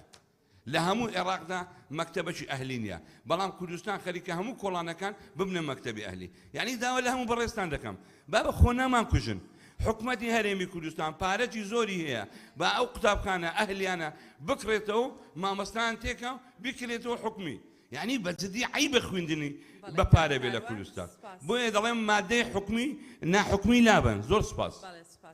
کاکاروان فەرموو. بەناوی خوددا بەڕێز سەرۆکی پەرلەمان تەوەری دووەم مادەی سێ بڕگەی دووەم برادران زۆر قسان کرد لەسەر و بابەتە من پشتیوانی بەشێک لە قسەکانی هەواڵانم دەکەم ئەم بابەتە بە وازەحی پێچەوانەی بڕگەی یەکەم لە مادەی چواری دەستوری هەمیشەی عێراقە کەواتە ئەمە خۆی لە ئەساسدا تاعنی لێبژیرێت با مادەکە هەڵدەوەشێتەوە قانونی نییە لەگەڵەوەی کە باوەڕی تەواوم وایە کە پێکاتەکان مافی تەواوەتیان هەیە کە لە هەر خوێندنگەیەک بە زمانی خۆیان بخوێنن و مافی ئەوەش لە هەمان کاتیشدا و چۆن باوەڕم بۆیە کە زمانی کوردی زمانی ئەساسی دەوڵەتی عێراقیە زمانی عەرەبیش بە هەمان شێوە ناکرێ مەقەتیس بکرێەوە ناکرێت حەزیمش بکرێ بە هەمان شێوە بەڵام لە هەمان کاتیشدا باوەڕم وایە کە زمانی کوردی لە قەیرانێکی گەورەدایە لێرە کە وشەی جگەلە هاتووە دەبێت لە هەموو شوێنێک وەکو یەکتری وابێ تورکمانەکانیش مافیان هەبێت و عەرەبێکیش مافیە بێت کە بە زمانی خۆی بخوێنێت بەڵام زمانی کوردی شاوتەری لەگەڵەمانە زمانی ئەساسی بۆ برەی پێ بدرێ چۆ خۆی لە ئەساس دەمە کێشەی زمانی کوردیمانە سنتەرێکی ئۆتۆمانێکە ڕۆژانە تەطویری ئەو زمانە بکە نە لێ کۆڵنەوەی وردەکرێت لەو بارەیەوە ناکرێت بە ئاساشەوە بین لێرە دووبارە کێشە بۆ زمانی کوردی دروست بکەینەوە بڕگەی شەشەم پشتیوانی کاک فەیسەڵ دەکەم دووبارەی ناکەمەوە لە بڕگەی حوتەم کاکاو و کاک یاسین پشتیوانی هەردووچیان دەکەم لەوەی کە باس لەوە دەکرێت وەزارەت کار بۆ پیادەکردنی شێوازنیان ناوەندێتی دەکات ئەمە وەکو احتیمالێکە لە بەردەمی وەزارەت ناکرێت بە ئەگەر بەجێ هەڵدرێت ئەمە ئەرچی وەزارەتی پەروەردەیە کە کار بکە بۆ ناوەندێتی لە پەروەردە و فێرکردندا ئەمە بکرێت بە واجب بڕگەی هەشتم لا ببرێت مامۆستا پێشەنگە ئەم تعریفەی کە بۆ مامۆستا کراوە لە چەندان مادەی تر لە یاساکە دووبارە بۆتەوە هەتا لە ئەرچی مامۆستا و بەڕێوبەر و ئەمانش دووبارە لەوێ بە وازەحی هاتووە بۆ من پێش نیاز دەکەم و بڕگەی لا ببرێت چۆ خزمەت بە یاساکە ناکاتگرێت درێژدادڕی و زۆر سپاس بۆیەوە بەڵێ زۆر سپاس کاک ڕزگار ئەیسا سوار زۆر سپاس بەرە سەرۆکی پارلەمان مادەی سێ یەکەم خوێندی لە قوتابخانەکانی حکومی ناحکومی مافێکی هەر قوتابیەکی کوردستانە ئەمەوەکی خاڵی یەکەم زیاد بکرێتن لە بەرگەی دوام زمانی کوردی بە هەردوو ئەلفۆبای کوردی و لاتینی زیاد بکرێتن و جگە لەو هەمان فەقەرە لا ببرێتن لە پاڵ زمانی کوردی هەر نەتەوایەکی تر مافی هەیە بە زمانی دایکی خۆی بخوێنیتن و لە خاڵی سێیەم بەکارهێنانی تونتوتیژی جەستەیی و دەرونی و هەر ئەوە زیاد بکرێتن هەر ڕفتار و کردار و ئیستقرارکردنی پیشە بۆ خواست و ئارزوو حەزەکانی کەسی و هەموو جۆرەکانی جیاکاری و خراپ مامەلەکردن لە دامەزراکان قەدەقە بکرێتن ئەوە لێ زیاد بکرێتن لە خاڵی چوارەم پشگیری کاکاوە دەکەم کە هەمان سیستم و بەها میکانیزم دیار بکرێتن چونکە ئەگەر سیستم و میکانیزم دیار نەکرێتن دیاریش نییە کە بەکام ئارستە دەڕوتن و لە خاڵی هەشتامیش پشگیری بەڕێز دەکەم کە خاڵی هەشتام لا ببرێتن زۆر سپاس بەڵێ زۆر سپاس کاک شێخ زاهر مایکەکەت بژێنەوە کاک ڕزگار بەناوی خوای گەورە بەڕێ سەرۆکی پەرلەمان مادە سێ خاڵی یەکەم فێربوون مافێکی دابین کراوە بە خۆڕاییە لەسەر جەمدامەزراوە حکومیەکاندا بە پێی مادە 34 خاڵی دووەم لە دەستوری عراقی ئەوە دقێکی دەستوری خوێندنی بە خۆڕایی مافێکی هەر هاوڵاتی عراقیە لەسەر جەم قۆناغەکاندا لێرە باسی مەرز دەکات پێم باشە ئەو مەرزانە لا بدرێت وەکو دەقە دەستوریەکە چۆن لە سەرەتا هاتووە بەو شێوە لێ بکرێت خاڵی سێیەم بەکارهێنانی توندوتیژی جەستەیی و دەرونی هەموو جۆرەکانی جیاکاری خراپ مامەلەکردن لە دامەزراوەکاندا قەدەغێت لێرە بکرێتە دامەزراوە پەروەردەیەکان هەرچەندە لە خاڵی نوێم لە پێناسەکان مەبەستی دامەزراوە پەروەردەیەکانە بەڵام لێرەش ئاماژە پێ بکرێ لە ڕووی سیاغەکردن باشترە خاڵی پێنجەمیش ئەوە هەر دیسان دووبارەیە قوتابی خوێندکار چارەسەر بکرێت خاڵی شەشەم وەرگرتنی هەر بڕەپارەیەک لە قوتابیان و خوێندکاران و کەس و کاریان لەلایەن قوتابخانە و خوێندنگە پەیمانگە پەروەردەیەکان بە مەبەستی خوێندن قەدەغەیە لێرە تەحدیدی کردێ بە مەبەستی خوێندن لێ پێشنیاز دەکەم بەم شێوەیە لێ بکرێت سیاغەکە نابێت هیچ بڕەپارەیەک لە قوتابیان و خوێندکاران و کەس و کاریان لەلایەن قوتابخانە و خوێندگە پەیمانگە پەروەردەیە حکومیەکان وەربگیرێت بۆ هەر مەبەستێک بێت بۆ هەر مەبەستێک ئەوە ئیزافە بکرێت خاڵی حوتەم وەزارەت کار بۆ پیادەکردنی شێوازی ناناوەندی دەکات ئەوە پشتگیری ئەو برادران دەکەم کە باسی ئەوان کرد وەزارەت سیستەمی ناناوەندی پەیڕەو دەکات زۆر سپاس بەڵێ زۆر سپاس سارەخان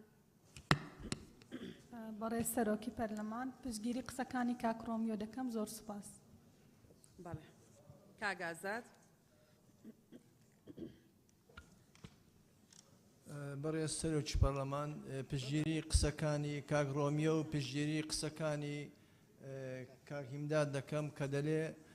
زمانی تورکمانی لە هەرێمی کوردستان ببتە ئیختیاری بخوێنرێت لە هەموو وڵاتێک دەبین دوو زمان بە ئیختیاری تەڵەبەت دەخوێنرێت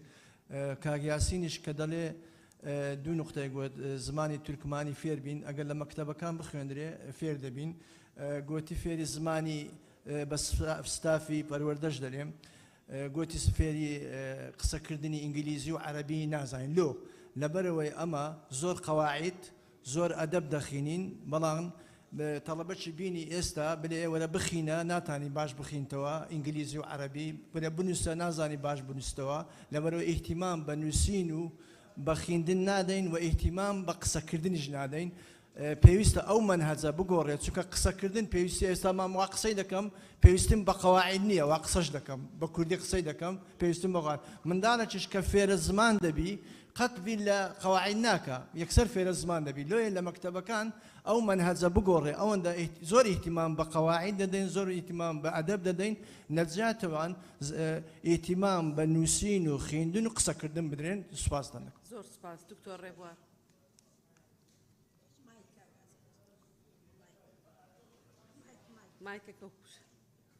وەڕێز سەرۆکی پەرلەمان وەڵا حەزەکەم سەرنجی بەڕێستان و بەڕێزان لە وەزارەتی پەروەردە بۆ بابەتێکی گرنگ ڕابکێشم کە لایەندەیەکی نێزیکدا کاریگەریەکی زۆر نەرینیە کاتە سەر فەرهەنگی ئێمە بە تایبەتی زمانی کوردی ئەویش ئەوەیە کە لە قوتابخانە بەناو ئەهلیەکانە زمانی کوردی خەریکە بنبڕ و لە ناوچووندایە لایەنی ڕوبەڕووی لە ناوچوون بۆتەوە دەکرێ بڵێن دوای 5 ساڵ یا 10 ساڵی دیکە نەوەیەکی خوێنەواری کورد کە لە بنچینەدا کوردن بەڵام لە شێوە و لە زمانە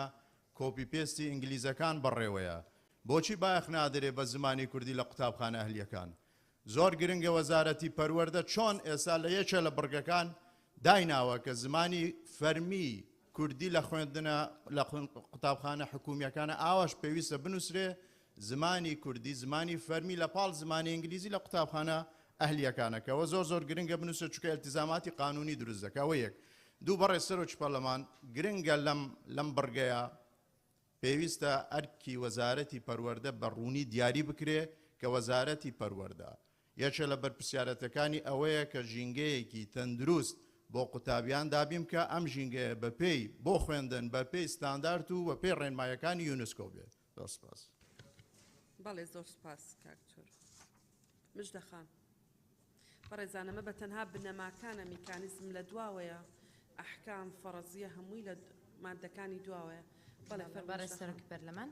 سەبارەت بە مادەی سێم یەکەمی کە دەڵێ فێربوو مافێکی دامینکراوە بە خوڕایە لە سەرجەم دامەزرا حکومیەکاندا بۆ هەرتاکی کە مەرجەکانی هاتوو لەم یاسایی تێدا بێت و ئەوەشی بۆ زیاد بکرێت کە لە هەرێمی کوردستاندا نیشتەجەیە سەبارەت بە خاڵی دوم کە دەڵێ زمانی کوردی زمانی فەرمیە لە سەرجەم دامەزراوەکاندا یعنی من تەڵەبەی پۆلی حوتم دیوە لە قوتابخانە نێودەوڵەتیەکان خوێندنگان نێودەوڵەتیەکان لە پۆلی حوت بۆ ئینگلیزێکی زۆر عیملا قسە دەکا بەڵام ناتوانێت ئەو لاپەڕێت بە 5 دقە بۆ بخوێنێتەوە بە حنجەش یعنی من پێم سەیرە وەزارەتی پەروەردە چۆنە تاوەکو ئێستا ئەوە بەسەریدا تێپەڕیوە یان بانقەس گرنگی پێنەدراوە نازانم مادەمی ئەوان لە کوردستان حەقە زمانی فەرمی بێ و لەو خوێندنگایانە قوبوڵ ناکرێ بۆ شێوەیە بێ سەبارەت بە خاڵی 4 کە دەڵێ پەروەردە فێرکردن لە دامەزرا حکومیەکاندا لەسەر هەمان سیستم دیاری نەکراوە و ڕوونکردنەوەمان پێویستە بەس بەلامەوە سەیرە وەزیری پەروەردە ئامادە نییە کە ئەوە یاسای وەزارەت دەنووسرێتەوە وەزیرەکە یاسا بۆ وەزارەتەکەی و دەنووسرێتەوە سەیرە هیچ شتێک لەوە زەرورتر نییە لە یاسای وەزارەتەکەت کە ئامادە نەبی سەبارەت بە خاڵی 5ەم کە دەڵێ قوتابی خوێندکار لە جەلسەی ڕابردووە و قسەمان لەسەرەوە بوو زۆری نەمان کە قوتابی خوێندکارەوە بەڵام ئایا لیژنەی بەڕێز یاخود وەزارەت هیچ وشەیەکیان بە بەرامبەر ئەو وشەیە داناوە بۆ ئێمە لە بەرگەکاندا قسەی لەسەر بکەین یاخود ئەوە دەچێتە دەنگدانەوە ئەو کاتە چۆن دەتوانین مناقەشەی بکەین ئێستا ئەگەر هەر شتێک دانراوە مەفروضە پێمان بڵێن بۆ ئەوەی مناقەشەی لەسەر بکرێ سەبارەت بە خاڵی 6ەم ئەو هەر عیبە ئەو بڕگەی تێدا بێ لەبەرەوەی بەپێی مادەی 34 دەستور بڕگەی دووەم خوێندن لە عێراق بە خۆڕاییە بەپێی دەستور بەڵام یەک شتی دیکە لێرەدا ئەگەر لاژ نەبێ بەڵام پارەی حانوتەکان بۆ کوێ دەچێت یعنی پارە وەردەگیرێ سەبارەت بە خاڵی حوتەم دەڵێ وەزارەت کار بۆ پیادەکردن دەکا وا جوانترە بڵێ وەزارەت سیستمی ناناوەندی پەیڕەو دەکا ئەنجا ئەو ناناوەندی یاخود بڵین لا مەرکەزی ئیدارەی یان داراییە یان هەردووکێتی عەزیز نەبێ گەر تەوزیحێکمان پێ بدەن سەبارەت بە خاڵی هەشتەمیش ئەرکی مامۆستا باز دەکا بەڵام یەک نیوت دیر پێشنیار دەکەمەوەی بۆ زیاد بکرێ لە کۆتاییدا لەگەڵ پاراستنی شکۆی مامۆستا و ژیانێکی شایستە سپاس هەڵەسخان فەر بەڕێز سەرۆکا پەرلەمانی سەبارەت بنەما گشتیەکانی پەروەردە مادە 3 من هەمان تێبینی هەبوو لەسەر بڕگا 4ەم بژ لەسەر هەمان سیستەم و بەها و میکانیزم بەڕێوە دەچێت بەری وێ بەحس نەکردیا چ میکانیزمە بەحسی سیستمی نکریه بر هنده طلبت کمش لجنا پرورده گل لانت پیوندیدار رونکنه که بومه بدن آیا کامه سیستم و کامه میکانیزمه السر حفتم همان بسیار منها هی برگا حفتم بری بحثی شوازه ناناوندی دکاتن آیا اف شوازه هنه بتنی کارگیریه یان کارگیری و داراییه اگر توضیح اکثر ویجه بتن خاله هشتم بحثی ما في ما اركي ما مستاكري تقلبوا تشونا ما مستحالة دنيما وما مستا مجدخان كود فيتن فيري بحثي باراستنا شكوي ما مستاجي بيتكرني وإضافة بتن ببرقا هشت برزان كالي لسر همان سيستم وميكانيزم بريا وشي ما بس أوانية هي رابردو ما بس أوانية توحيدة به موحدة به سيستم وميكانيزم إيش برزان أقر تام مادي أخير بخيرنا وهر هموي بتوضيح تدار هر هموی بە تەوزیح تێدا هەمان لەوێ مەبەستیەوە نییە لەسەر کۆنەکە بەڕێوە دەچێت مەبەستی لەوەیە موحەد دەبێ نەک ئەوەی کە جیاوازن و بەشێک لەو پرسیارانەی بەڕێزانن دامانی پەرلەمانی بەڕێزەیکەن پەیوەندی بەوە هەیە کە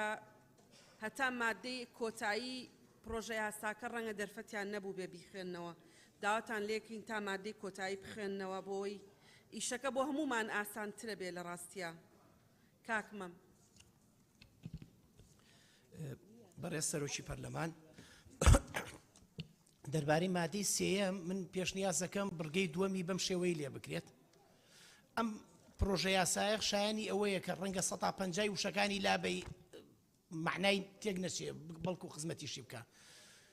منەمەیە زۆر کورتی بکەمەوە بۆ ئاراستەینە بڕگەی دووەم بەم شێوەی لێکرێت زمانی کوردی زمانی فەرمی خوێندنە لەسەر جەم دامەزراوەکاندا و پێکاتەکانیش مافی خوێندنیان بە زمانی دایک بۆ زامن کراوە ئەو تەفاسیلە چواردێڕێ ئەتوانێت لە دێڕونیەکە کورتکەیتەوە بەنسبەت بڕگەی پێنجەمەوە پێشنیازەکەم بڕگەی پێنجەم لێک بدرێ لەگەڵ بڕگەی هەشتەمە پێنجەم وای لێکرێ قوتابی خوێندکار چەقی پرۆسەی خوێندن و مامۆستایانیش پێشەنگی پەروەردە و فێرکردنن بڕگەی شەشەم لا ببرێت لەبەرەوەی زیادەیە چونکە لە ناو بڕگەی یەکەما کە ئەڵێت مافێکی دابینکراوە بە خۆڕایی وەکو چۆن ئەوە لە دەستوری عێراقیش داهاتووە مادام یەکەم بڕگەی یەکەم ئەڵێ ما بە خۆڕاییە چی پێویستە کا بڵێ پارەی لێ وەرناگیرێت لە یەکەمە ئەڵێم بە خۆڕاییە یعنی کەواتەوە تەحسیل حاصلە مادام بە خۆڕاییە نابێ پارە وەربژیرێ بڕگەی حەوتەم بە بڕای من ئەمە دابڕێژرێتەوە و بگوێزرێتەوە بۆ ناو دەروازانی کە پەیوەندیان بە وەزارەتەوە هەیە ئەمە ئەرکی وەزارت ئەڵێ وەزارەت کار بۆ پیادەکردنی ئەمە و ئەمەیەکە لە لەو دەروازانی ئەخیرا کە پەیوەندیان بە وەزارەتی پەروەردەوەیە ئەلەوێت جێگەی بۆ بکرێتەوە لە شوێنەکە بەم شێوەی لێکرێ حوتەم پەیڕەوکردنی ناناوەندێتی لە پرۆسەی خوێندن و پێدانی دەسەڵاتی زیاتر بە بەڕێوەبەرەتی و دامەزرا حکوومیەکان دەوێت لێرە هەڵبگیرێت هەشتەمیش بە بڕوای من وەکو لە بڕگەی پێنجەمە ئیشارتم پێکرد لە یەک بدرێ ئەو زیادەیە ئەوە شەر هەڵبگیرێت خزمەتیەکە و زۆر سپاس کاک ڕاهی سپاس بەڕێز سەرۆکی پەرلەمان سەپارەت بە بەرگەی دووەم بەڕێز کاک ڕۆمیۆ قسەکانی منی کرد دووبارەی ناکەمەوە پشتیوانی دەکەم واروها بە سەبار بە بەرگەی یەکەم و شەشەم پشتیوانی کاکمەم دەکەم سپاس بەڵێ سپاس کاک ڕاهی کاک ڕزگار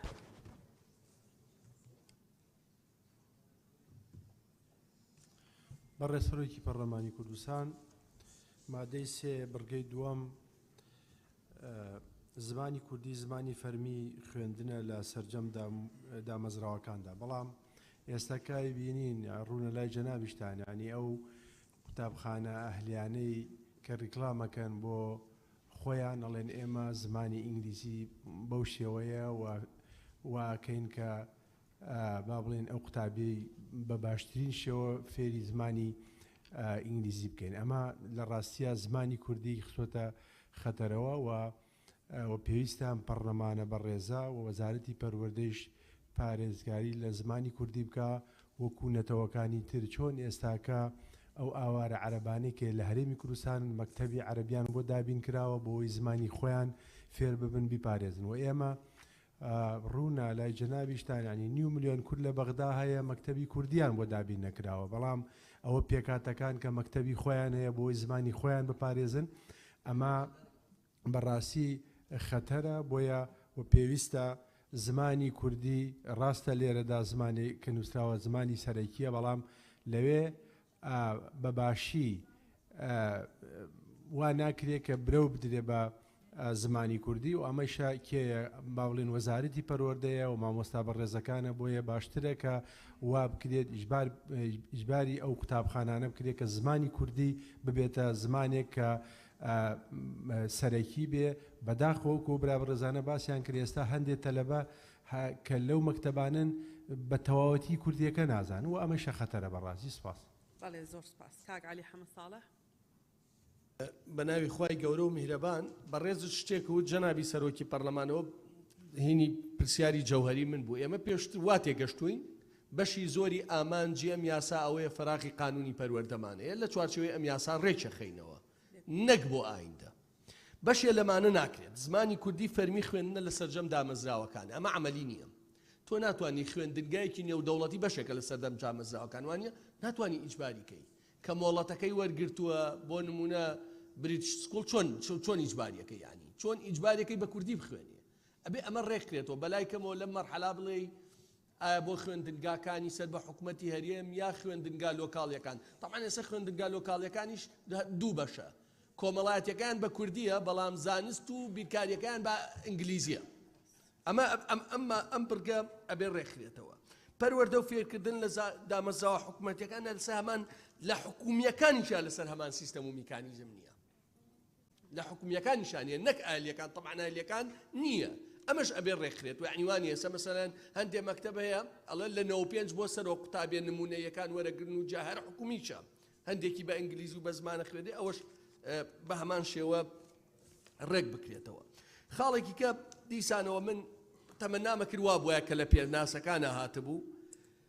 لە سنووری سلێمانی بە هەمووی ئەڵێ خوێندنگا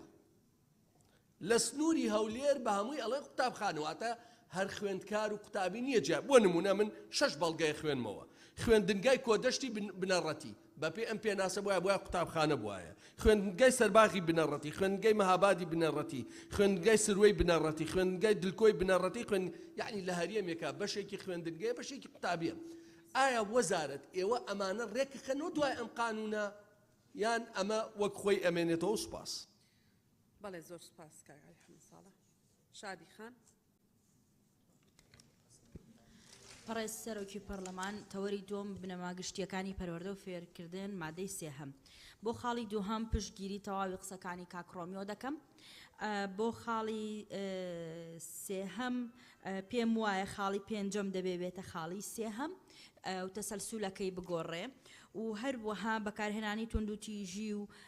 توندوتیژی جەستەیی و دەرونی و هەموو جۆرەکانی جیاکاری بە تەواوەتی پشتگیری ئەو پێشنیازە دەکەم کە کاک ڕزگارە ئیسا کردی بۆ ئەو خاڵە چونکە بەڕاستی پێویستمان بۆیە کە ئەو بابەتانی باسی کرد زیاد بکرێ بۆ خاڵە تا ئەوانیش یاساغ بن و قەدەغە بن لە سیستەمی پەروەردەیە و هەروەها خاڵی هەشتەم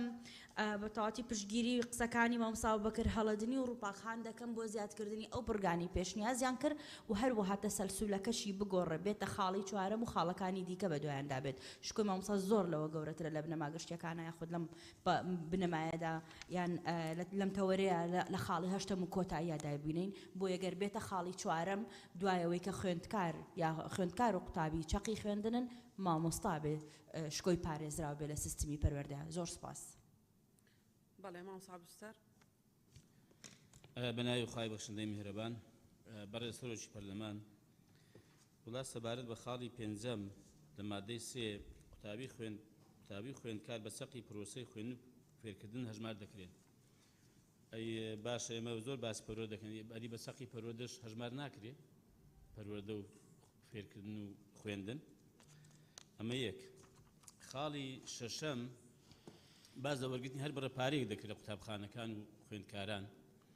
کە لە خوێندنگا حکومیەکاندا قەدەغەیە ئەی حکومەتی ناحکومیەکان بێزگە لەو بەڕێپارەیە کە ڕێگەیان پێدراوەری بگرن بە ڕێنمایی لە لاوان هەر بەڕێپارێژ کە قەدەغە نییە بێگومان دەبێت قەدەغە بێ چونکە من بەڕاستی زانیاریم هەیە و بە بەڵگەشەوە لە هەندێک قوتابخانەی ناحکومی لە بەرامبەرەوە کە قوتابی 2 دقە 5 دقە دوا کەوتووە هەر دقی 1000 دییناری لێستاندووە 5 دقە 5,000 ئەمە دروستە ڕێگەی پێدراوە لە ڕووی یاساییەوە ئەمە دەبێت بەڕاستی بنووسین و ناحکومیەکانیش نابێ هیچ بەڕێپارەیەک بێزگە لەو بڕێی لە بەرامبەر خوێندن بەری دەگرن قەدەغەیە و ئەوەش خۆی مامەستا ئەوەی باسییان کرد پشگیریان دەکەم لە خاڵی هەشتم بەڵام ئەم پێم باشە بەڕاستی پاراستنی شکۆ و کەسایەتی مامەستا لە پرۆژە یاسا یا لە ڕێبەرێک ینی بەڕاستی بە وردی بنووسێت چکە یەکێتی مامەستایانیش حقەتەن گلیان هەیە دەڵێن کاکە شتێکمان ناردووە کاتی خۆی ڕەت کراوەتەوە و لەو قەزێژ دەڵێ هەر ڕاوێژمان پێ نەکراوە یعنی ڕاژم پێ نەکرد کاکە ئەمانە دانیوێ چ پرۆژەیەکی یاسان هێناوە دەیانێت زۆرە پەروەردە خوێندێکە بێ سەبارەت بە خاڵی چوارە من پێمە هەر زیادە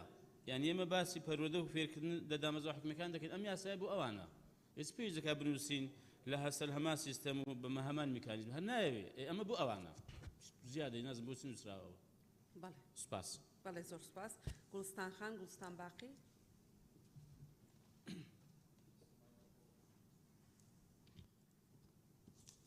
برای سروکو پارلمانی سبارت من ڕوونکردناکی هەیە سەبارەت مادەی سیە برگاشەشێ وەرگرتنی هەر بەرا پارەیەک لە قوتابیان و خوێندکاران و کەسکاریان لەلایەن قوتابخانە و خوێندنگە و پەیمانگە پەروەردەی حکومێک بە مەبەستی خوێندن قەدەغەیە الویرە بەحسێ باخچە ناکریە ئەگە ئەرێمە باخچەژی نافمنێ وەزارەت ینی چارچوبەی وەزارەت و پەروەردەی دایە ئەگەت وێرە دا بەحسێندی کرد بیت کو باخچەژی پاره قدغه و تا ماده نهیدا بحث سرهنده هاتیا کو برا پاره اکتیویت بهتا ورگیتن جلای دایکوبا بین انجمن دایکوبا بان و بهتا ورگیتن بو هنده پاره یعنی هنده خارنک شایسته و راسواکی ایک بهتا دانان بو قطابیان چون که برگای کیج دهاته بو گوتیاد خواندن حکومی دا همی یعنی پاره نهیت استاندن خواندن بخوراییه و جلوه رجی ده دو هفدجی پیدا بیتن ده برگاششه ده هراس ماده نه ده و ما و کلیج نجی بریاردا بکو ماده نه بهت لادان جبر هنده اول بلا بیتارین مایی و آورین مایش لای انجمن دایک بابم و بهت دانان بونده او به دل خو برپاره که دابین کن بونده خادنه که وکی یک بقطابیان بهت دابین کرن سبارت دو پسیار شلای کاک جلال و ما مستا عثمان جوا هاتنا بحث کردن اخیرا اگر نه دکتوره بس باگو هستنا قطابیان اوانو سر هنده بحث کرد بود چون که بری چند روز ما کومبونا که خسته بود الپارزگادو که جلای چند لایان پیوندیدار ولی سر باگو هستنا قطابیا و او قرخ کاریا های جلای بشک جنینرن شوفران و هندک بشک جری و برا یعنی بشک از بانمش هر همی پارزگاهن هر کردستان اف دیارده یا بربلا و لا مدوت و کلیجنا ریکل و دیارده بگیرین و ما پنگو ونگل اگه باشه بتونه افتشته بهت قدغه کردن زور سپاس بله زور سپاس گوستان خان کاک شمال برای سروش پارلمان سبارت به ماده 3 خالی دوام پشتیوانی لقسەکانی کاروان دەکەم ئەو بۆ خاڵی شەشیش پشتیوانی لەقسەکانی گوڵستان خان دەکەم چونکە ئەمە وا ڕێکەوتین مادەی نۆ کە وەرگرتنی بڕەپارەکە بۆ تێچووی خواردنوانە وەربژیرە ئێمە لەگە وا ڕێکەوتین کە و مادەی هەللا بە بردرێ بەڵام مادەکە دانرایتەوە بۆیە لێرە پێویستە وەرگرتنی یعنی مادەی خاڵی شەشەم بەو شێوەیە بێ وەرگرتنی هەر بڕەپارەیەک لە قوتابیان و خوێندکاران و کەسوکاریان لەلایەن قوتابخانە و خوێندنگە و پەیمانگا پەروەردەی حکومەکان و باخچەی منداڵانی حکومی قەدەغە بێت چونکە بەپێ ئەو خاڵە بێ یعنی جگە لەوەی کە لە یعنی کە قەدەغەیان کردو پارە وەربژیرێ بە مەبەستی خوێندن لە قوتابخانە خوێندنگەوە دەتوانن پارە یعنی لە کەسوکار یان یاخۆ لە خوێندکار وەربگرن بە مەبەستی تر بۆیە پێمان باشە بە مەبەستی خوێندنەکەش لا بردێ و زۆر سپاس بەڵێ زۆر سپاس بەڕێزان مادەی نۆ کەلانە براوە لەبەرەوەی لیژنەی یاسایی کۆی پرۆژە یاساکەی وەکو خۆی وەکەوەی لە لیژنە هاتووە پەسەند کردووە و ئەو تێبینیە لەژێر مادەی نۆ نووسراوە کە لیژنە داوای کردووە ئەو بابەتە لا بدرێ بەڵێ خەدیجە خان برای سروکی پارلمان سبارت به ماده 3 برگه دوام امنش پشگیری لهم او برزانه دکم که پیوسته او برگه بگنجندرید لگل برگه دوامی ماده 1 یاسای جمهوری 5 سال 2015 یاسای پاراستنی پیکاتکان و هر وها پشگیری لکاگرزگاری جدکم که سیاقه که بشی وازه که وا هزدکه که زمان کردی لو قطابخانه ناخیندرید وقت بلین اهمال کرا و بویا پیم ویا دبیت لپال بلین زمان کردیش لپال زمانی دایک بخیندرید لو قطابخانه بشی ویا یک سیاقه بکرد که ام گمانه نمینیتن بله زور سپاس لسر برگه ششمیش ولا وشەی قوتابخانە و خوێندنگەش هاتووە پێم وایە ئەوەش دەبیتن یەکلا بکرێتەوە وەک هەر وەکو وشەی قوتابی و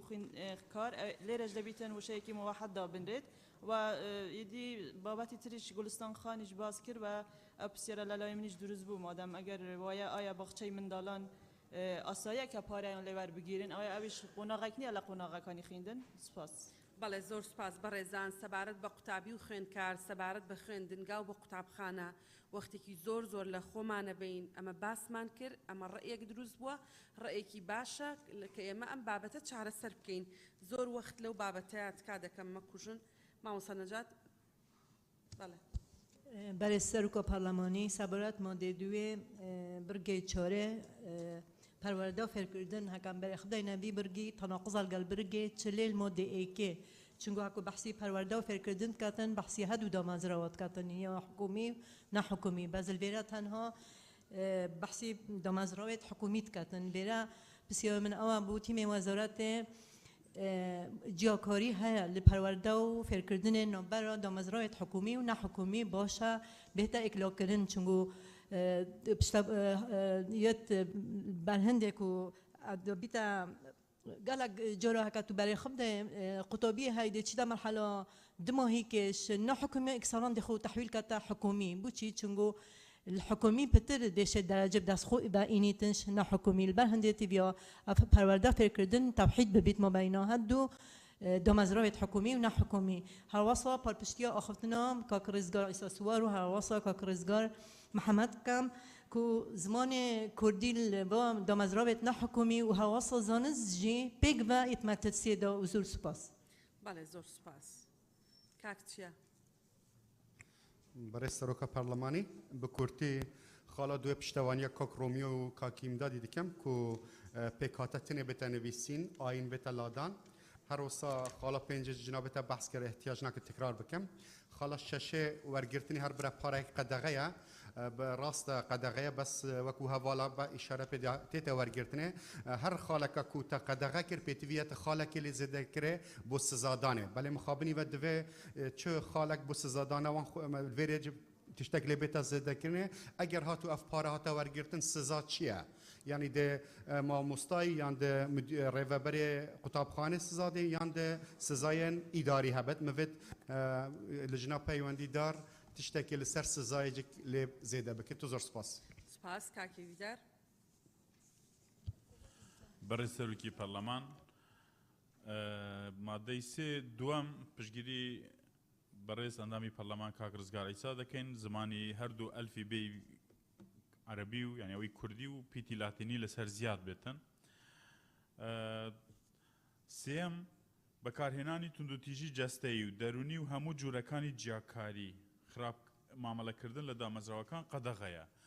اما لزور شوین ریسرچم لسر کردووە چارەسەر کراوە تو سزای تەڵەبە نادەی بە لێدان و بە گوێڕاکێشان و بەزلە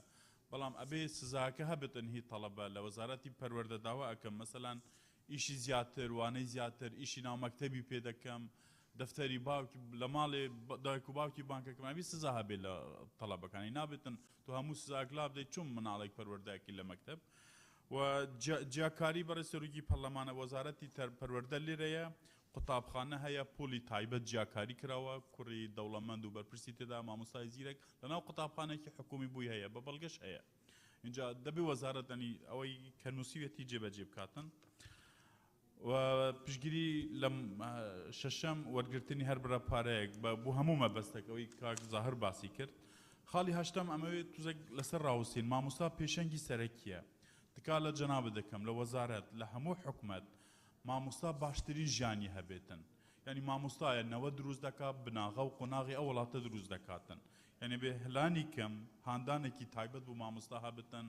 و ئەمە گرنگترین بابەتە کە مناڵی منوی هەموو خەڵکە لە بەردەستی مامۆستایە مامۆستا زۆر گرنگی پێ بدرێتن زۆر سوپاس زۆر سوپاس دکتۆر محێدین بەڕێز سەرۆکی پەرلەمان سەرەتا پشتگیری لە قسەکانی کاک ڕۆمی و کاک ئەبوبەکر هەڵەدەنی و دکتۆر ڕێبوار دەکەم سەبارەت بۆ بابەتەنەی قسەیان لەسەر کرد ئەوەی تریان پەیوەندی بە بڕگەی چارەمە لە ئەو مادەیە کە باس لە پەروەردە و فێرکردن لە دامەزراوە حکومیەکان دەکات لەسەر هەمان سیستەم و بەها و میکانیزم ئەگەر مەبەستمان بنچینە فەرسەفیەکانی پەروەردە و فێرکاریە لە هەرێمی کوردستان پێم وایە ناکرێت دوو بنچینەی فەرسەفی پەروەردەیی لە هەرێم پێڕێ بکەن. بۆیە پێشنیاری ئەوە دەکەم کە ئەو دەقەدا بڕژێتەوە کە هەم دامەزراوە حکومیەکان و هەم دامەزراوە ناحکومیەکان کە لەسەر هەمان سیستەم و بەها بەڕێوە بچن کە بەو شێوە بێ پەروەردە و فێرکاری لە دامەزراوە پەروەردەیی و پەروەردە و فێرکاریە حکومیەکان و ناحکومیە مۆڵەت پێدراوەکان لەسەر هەمان بنچینە و بەها و میکانیزم بەڕێوە دەچێت. ئەوەی تری پەیوەندی بە خاڵی کۆتا برگەیەوە هەیە کە پەیوەندی بە مامۆستایانەوە هەیە، پێشنیاری ئەوە دەکەم کە بەو شێوە دابڕژێتەوە. مامۆستا پێشەنجی سەرەکیە بۆ پەروەردە و هاندانی گیانی فێربوون و داهێنان و گەیاندنی زانیاری و توانستە جۆرا و جۆرەکان بە قوتابیان و خوێندکاران و مافی پەرەپێدان و ڕێزگرتن و ژیانیشی شایستەی بەردەوامی هەیە و ئەوەی پەیوەندی بە وەرگرتنی پارەوە هەیە لە قوتابیان لە خوێندکاران وەکو لە بڕگەی شەشەمدا هاتووە پشتگیری لە ڕایەکانی کاکەمەم دەکەن چکون لە سەرەتا ئاماژە بۆ کە خوێندن لە هەرێمی کوردستاندا تا قۆناغی نوۆی بنەڕەتی خۆڕایە و زۆر سپاس. بەڵێ زۆر سپاس. دکتۆر شێرکۆ. بەڕێز سەرۆکی پەرلەمان، سەبارەت بە دووهەم پێناسەی دامەزراوە دیارە لێرە بەگشتی هاتووە، بەڵام پێویستە تەحدید بکرێت کە زمانی کوردی زمانی فەرمی خوێندن لەسەر جەم دامەزراوە پەروەردەی و فێرکاریەکان فێرکردندا. وشەی قەدەغا لە دوو بڕگەیە هاتووە، پێم وایە ئەگەر بکرێت بە ڕێ پێنەدراوە جوانترە وەک لە قەدەغا. سەبارەت بە بڕگەی چوارەم و بڕگەی حەوتەم وای ئەبینم کە ڕێک پێچەوانەی یەک بن، چونکە لە چوارەمە باس لەوە ئەکرێت کە وەکو بەڕێزە تەوزیحتدا یەک سیستم، لە حەوتەمە باس لە ناوەندیەکە ناناوەندیەکە واتە بەڕێوەبەرایەتیەک بۆی هەبێ تایبەتمەندێتی خۆی ڕەچاو بکە لە شتەکانە. ئەمە کە یەک سیستم بێ لە بڕگەیەکە باسی لێوە کرێ، وەلەو لاوەشەوە ئەڵێ ناوەندی وەزارەت ناوەندی سیستمی ناوەندی بەکارهێنێ بە معنای ڕێک پێچەوانەی یەکتریە، یعنی بەڕێوەبەرەتیەک بۆی هەبێ دەستکاری مەنهەج بکە؟ نە، ئەی چۆن ئەڵێ ناناوەندی؟ بۆی هەبێ دەستکاری دارایی بکە؟ ئەی چۆن ئەڵێ ناناوەندی؟ کەوابێ ئەمە ئەبێ تەوزیح ئەبێ ڕوون بکرێتەوە کە بۆ نمونە لە بواری کارگێڕی و دارایی و ئەوەیە ناناوەندیە، بەڵام لە بواری مەنهەج و ئەوە هەمان، ینی ئەو جیاکاریە ئەژینا وانەبێت ڕێک پێچەوانەی یەک دەرەچێ و ئیشکالی گەورە دروستەکە.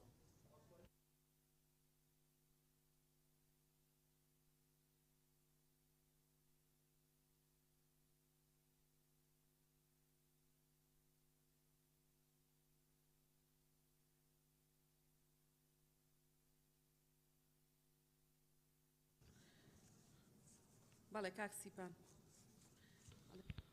بەڕێز سەرۆکا پەرلەمانی مادە ئێکێ و مادە هەشتێ پشتگیریە مژدەخان ئەبوبەکر هەڵەدنی ست هەلەزێت کەم لەسەر گوتنێتوان. لە مادە سێ چوارەم پەروەردە و فێرکردن دامەزراوە حکومیەکان لەسەر هەمان سیستەم و بەها و میکانیزم بەرەوە دەچێت. لەوێرە پرسیارش وەزارەتا پەروەردە دکەن بەڕاستی چه هەمان میکانیزم؟ هەمان میکانیزم کۆ خاندنگە دناوە کابیناوە دابن سنتەرێ باژێرەدا، هەمان میکانیزم زۆربەیە مامۆستان دە خاندنگی هەیە داوانە بێژ بن، هەمان میکانیزم بێڕێزی بەرامبەر مامۆستا بهێتەکردن و دەستدرێژی لەسەر بهێتەکردن و وەزارەتا پەروەردەیە بێدەنگ بیتن، هەمان میکانیزم خاندنگە دناوە خاندنگەهە کە ئاخێدا بیت و چل قوتابی دژور ببن، ئەوە میکانیزم و سیستەمێ پەروەردەیە کو بەحەژێتکەتن. لەورا پێتیوی چەندێ لەسەر میکانیزم و سیستەمێکی سەردەمیانە وەزارەتا پەروەردەیە سا خوب داڕێژیت و سەردەرێ دیگەل ناوەندێن خاندنێ و کاربەدەستێن دناوە پەروەردەدا کار دکەن. لە خاڵە شەشێ بەحث لە وەرگرتنا برەپارەیەکیا کردی. وەرگرتنا پارەی بووە دیاردەیەکە بەرچاو دناوە خاندنگەهادا. ئەوە ژیوەت گەریتن ji بۆیەکی سیستەمێ پەروەردەیە سەقەت دەمانەشێتن خزمەتگوزارێکی ji بۆ خاندنگەهەیەکی دابین بکەتن، مامۆستانە چارن ji گیرفانە خو ji بەریکا خۆ خزمەتگوزارێکی دابین بکەن و ji معاشێ خو یەک و پێنجە ڕۆژە دو هەیڤاجارێکی پێ تێتەدان پارێ بدەنە خزمەتگوزار و خزمەتگوزار خاندنگەهەیە پاقش بکەتن، یان ji bo her pêdawîstiyeka xandingehê neçarin ji xwe ji qutabiyan wergin da ku bişên pirosa perwerdeya berdewam bîtin. Li xala heştê jî mamosta pêşengê serkiya perwerde û handane li vêrê pişniyar dikem zor giringe ji bo yekî heybeta mamostayê bihêta parastin و بە ڕێستر بچاوێکی ماستەر ساحکەنێ مامۆستا پێتیوی پارێزبەندە یاسایە ji بۆیەکی پارێزبەندیەک مامۆستای هەبیتن و بشتن بوێ پارێزبەندیە کارێکی باشە بکە چونکی دەمێ دەربازبوویدا ژمە gelek cara dît هێرشە لەسەر مامۆستای هات نەکەن هەرشە لێ هات نەکەن دەستدەرێژی لەسەر تاتایکردن لە ئەگەر پارێزبەندی هەبیتن لێ دومهای بێ چەندەین تو زۆر سوپاس سپاس گوڵستان خان گوڵستان سعید بەڕێستەرۆکی پەرلەمان سەبارەت بە مادەی سێ بڕگەی یەکەمی و بڕگەی دووهەم بڕگەی چوارهەم بڕگەی سێهەمیش هەروەها پێویستە کە ئاماژە بە دامەزراوە حکوومیەکان ئەدرێت وشەی پەروەردەیی بۆ زیاد بکرێت دامەزراوە پەروەردەی حکوومیەکان لە هەموو ئەو بڕگانەیە چکە ئێمە یاساکە تعریفمان کردووە تعریفی دامەزراوەمان کردووە لە ناو تعریفە بۆیە باسی پەروەردەیی بەڵێ سەبارەت بە مادەی دووهەم کە باز لە زمانی کوردی زمانی فەرمی خوێندن ئەکرێ پێم باشە وای لێ بکرێت زمانی کوردی زمانی فەرمی خوێندنە لەسەر جەم دامەزراوە پەروەردەیەکان جگە لەو دامەزراون کە بۆ پێکهاتەکانە کە ئەو پێکهاتانش ئاماژە بەناوەکانیان دراوە هەر نەتەوەیکی تری بۆ زیاد بکرێ کە خوێندنتیاندا بە زمانی دایک بێت و مەرجە زمانی کوردیش بخوێنرێت چکە ینی پێویستە ئەوانیش هەر زمانی کوردی بخوێنن بکرێت بە مەرج لەسەریان لە خاڵی سێهەمە بەکارهێنانی توندوتیژی جەستەیی و دەرونی زارەکیشی بۆ زیاد بکرێت چکە بەشێک ینی پەیڕەو لە هەندێک توندوتیژیەکەن کە توندوتیژێکی زارەکیە و مامەڵێکی نادروستە لە خاڵی پێنجەمە بڕگەی پێنجەم قوتابی و خوێندکار بە چەقی پرۆسەی پەروەردە و خوێندن و فێرکردن هەژمار ئەکرێن لەگەڵیدا خاڵی هەشتم بخرێتە لای کە مامۆستاش پێشەنگی سەرەکی و ئەرکێتی کاری پەروەردەیی بۆ فێرخوازان و هاندانی گیانی فێربوون و داهێنان و گاندنی زانیاری و دەتوانستە جۆراوجۆرەکان بە قوتابیان و خوێندکاران بگەێنێ و شکۆی مامۆستا پارێزراو بێت سەبارەت بە وەرگرتنی هەر بڕەپارێک لە قوتابیان و خوێندکاران کە لە خاڵی شەشەم داهاتووە وشەی باخچەش زیاد بکرێت بۆی باخچەش بگرێتەوانێ و تەنیا ئەم پابندبوونە بۆ پەیمانگا پەروەردەی حکوومیەکان نەبێت ناحکوومیەکانیش بگرێتەوە سەبارەت بە خاڵی حوتەمیان شیرین ئەمین ئەگەر بەڕێ سەرۆکی پەرلەمان ئەخر ئەوە ما بۆی حوتەم یانی هەرەوە ماوە بە ئەوەش ئاماژەی پێ بدەم وەزارەت شێوازی ناناوەندێتی پەیڕۆ بکە لە مەسلەی دارایی و ئیداریدا بە مەبەستی دەسەڵاتی زیاتر بە بەڕێوەبەرەی دامەزراوە پەروەردەیەکان زۆر سپاس زۆر سپاس شیرین خان بەڕێستەرۆکی پەرلەمان سەبارەت بە مادەی سێهەم بڕگەی دووهەم قسەکانم دووبارە ناکەمەوە پشگیری لە ڕێی کاک مەم کاک ڕزگار کاک علی و دکتۆرە شایەن و گوڵستان خان دەکەم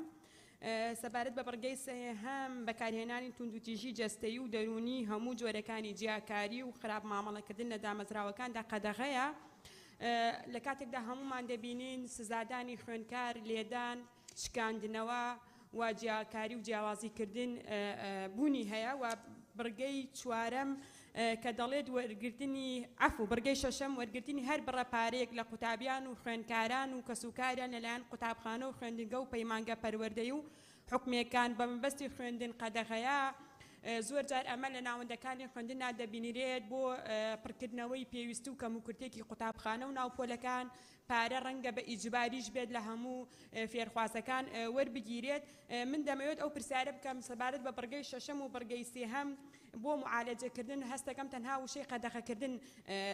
وتراوە یان نووسراوەتەوە ئایا چۆن معالەجەی ئەمە دەکرێت ئەگەر ئەم حاڵەت و دیاردانە بەردەوام بوون ڕێکارەکان چین ئایا سزا دەبێت یا خودنا سەبارەت بە بڕگەی حوتەم وەزارەت کار بۆ پیادەکردنی شێوازی ناناوەندی دەکات بە مەبەستی پێدانی دەسڵاتی زیاتر و بەڕێوەبەرەتی دامەزراوە حکومەکان پێشنیاز دەکەم کە بکرێت بەوە پێویستە وەزارەت بنەمای ناناوەندی لا مەرکەزیەت بچەسپێنێت و دەسڵاتەکان دیاری بکرێت و فراوان بکرێت سوپاس بەڵێ زۆر سوپاس کاک جەمال بەڕێستەرۆکی پەرلەمان مادەی سێ بڕگەی یەکەم هەر چەندە جەنابەت ئاماژەت پێدا و ڕوونکردنەوەتدا بەڵام چونکە نووسراوە سەرجەم دامەزراوە حکوومیەکان حکوومەت دەیان دامەزراوەی هەیە پێویستە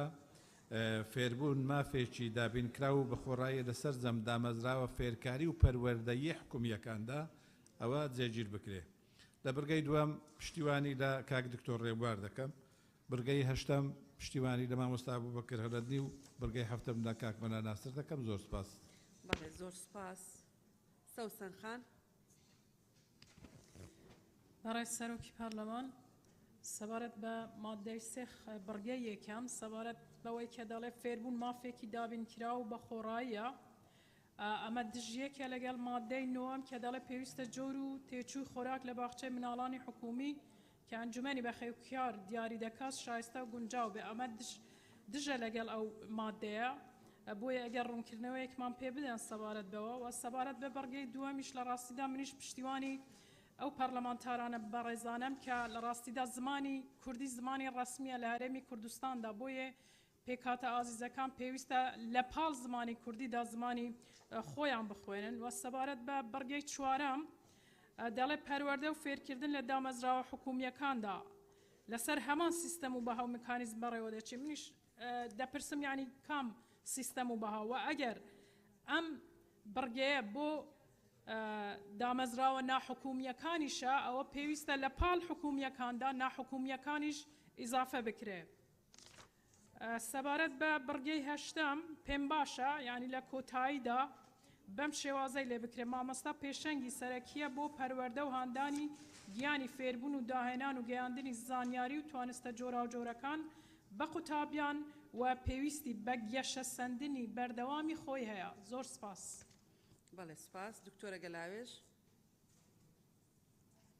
بەڵێ فەرمو.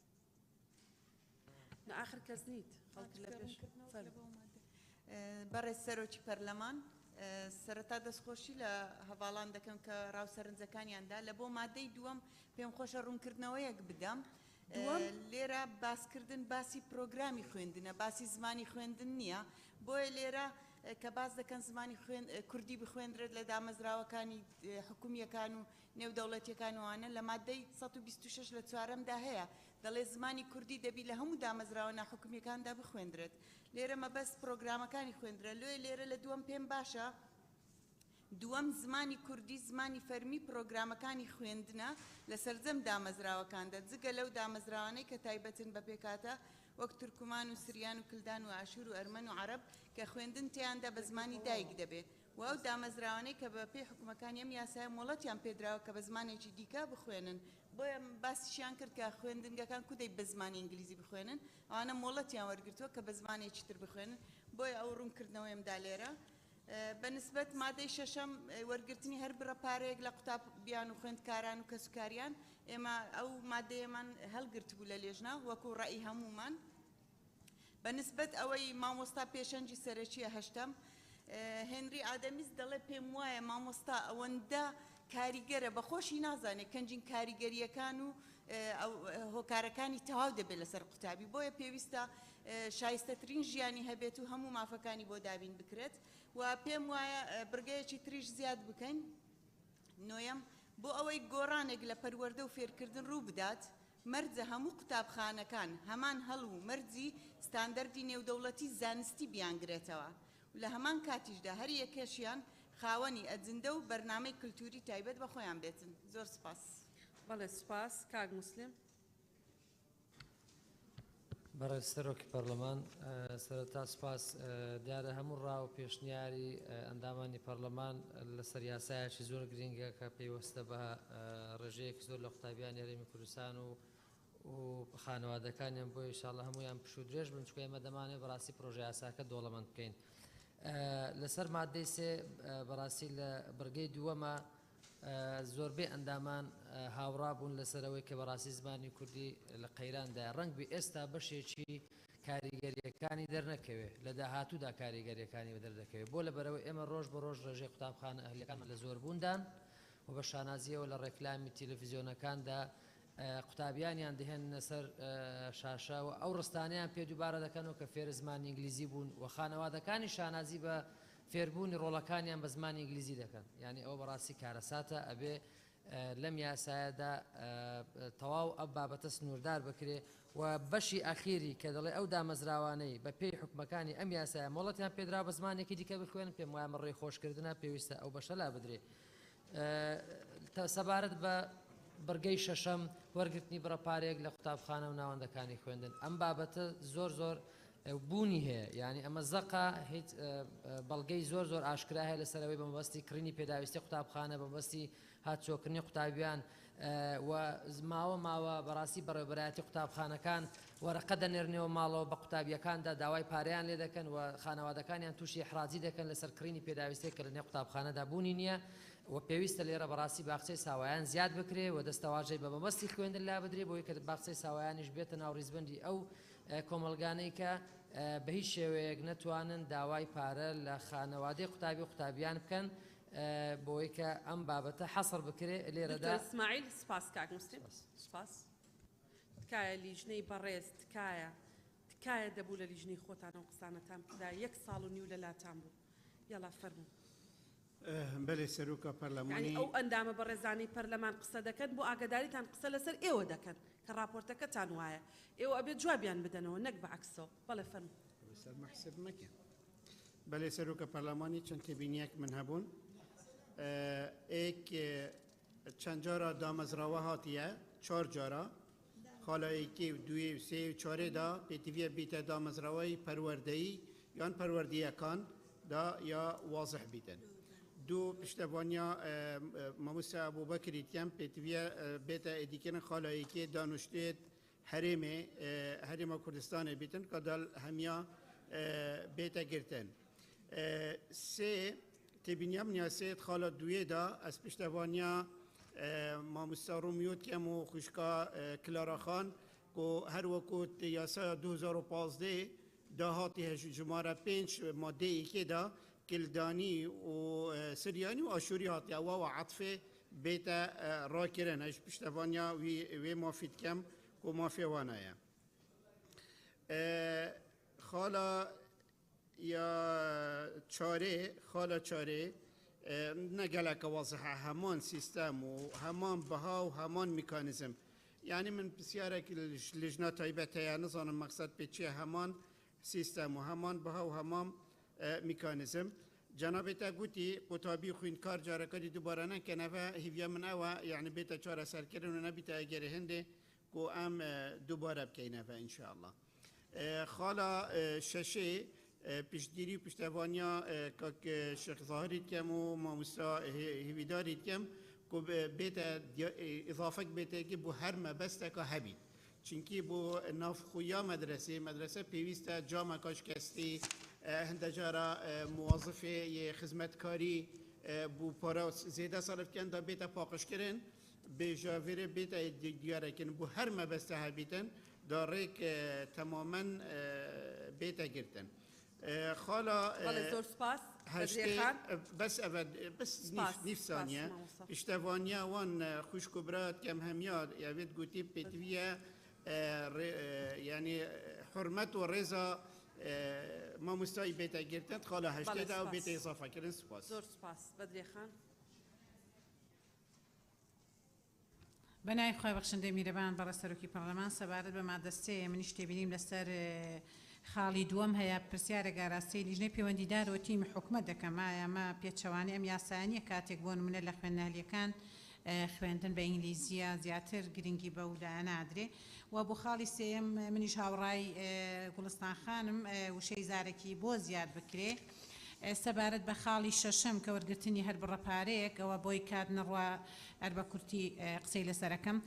خوێندنگەکاندا بۆ نمونە زۆر جار غەرامە هەیە ئێمە بەداداچوونمان کردەوە بە عەلەنی دیارە و وەکو هاوڕێیانم باسی پێداویستیەکانیان کرد زۆر جاری وایە جەختەکەنەوە کە بەنووسین بە داواکاری لەلایەن قوتابیەوە یا بۆ دایک و باوکی قوتابی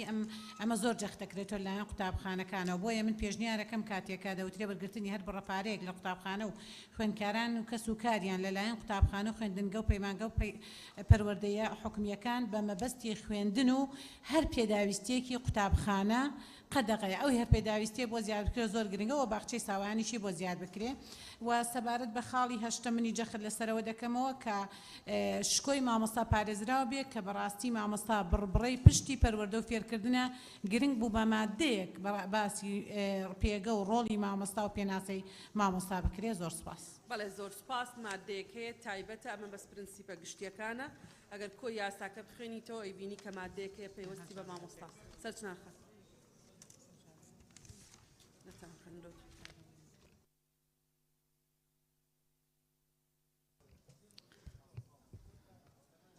بەڕێز سەرۆکی پەرلەمان سەبارەت بە مادەی سێ یعنی مناڵێم ئەم مادەیە ئەم یاسایە بۆیە ئاوا گەورەیە و سەهۆشتاوێک مادیتەیە لەبەرەوە زۆر شتی تیا هەمووی دووبارەیە بۆ نمونە کاتێک کە باسی بنەما گشتیەکانەکەن لێرە بنەما گشتیەکان هاتووە لە مادەکانی دواترا بۆ تەلەبەی باخچە هاتووە بۆ بنەڕەتی هاتووە بۆ ئامادەیی هاتووە بنەماکان ئامانجەکان بنەماکان ئامانجەکان یعنی لەوە چە 20 مادە هەر بە زیایە هات بێت ئەکرێت یعنی لە داڕشتنیدا هاتووە مادەیەکی گشتگیر هەموو بنەماکانی تیادا بنێت بەدەر لەوەی کە ئەمە دووبارە بێتەوە ئەمە خاڵێکی تر هەر لەم هەشت خاڵە یعنی من حەزەکەم تەرکیز خۆمە سەر ئەوە ئێمە دەستورمان هەیە دەستور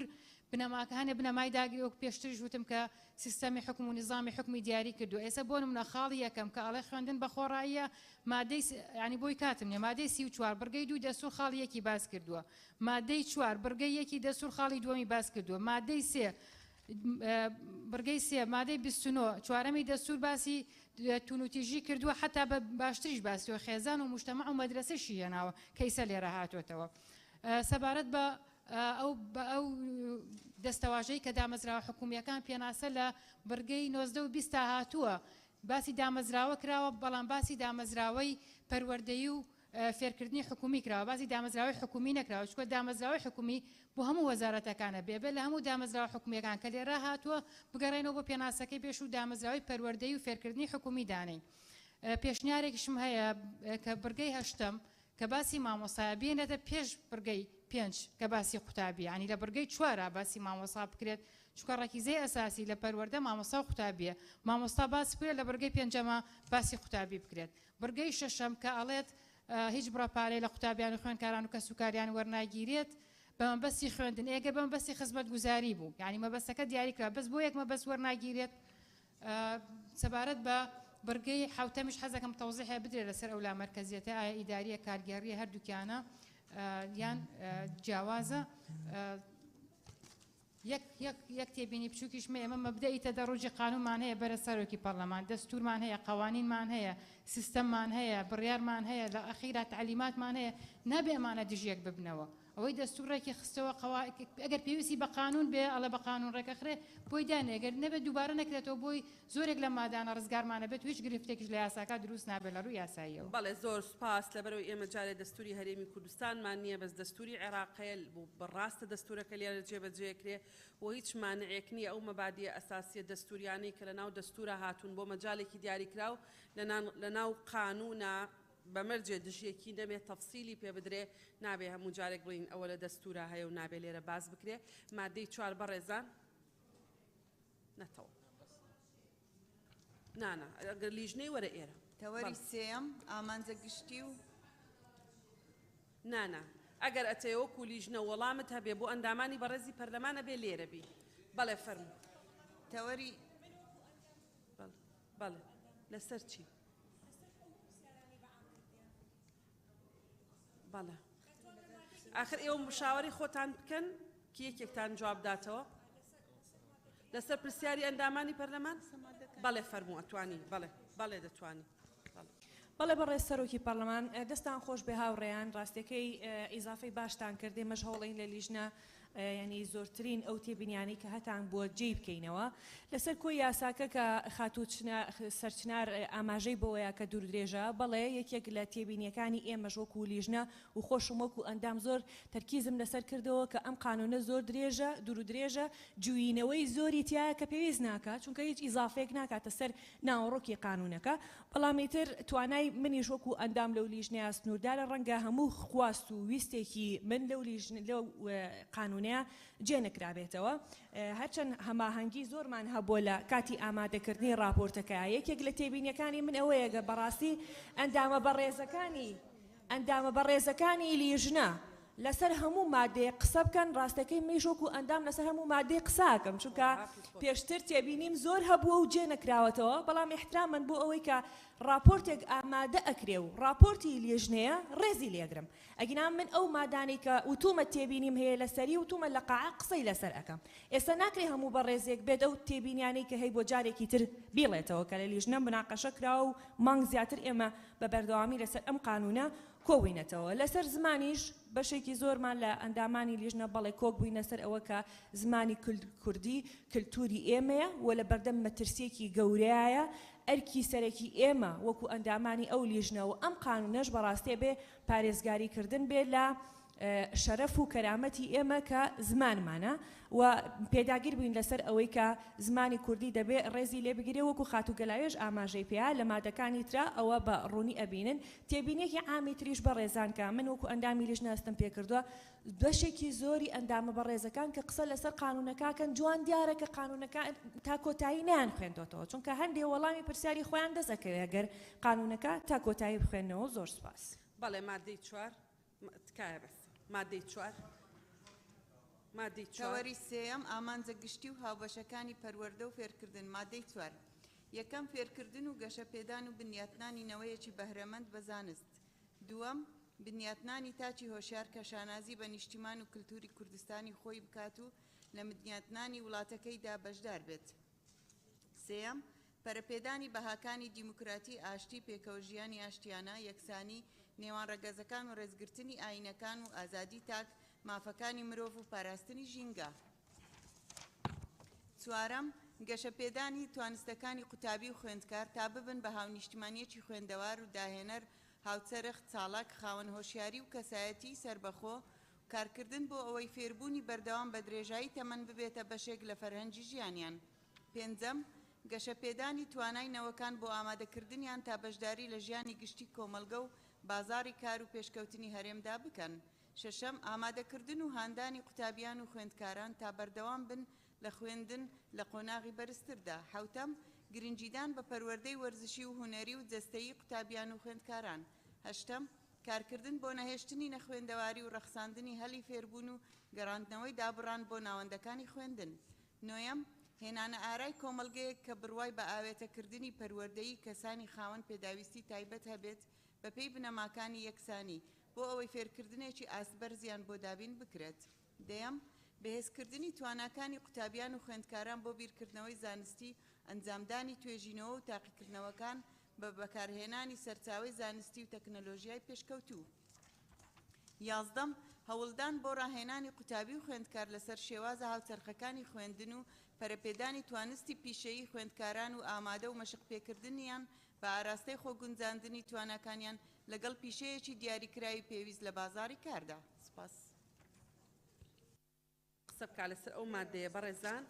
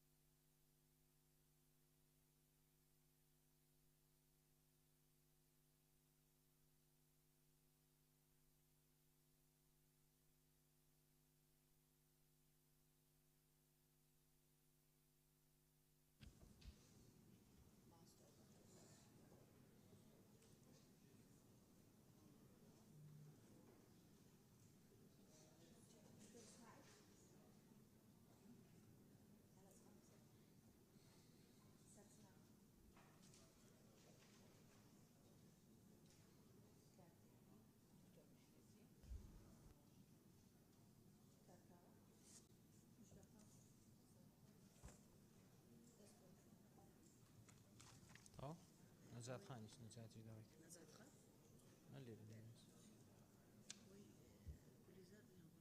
گوڵیزار گوڵستان ئێرێ بەڵێ بەڕێزانە و بەڕێزانەیانەوێت لەسەر مادەی 4 گفتوگۆکەن ئەم بەڕێزانن کاک ڕزگار گوڵیزارخان کاک تۆرزێدان کاک جەلال کاک چیا مامۆستا بەکر کاک مەمبورهان کاک توور ئیسماعیل هەڵسخان سەرچنارخان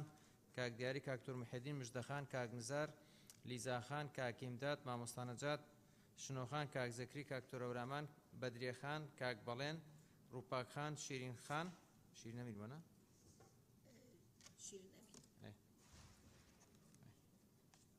کاک گۆران دکتۆرە شایان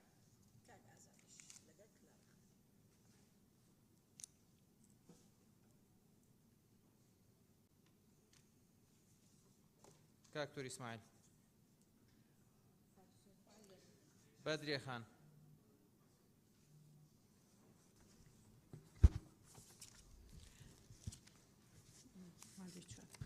بەناوی خۆی بەخشندە میرەبان بەڕێستەرۆکی پەرلەمان سەبارەت بە مادەی 4 بڕگەی دووەم بنیادنانی تاکی هۆشیار کە شانازی بە ئاین و نیشتیمان و کولتوری کوردستانی خۆی بکات و لە بنیادنانی وڵاتەکەیدا بەشدار بێت بە ئاین و نیشتیمان ئاینی بۆ زیاد بکرێ سەبارەت بە خاڵی سێم پەرەپێدانی بەهاکانی پێش دیموکراتی پەروەردەی ئیسلامی دیموکراتی ئاشتی پێکەوە ژیانی ئاشتیانە لە بری یەکسانی چەسپاندن و دادبەپەروەری بۆ زیاد بکرێ سەبارەت بە خاڵی پێنجەم گەشەپێدانی تواناینەوەکان بۆ ئامادەکردنیان تا بەشداری لە ژیان ئەفۆن خاڵی چوارم گەشەپێدانی توانستەکانی قوتابی و خوێندکار تا ببن بە نیشتمانیەکی خوێندەوار داهێنەری هاوچەرخ چالاک خاوەن هۆشیاری و کەسایەتی و سربەخۆ و کارکردن بۆ ئەوەی فێربوونی بەردەوام بە درێژایی تەمەن ببێت تا بەشێک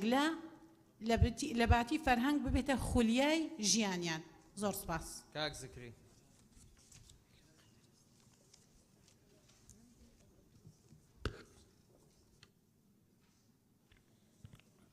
بناوی خودی مزن و دلوان برای سروک پارلمان کردستانی ذکری زیواری ماده 4 من پیم باشه خالای کدو بکنه یک خال بم شوایی لی بکرید یکم فیر کردن و گشه پیدان و بنیاد نانی نوایی که بهرمند بزانست و تاککی هوشیار که شانازی به نشتیمان و کلتوری کردواری خوی بکد برای سروک پارلمانی هرچند برادران بحث ماموستایی که براستی ماموستا شریحه که گلکا مهمه مادەی بین باشه جیانه که شایسته بو ماموستای بده داری کردن سپاس پابندی مادەکە من بەڕێزان کاک بەڵێن بەڕێستەرۆکی پەرلەمان مادەی بڕگەی یەکەم فێرکردن و گەشەپێدان و بنیادنانی نەوەیەکی بەهرەمەند بە زانست و پەروەردە ینی پەروەردەکە زیاد بکرێت چونکە هەدەف لە ئامانجەکە یعنی لە تەواوی یاساکە زیاتر پەروەردەیە وەک لە فێرکردن بڕگەی پێنجەم لەگەڵ بڕگەی 11 ئەگەر بخوێنینەوە گەشەپێدانی تواناینەوەکان بۆ ئامادەکردنیان تا بەشداری لە ژیانی گشتی کۆمەڵگە و بازاری کار و پێشکەوتنی هەرێمدا بکەن 11 هەوڵدان بۆ ڕاهێنانی قوتابی و خوێندکار لەسەر شێوازە هاوچەرخەکانی خوێندن و پەرەپێدانی توانستی پیشەیی خوێندکاران و ئامادە و مەشق پێکردنیان بە ئاراستەی خۆکونجاندنی تواناکانیان لەگەڵ پیشەیەکی دیاریکراوی پێویست لە بازاری کاردا یعنی هەر یەک ئامانجی هەیە یەک هەدەفە یەک داڕشتنە یەک بخرێ و زۆر سپاس کاک توور ئیسماعیل لێرە نەبووی ناومان خوێنیتەوە فەرموو دکتۆر محەدین فەرموو کاک بەڕێز سەرۆکی پەرلەمان سەبارەت بە مادەی 4 بڕگەی سێیەم پێشنیاری ئەوە دەکەم کە یەکسانی نێوان ڕەگەزەکان بکرێتە یەکسانی ڕەگەزی و لە تەچیدا وشەی لێبوردەیی بۆ زیاد بکرێت لە هەمان کاتدا باس لە خاڵی سێیەمی دیسان باس لە پەرەپێدانەکەی لا بدرێ بکرێتە ڕاهێنان و کارکردن بۆ چەسپاندنی بنەماکانی دیموکراتی و ئاشتی و پێکەوە ژیان و تا دوایی لەگەڵ ئەوەی کە کاری بە کۆمەڵ و گیانی لێبوردەیی ئضافە بکرێت لەو بڕگەیەی و ئەوەی تری پەیوەندی بە ئەوەیەوە کە بڕگەی چوارەمە ئاخر دێری دەنووسرا بۆ ئەوەی فێربوونی بەردەوام بە درێژایی تەمەنی قوتابی یان خوێندکار لە قۆناغی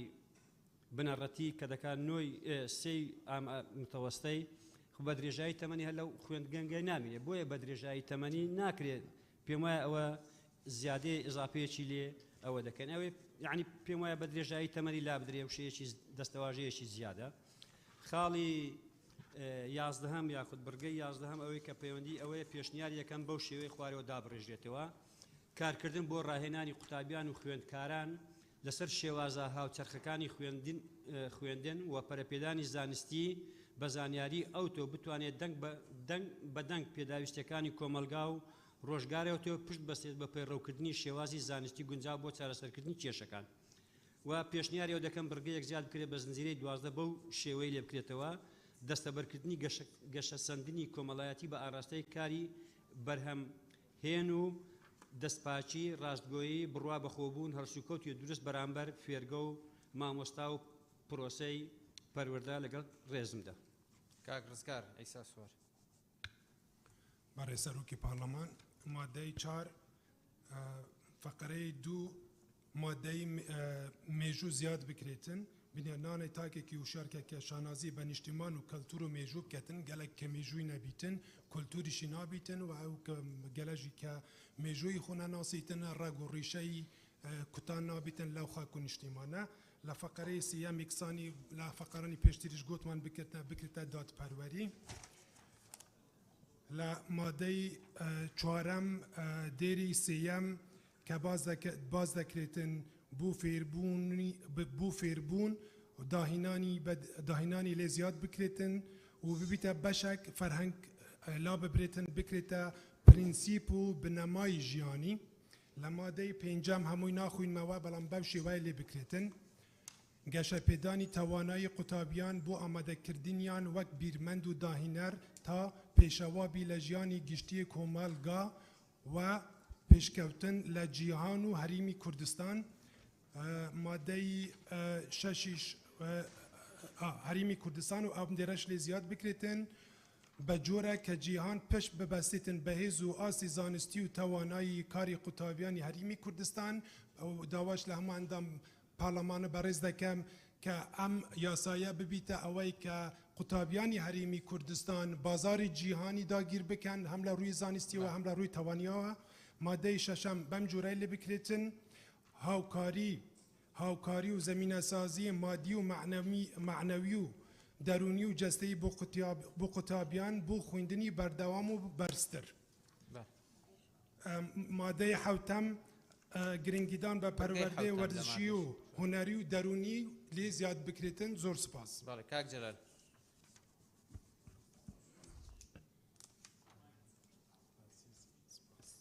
مای کاک ڕزگار ئەگەر مایکەکەت فەرموو کاک جەلال. زۆر سپاس بەڕێ سەرۆکی پەرلەمان لە بڕگەی 5 شەم پشتگیری وتەکانی کاک ڕزگار عیسا سوار دەکەم دەمەوێت لەسەر مادەی 7 قسە بکەم بەڕاستی گرنگجیدان بە پەروەردەی وەرشی هونەری جەستەی قوتابیان ینی ئێمە لە کۆنە هەمومان کە قوتابی بوون ئەوەی جیری منە بەبیری دێ لە ئیستیفاف ڕادەگیراین و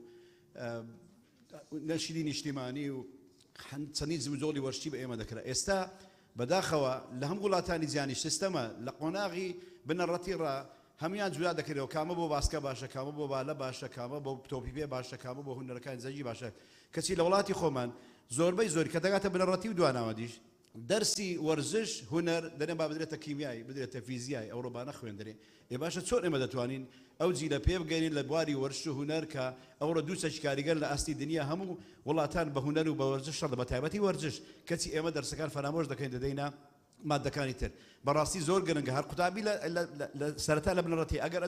گرنگی بەوانەی وەرش و بە هونەر بدرێ بە سەراحەت سەریقەی دەبێت بۆ خوێندنیش یعنی توانایشی باش دەبێت مێشتی لە ڕووی دەرونی و ئارام دەبێت بە ئەوی لە ڕووی وەرش و هونەریەوە بەرەو پێشچین زۆر سپاس. بەڕێز سەرۆکی پەرلەمانی من تێبینەیەکە سەر مادە 4 خاڵەسیەیە بەهاکانی دموکراتی وێرە بکەیتە دیموکراسی ئاشتی و پێکوەژیان ئەوە بەشێکە دیموکراسیە پێویست ناکات ڕێزگرتنە ئاینی هەر بەشێکە ژێ دیموکراسیە ئازادیە تاک و مافی مرۆڤ بەشێکە دیموکراسیە کورتتر بێتەکردنێ و هەر وسا خاڵە 5 6 7 8 9 حتی 11 خالکی زور تکراری نه مپی باشه تخلیص اک بید کنه چونکی اف 8 خاله همون سر بهزکردنی توانایی قطابیه یک بار ورزشیه بار جیانه بار پیداوستی تایبته بو ویج پیوست 8 خاله ناکد امشن و 8 خاله بکنه یک خال بس وکو مثلا ورزش هنری پیداوستی تایبت قطابی و بهزکردن هم بشه واضح حتی 2 ماهی مشق کردن یک بوچه هم 8 خاله نویسم شن یک خاله هر اشارت وان خاله بکنه زور سپاس کاک نزار سپاس بەڕێز سەرۆک پەرلەمان سەبارەت بە ئامانجە گشتی و هاوبەشەکانی پەروەردە و فێرکردن لە مادەی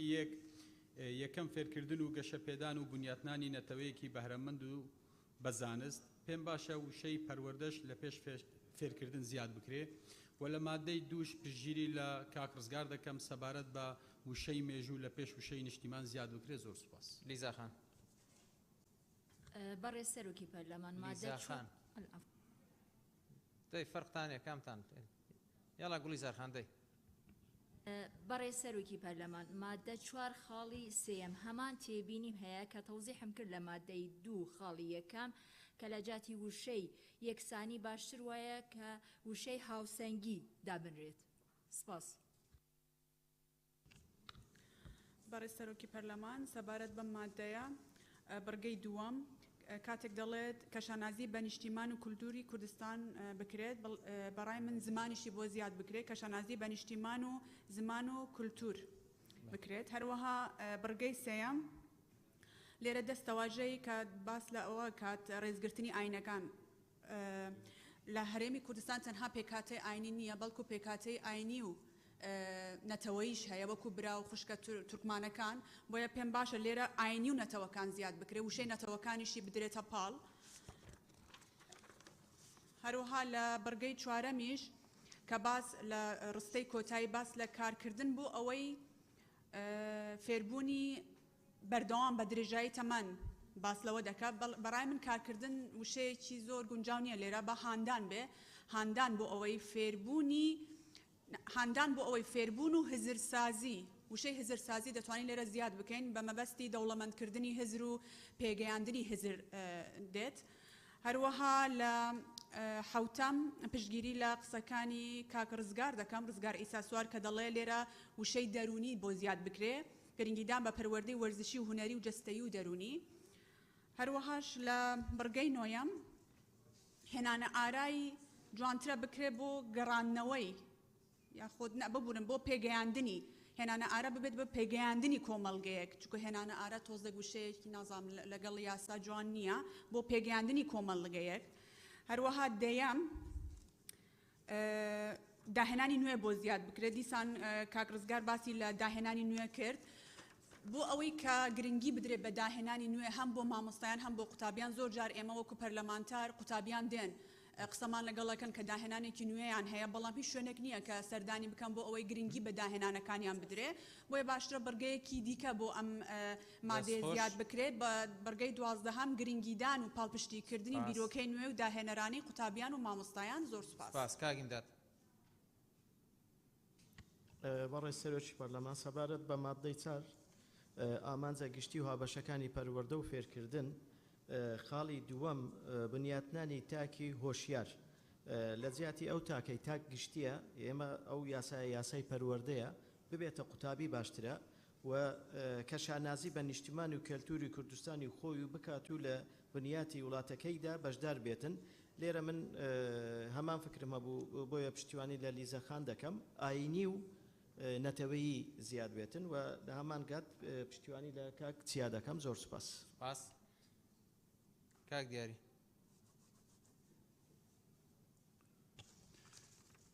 بەڕێز سەرۆکی پەرلەمان لەسەر مادەی 4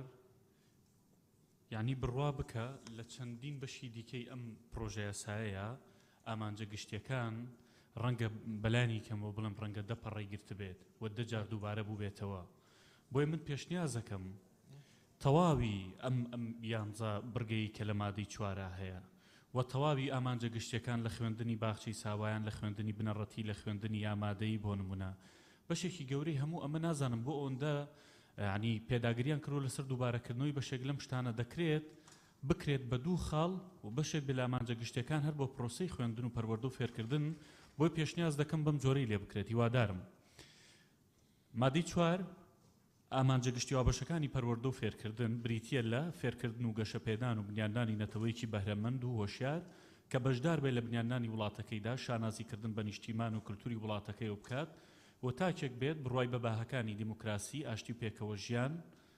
وەڕێز بگرێ لە ئازادی تاک و ئازادی ڕادەربڕین و مافەکانی مرۆڤ و باوەڕی بە خوێندنی ینی هاوتای خاوەن پێداویستە تایبەتەکانە بە یەکەم. دووەم گرنگیدان بە تواناکانی خوێندکار لە ڕووی پەروەردە و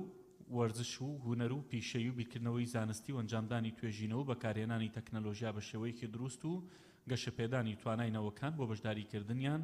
لە ژیانی گشتی و نەهێشتنی نەخوێندەواریدا. واتە ئامانجەکان و هەوڵەکان هەموو ئەمانە دەکرێت بە 5 دێر 6 دێر جێ بکرێنەوە لە تەواوی پرۆژە یاساکەدا، یعنی لە چەند بەشێکە ئەچیتە هەر بەشێکی ئەم پرۆژە یاسایەوە کە ئامانجەکان دانراوە دیسانە و کۆمەڵێک لەم دێڕانە دووبارە کراونەتەوە چەند بڕگەیەکی بۆ دانراوە بۆیە بەڕاستی ئەمە هیچ زەڕور نیە و پێشنیاز دەکەم بۆ جۆری لێ بکرێەوە بە پشتیوانی قسەکانی لیزاخانی شەکەم. زۆر سپاس. سپاس مامۆستا بەکر. بەڕێز سەرۆکی پەرلەمان منیش پێم وایە ئەم 11 خاڵە زۆرە کرێ لە 4-5 خاڵە کورد بکرێتەوە. بۆ نمونە لەسەر تاچی وشیار لە بڕگەی 2-5 هاتووە، لەسەر مەسەلەی توانست و توانە لە بڕگەی 4 و 5 و 10 و 11 هاتووە، لەسەر مەسەلەی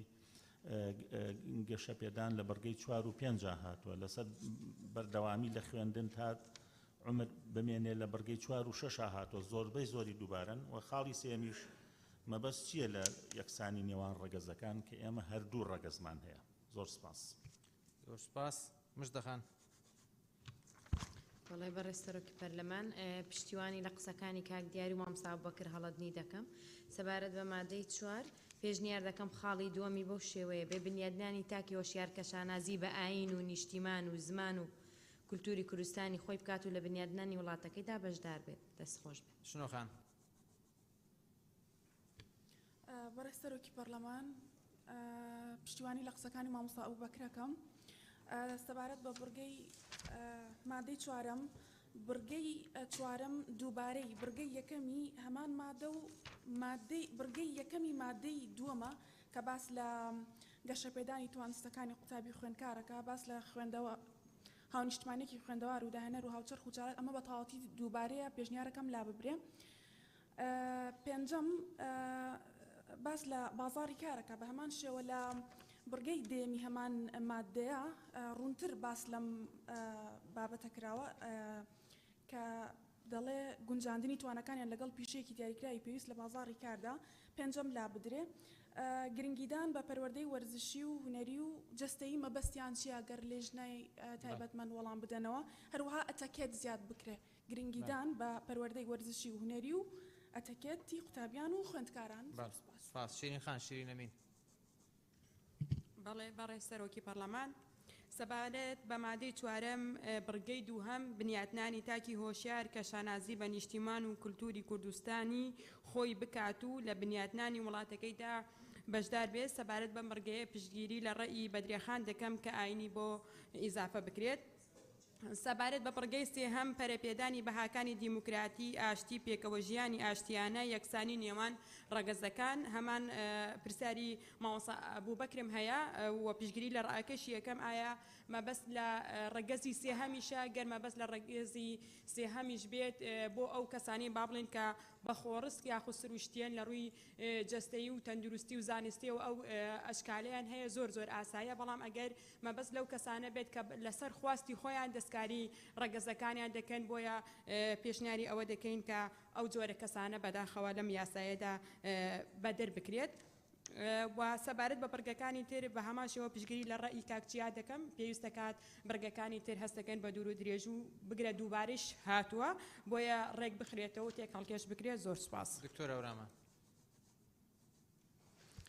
بەڕێز سەرۆکی پەرلەمان بەنای خۆی بەخشندەی میهرەبان هەورامان گەچێنەی من لەسەر مادەی 4 قسە ئەکەم. بڕگەی یەکەم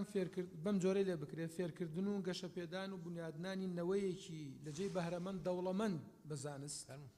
دووەم بنیادنانی تاکی هۆشیار کە شانازی بە ئاین و نیشتیمان و کللتوری کوردستانی خۆی بکات و لە بنیاتنانی وڵاتەکەی لە بنیاتنان و پاراستنی وڵاتەکەیدا بەشدار بێت واتە هەم بنیاتنان هەم حفظ و ئامادەی ڕوبەڕووبوونەوەی هەبێت کاتێ ئەگەر وڵاتەکەی کەوتە ژێر مەترسی. سێم پەرەپێدانی هەتا دەگاتە پێکەوە ژیانی ئاشتیانە دوایی کە باسی یەکسانی نێوان ڕەگەزەکانەکە بەم جۆرەی لێ بکرێت چەسپاندنی دادگەری نێوان هەردوو ڕەگەزەکان لا ببرێت دوایی کە دێ دەڵێ ڕێزگرتنی ئاینەکان ڕێزگرتنی ئاینی پیرۆزی ئیسلام و ئاینەکانی دیکە ئازادی تاک مافەکانی مرۆڤ و پاراستنی ژینگە. سپاس کاک گۆران.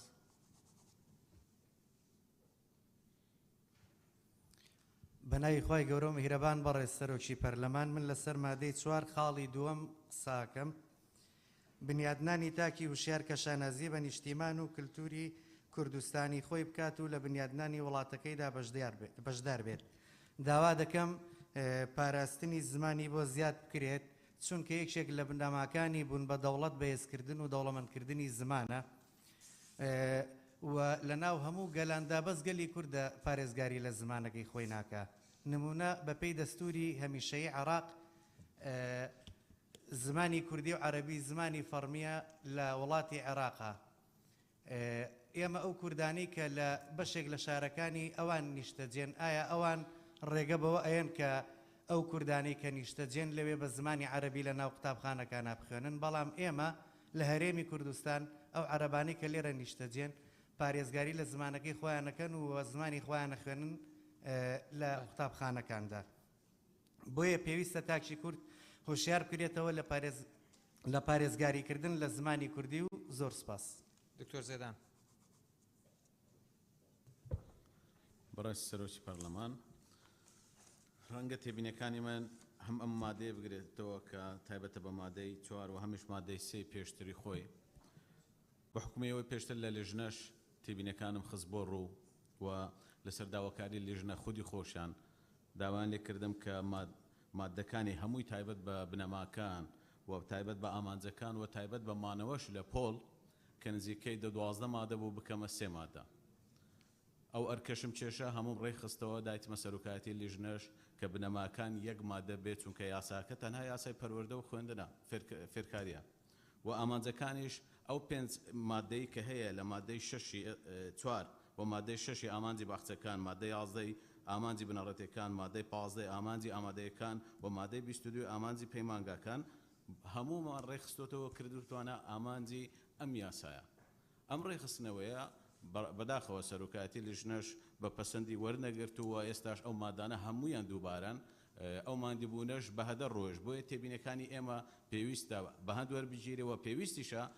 یاساکە بۆ خزمەتی یاساکە بێ چونکە هەر کەسێک کە دەیمە یاسا دەخوێنێتەوە ناڵێ دەچم ئەو بەشە دەخوێنمەوە کە پەیوەندی بە باخچەکانەوە هەیەیان بە بنەڕەتی و ئامادەیوان هەر بەشێکی تر هەتا پەیمانگاش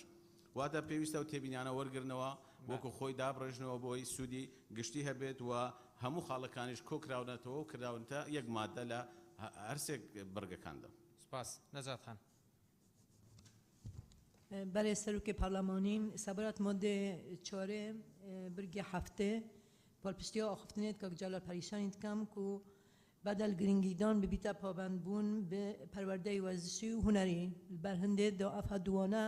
بە گرنگی بهێنەوەرگرتن و شینەوەی چه مادە دینەوەرگرن.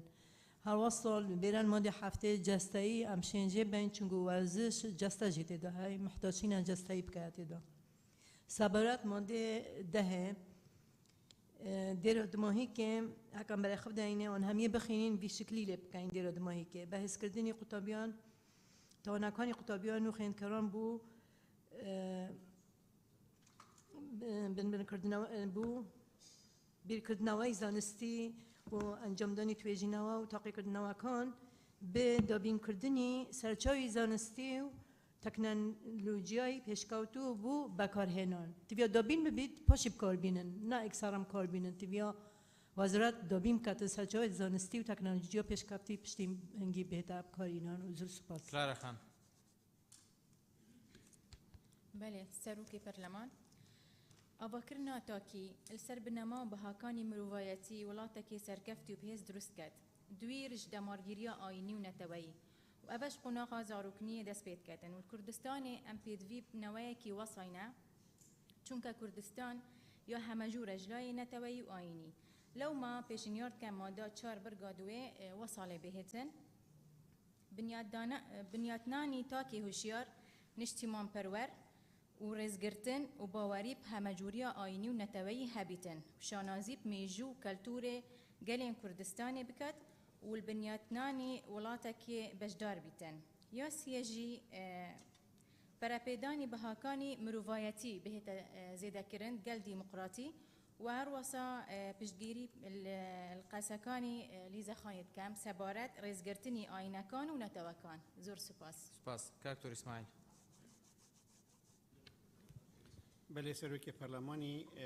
ماده 4 خالاییکی فێرکردن و گەشەپێدان و بنیاتنانی نەوەیەکی بەهرەمەند بە زانیاری نە بە زانست زانیاری شاملترە معلوماتی هەبن خوب معقولين أو علم همي هابيت بس معلومات درسته الويري بتر جهة خود جريت أنا سبينم خالا دوية بيجيتن كشانازي با بيشتگيريا خوشكا مجدد كم با آين و نشتيمان و آين بتبري نشتيماني همي وكوه كشانازي بدين خو ببن خالا سيه پشتگیری و پشتوانیا خوشکاشرین و ماموسابو بکرید کم رگزکان ناچه بید الوره بید چه ذهن مروی نچید بود تشتکی دی چه هر دو رگزن لانیوان دو رگز ده لانیوان دو رگز و رگزکان نمینیتن اف جمعه کده بیتا اگر هنده چه بیتن فکر مروی بو جهه کدی بچیتن و دیسا دیفرا بیشتن رزگرتنی آینکان بری و بیشتر رزگرتنی آین اسلام و آینکانی تر پشتوانیا ما مصرح و رمانت کمت به بو چونه دا یا اخیری خال اخیری بیشتر هولدان بو راهنان او هولدان نمینید اما رأسر راهنان دا بیتا ارکک واجبك في رابطنا ايكش اهداف افنا نا اهداف محاولة كرنا انما اهداف رابونا بفيكارية فيكاري راب بيتن وزور سپاس سپاس كاك مام برهان بەڕێستەرۆکی پەرلەمان من بۆ لیژنەکان جەخت لەسەرەوە کەم و ئێساکە بەس تەنیا نمونەی ئەم مادەیە نزیکەی 160 وشەکان لا بم تەماشاکەم بزانن هیچ معنای گۆڕێیان پوخترە بێت زۆر درێژدادڕی هەیە بەداخەوە سەرەڕای دەستخۆشی بۆ ماندووبوونیان بۆ زەمیلانەمان بڕگەی یەکەم لێگەڕێ بڕگەی دووەمیان بنیادنانی تاکی هۆشیار کە شانازی بە نیشتیمان و کولتورەکەی بکات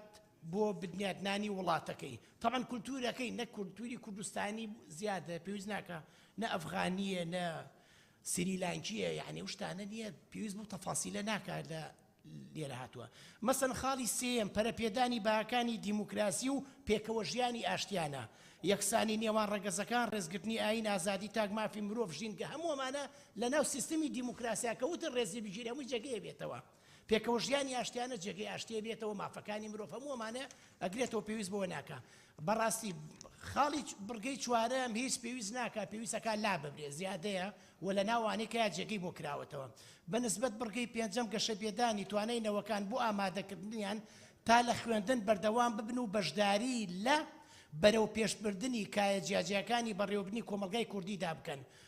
بە تەنیا بەم نیودێڕە ئیزافەی بکەی بەشێکی زۆری بڕگەکانی کە لە دواتر هەیە توانین لا برێکە بە خێرایی ئاماژەی پێەکەم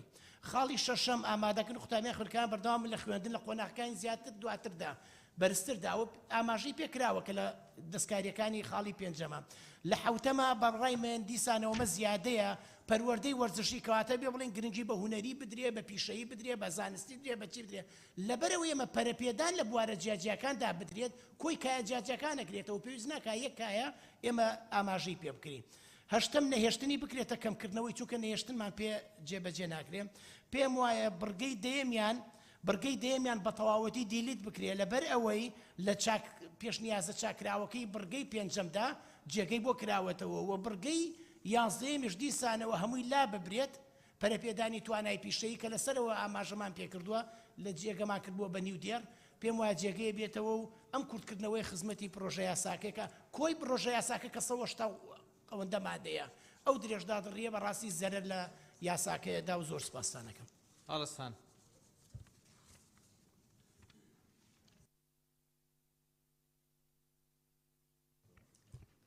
الو بەڕێز سەرۆکی پەرلەمانی تێبینیت من سەرمادە 4 برگایەکەم ئەڤەیە وەکی دکتۆر ئیسماعیل سگیری گوتی زانست و زانیاری ئیضافە بتن چونکی شاملترە سەر برگا دوو بنیاتنانی تاکی هوشیار کە شانازی بە ئاین و نیشتیمان کلتور نەمینەتن حتا دیمایی کە بێتە داڕاشتن سێم دەمێ ئەم کۆم بووینت گەل بەڕێز سەرۆکە پەرلەمانی من ئەف تێبینیە گوتێ و سەرۆکە پەرلەمانی گوتی چاک بکەن ئەف تێبینیامە ئەڤە بوو یەکسانی نیوان هەر دوو ڕەگەز جەماعەتجی ئاگەهدارن الماده چویدا یا رازوکری لدوری دا هر وکی خواه هاتی برند از پیشنیارت کم کو ما عرفی داد قانونی داد شریعتی دا مبتنی دو رگزتین مش دو رگز زیادت ترینه برنده یا عربی جیان ویسای مساوات ما بین الجنسین برنده بیتا تحدید کرنه سبارت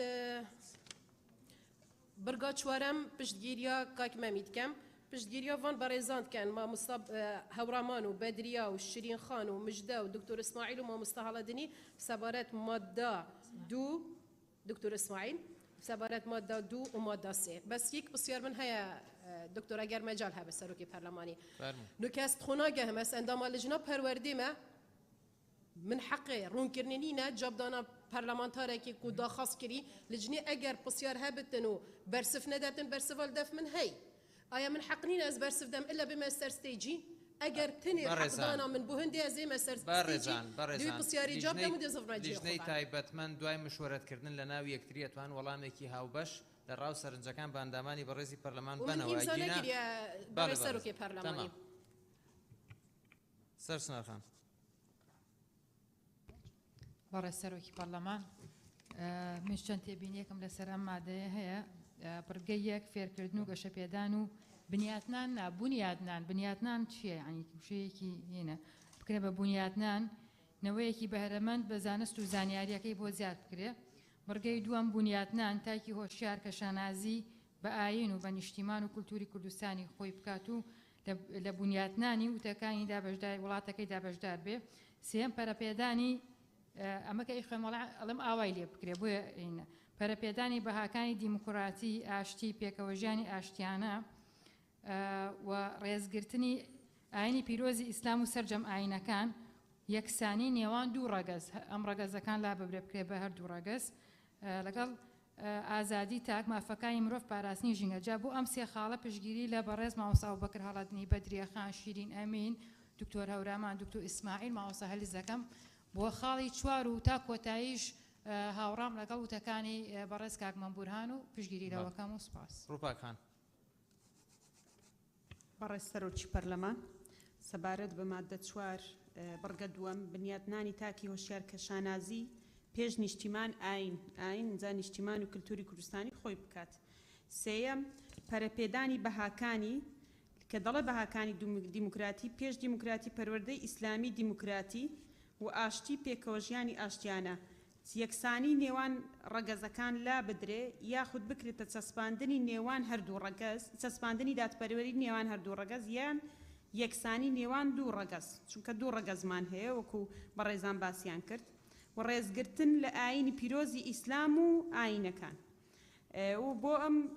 سێ بڕگەیە پشگیری لە بەدریەخان هەڵەسخان سەرچنارخان مامۆستا ئەبوبەکر و هەروە بۆ بڕگەی سێیەم شیرنخان و هەروەها مامۆستا هەورامان دەکەم و بڕگەی چوارەم لە بەشی کۆتایی دەڵێت لە فەرهەنگی ژیانیان ئەگە فەرهەنگ بکرێتە خولیای ژیانیان و هەروەها لە حوتەم گرنگیدان بە پەروەردەی وەرزشی پێشەوە پەروەردەی ئیسلامی وەرزشی و هونەری زۆر سوپاس دکتۆرە شایان بەڕێز سەرۆکی پەرلەمان شایان کاکە ساڵح سەبارەت بەو مادەیە بڕگەی سێیەم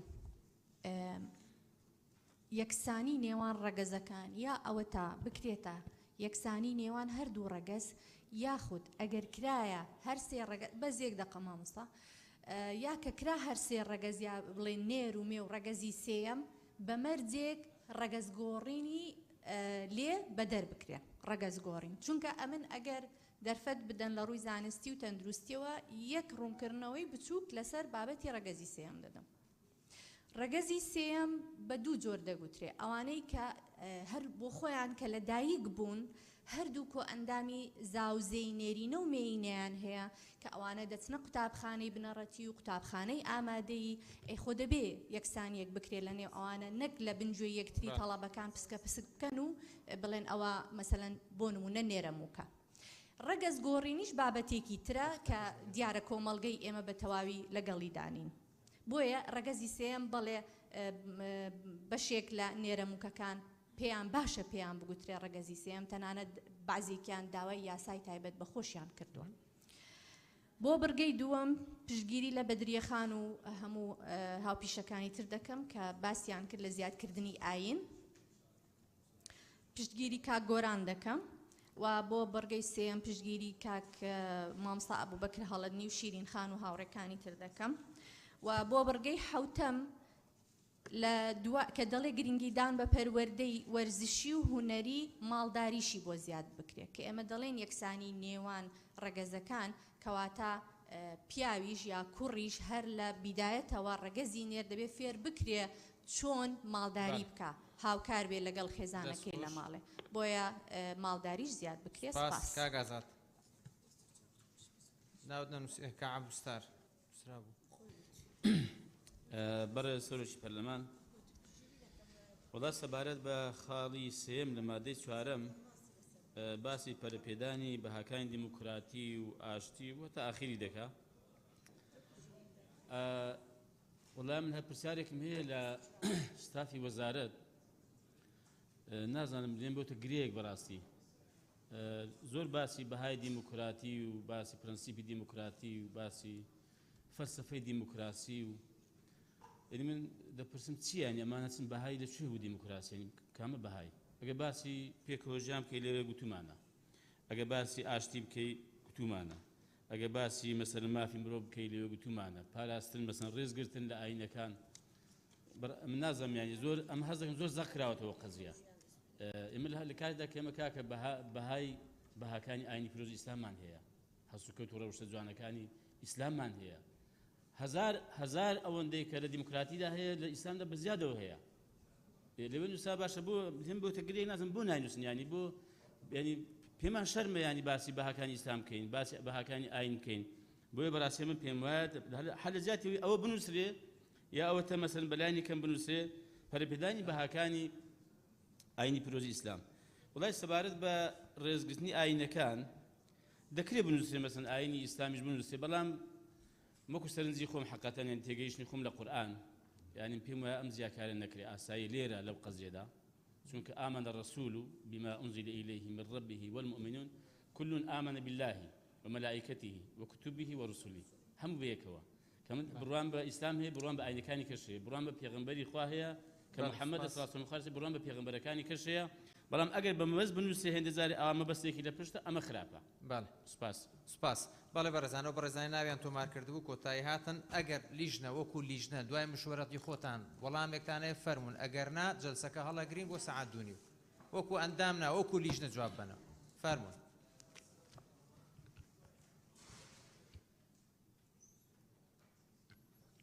ئەگاتان لە وەختیش بیانی وەخت کراوە بەڕێز سەرۆکی پەرلەمان سەبارەت بە مادەی 4 دیارە ڕایەکی زۆرینە هەبوو لەسەرەوەی کە ئامانجەکان لە زۆر مادەکانی ئەم پرۆژە یاسایەدا ئاماژەی پێکراوە بۆیە بەڕاستی ئێمەش وەکو لێژنە سەرنجیەکی بەجێمان لەسەر زۆری ئامانجەکان هەبوو دەکرێت ئێمە سیاغی بکەینەوە لەگەڵ لێژنەی یاسایی دواتر ئامانجەکان یەک بکەین. ئەمە ڕایەک سەبارەت بە بەرگەی سێمیش کە دەستەواژی ڕەگەزەکان بەکارهاتێ لە مادەی مادەی 2 ئیشارەت پێدرایە کە پێشتر ئێمە ڕێکەوتین لەسەرەوەی هەردوو ڕەگەزبی ئەوە دواتر چا دەکرێت دەکرێتەوە هەردوو ڕەگەز. زۆر سپاس جەلسەکە هەڵەگرین تا سەعات 2:30 و بەڕێزان تکایە 2:30 و لێرە بن.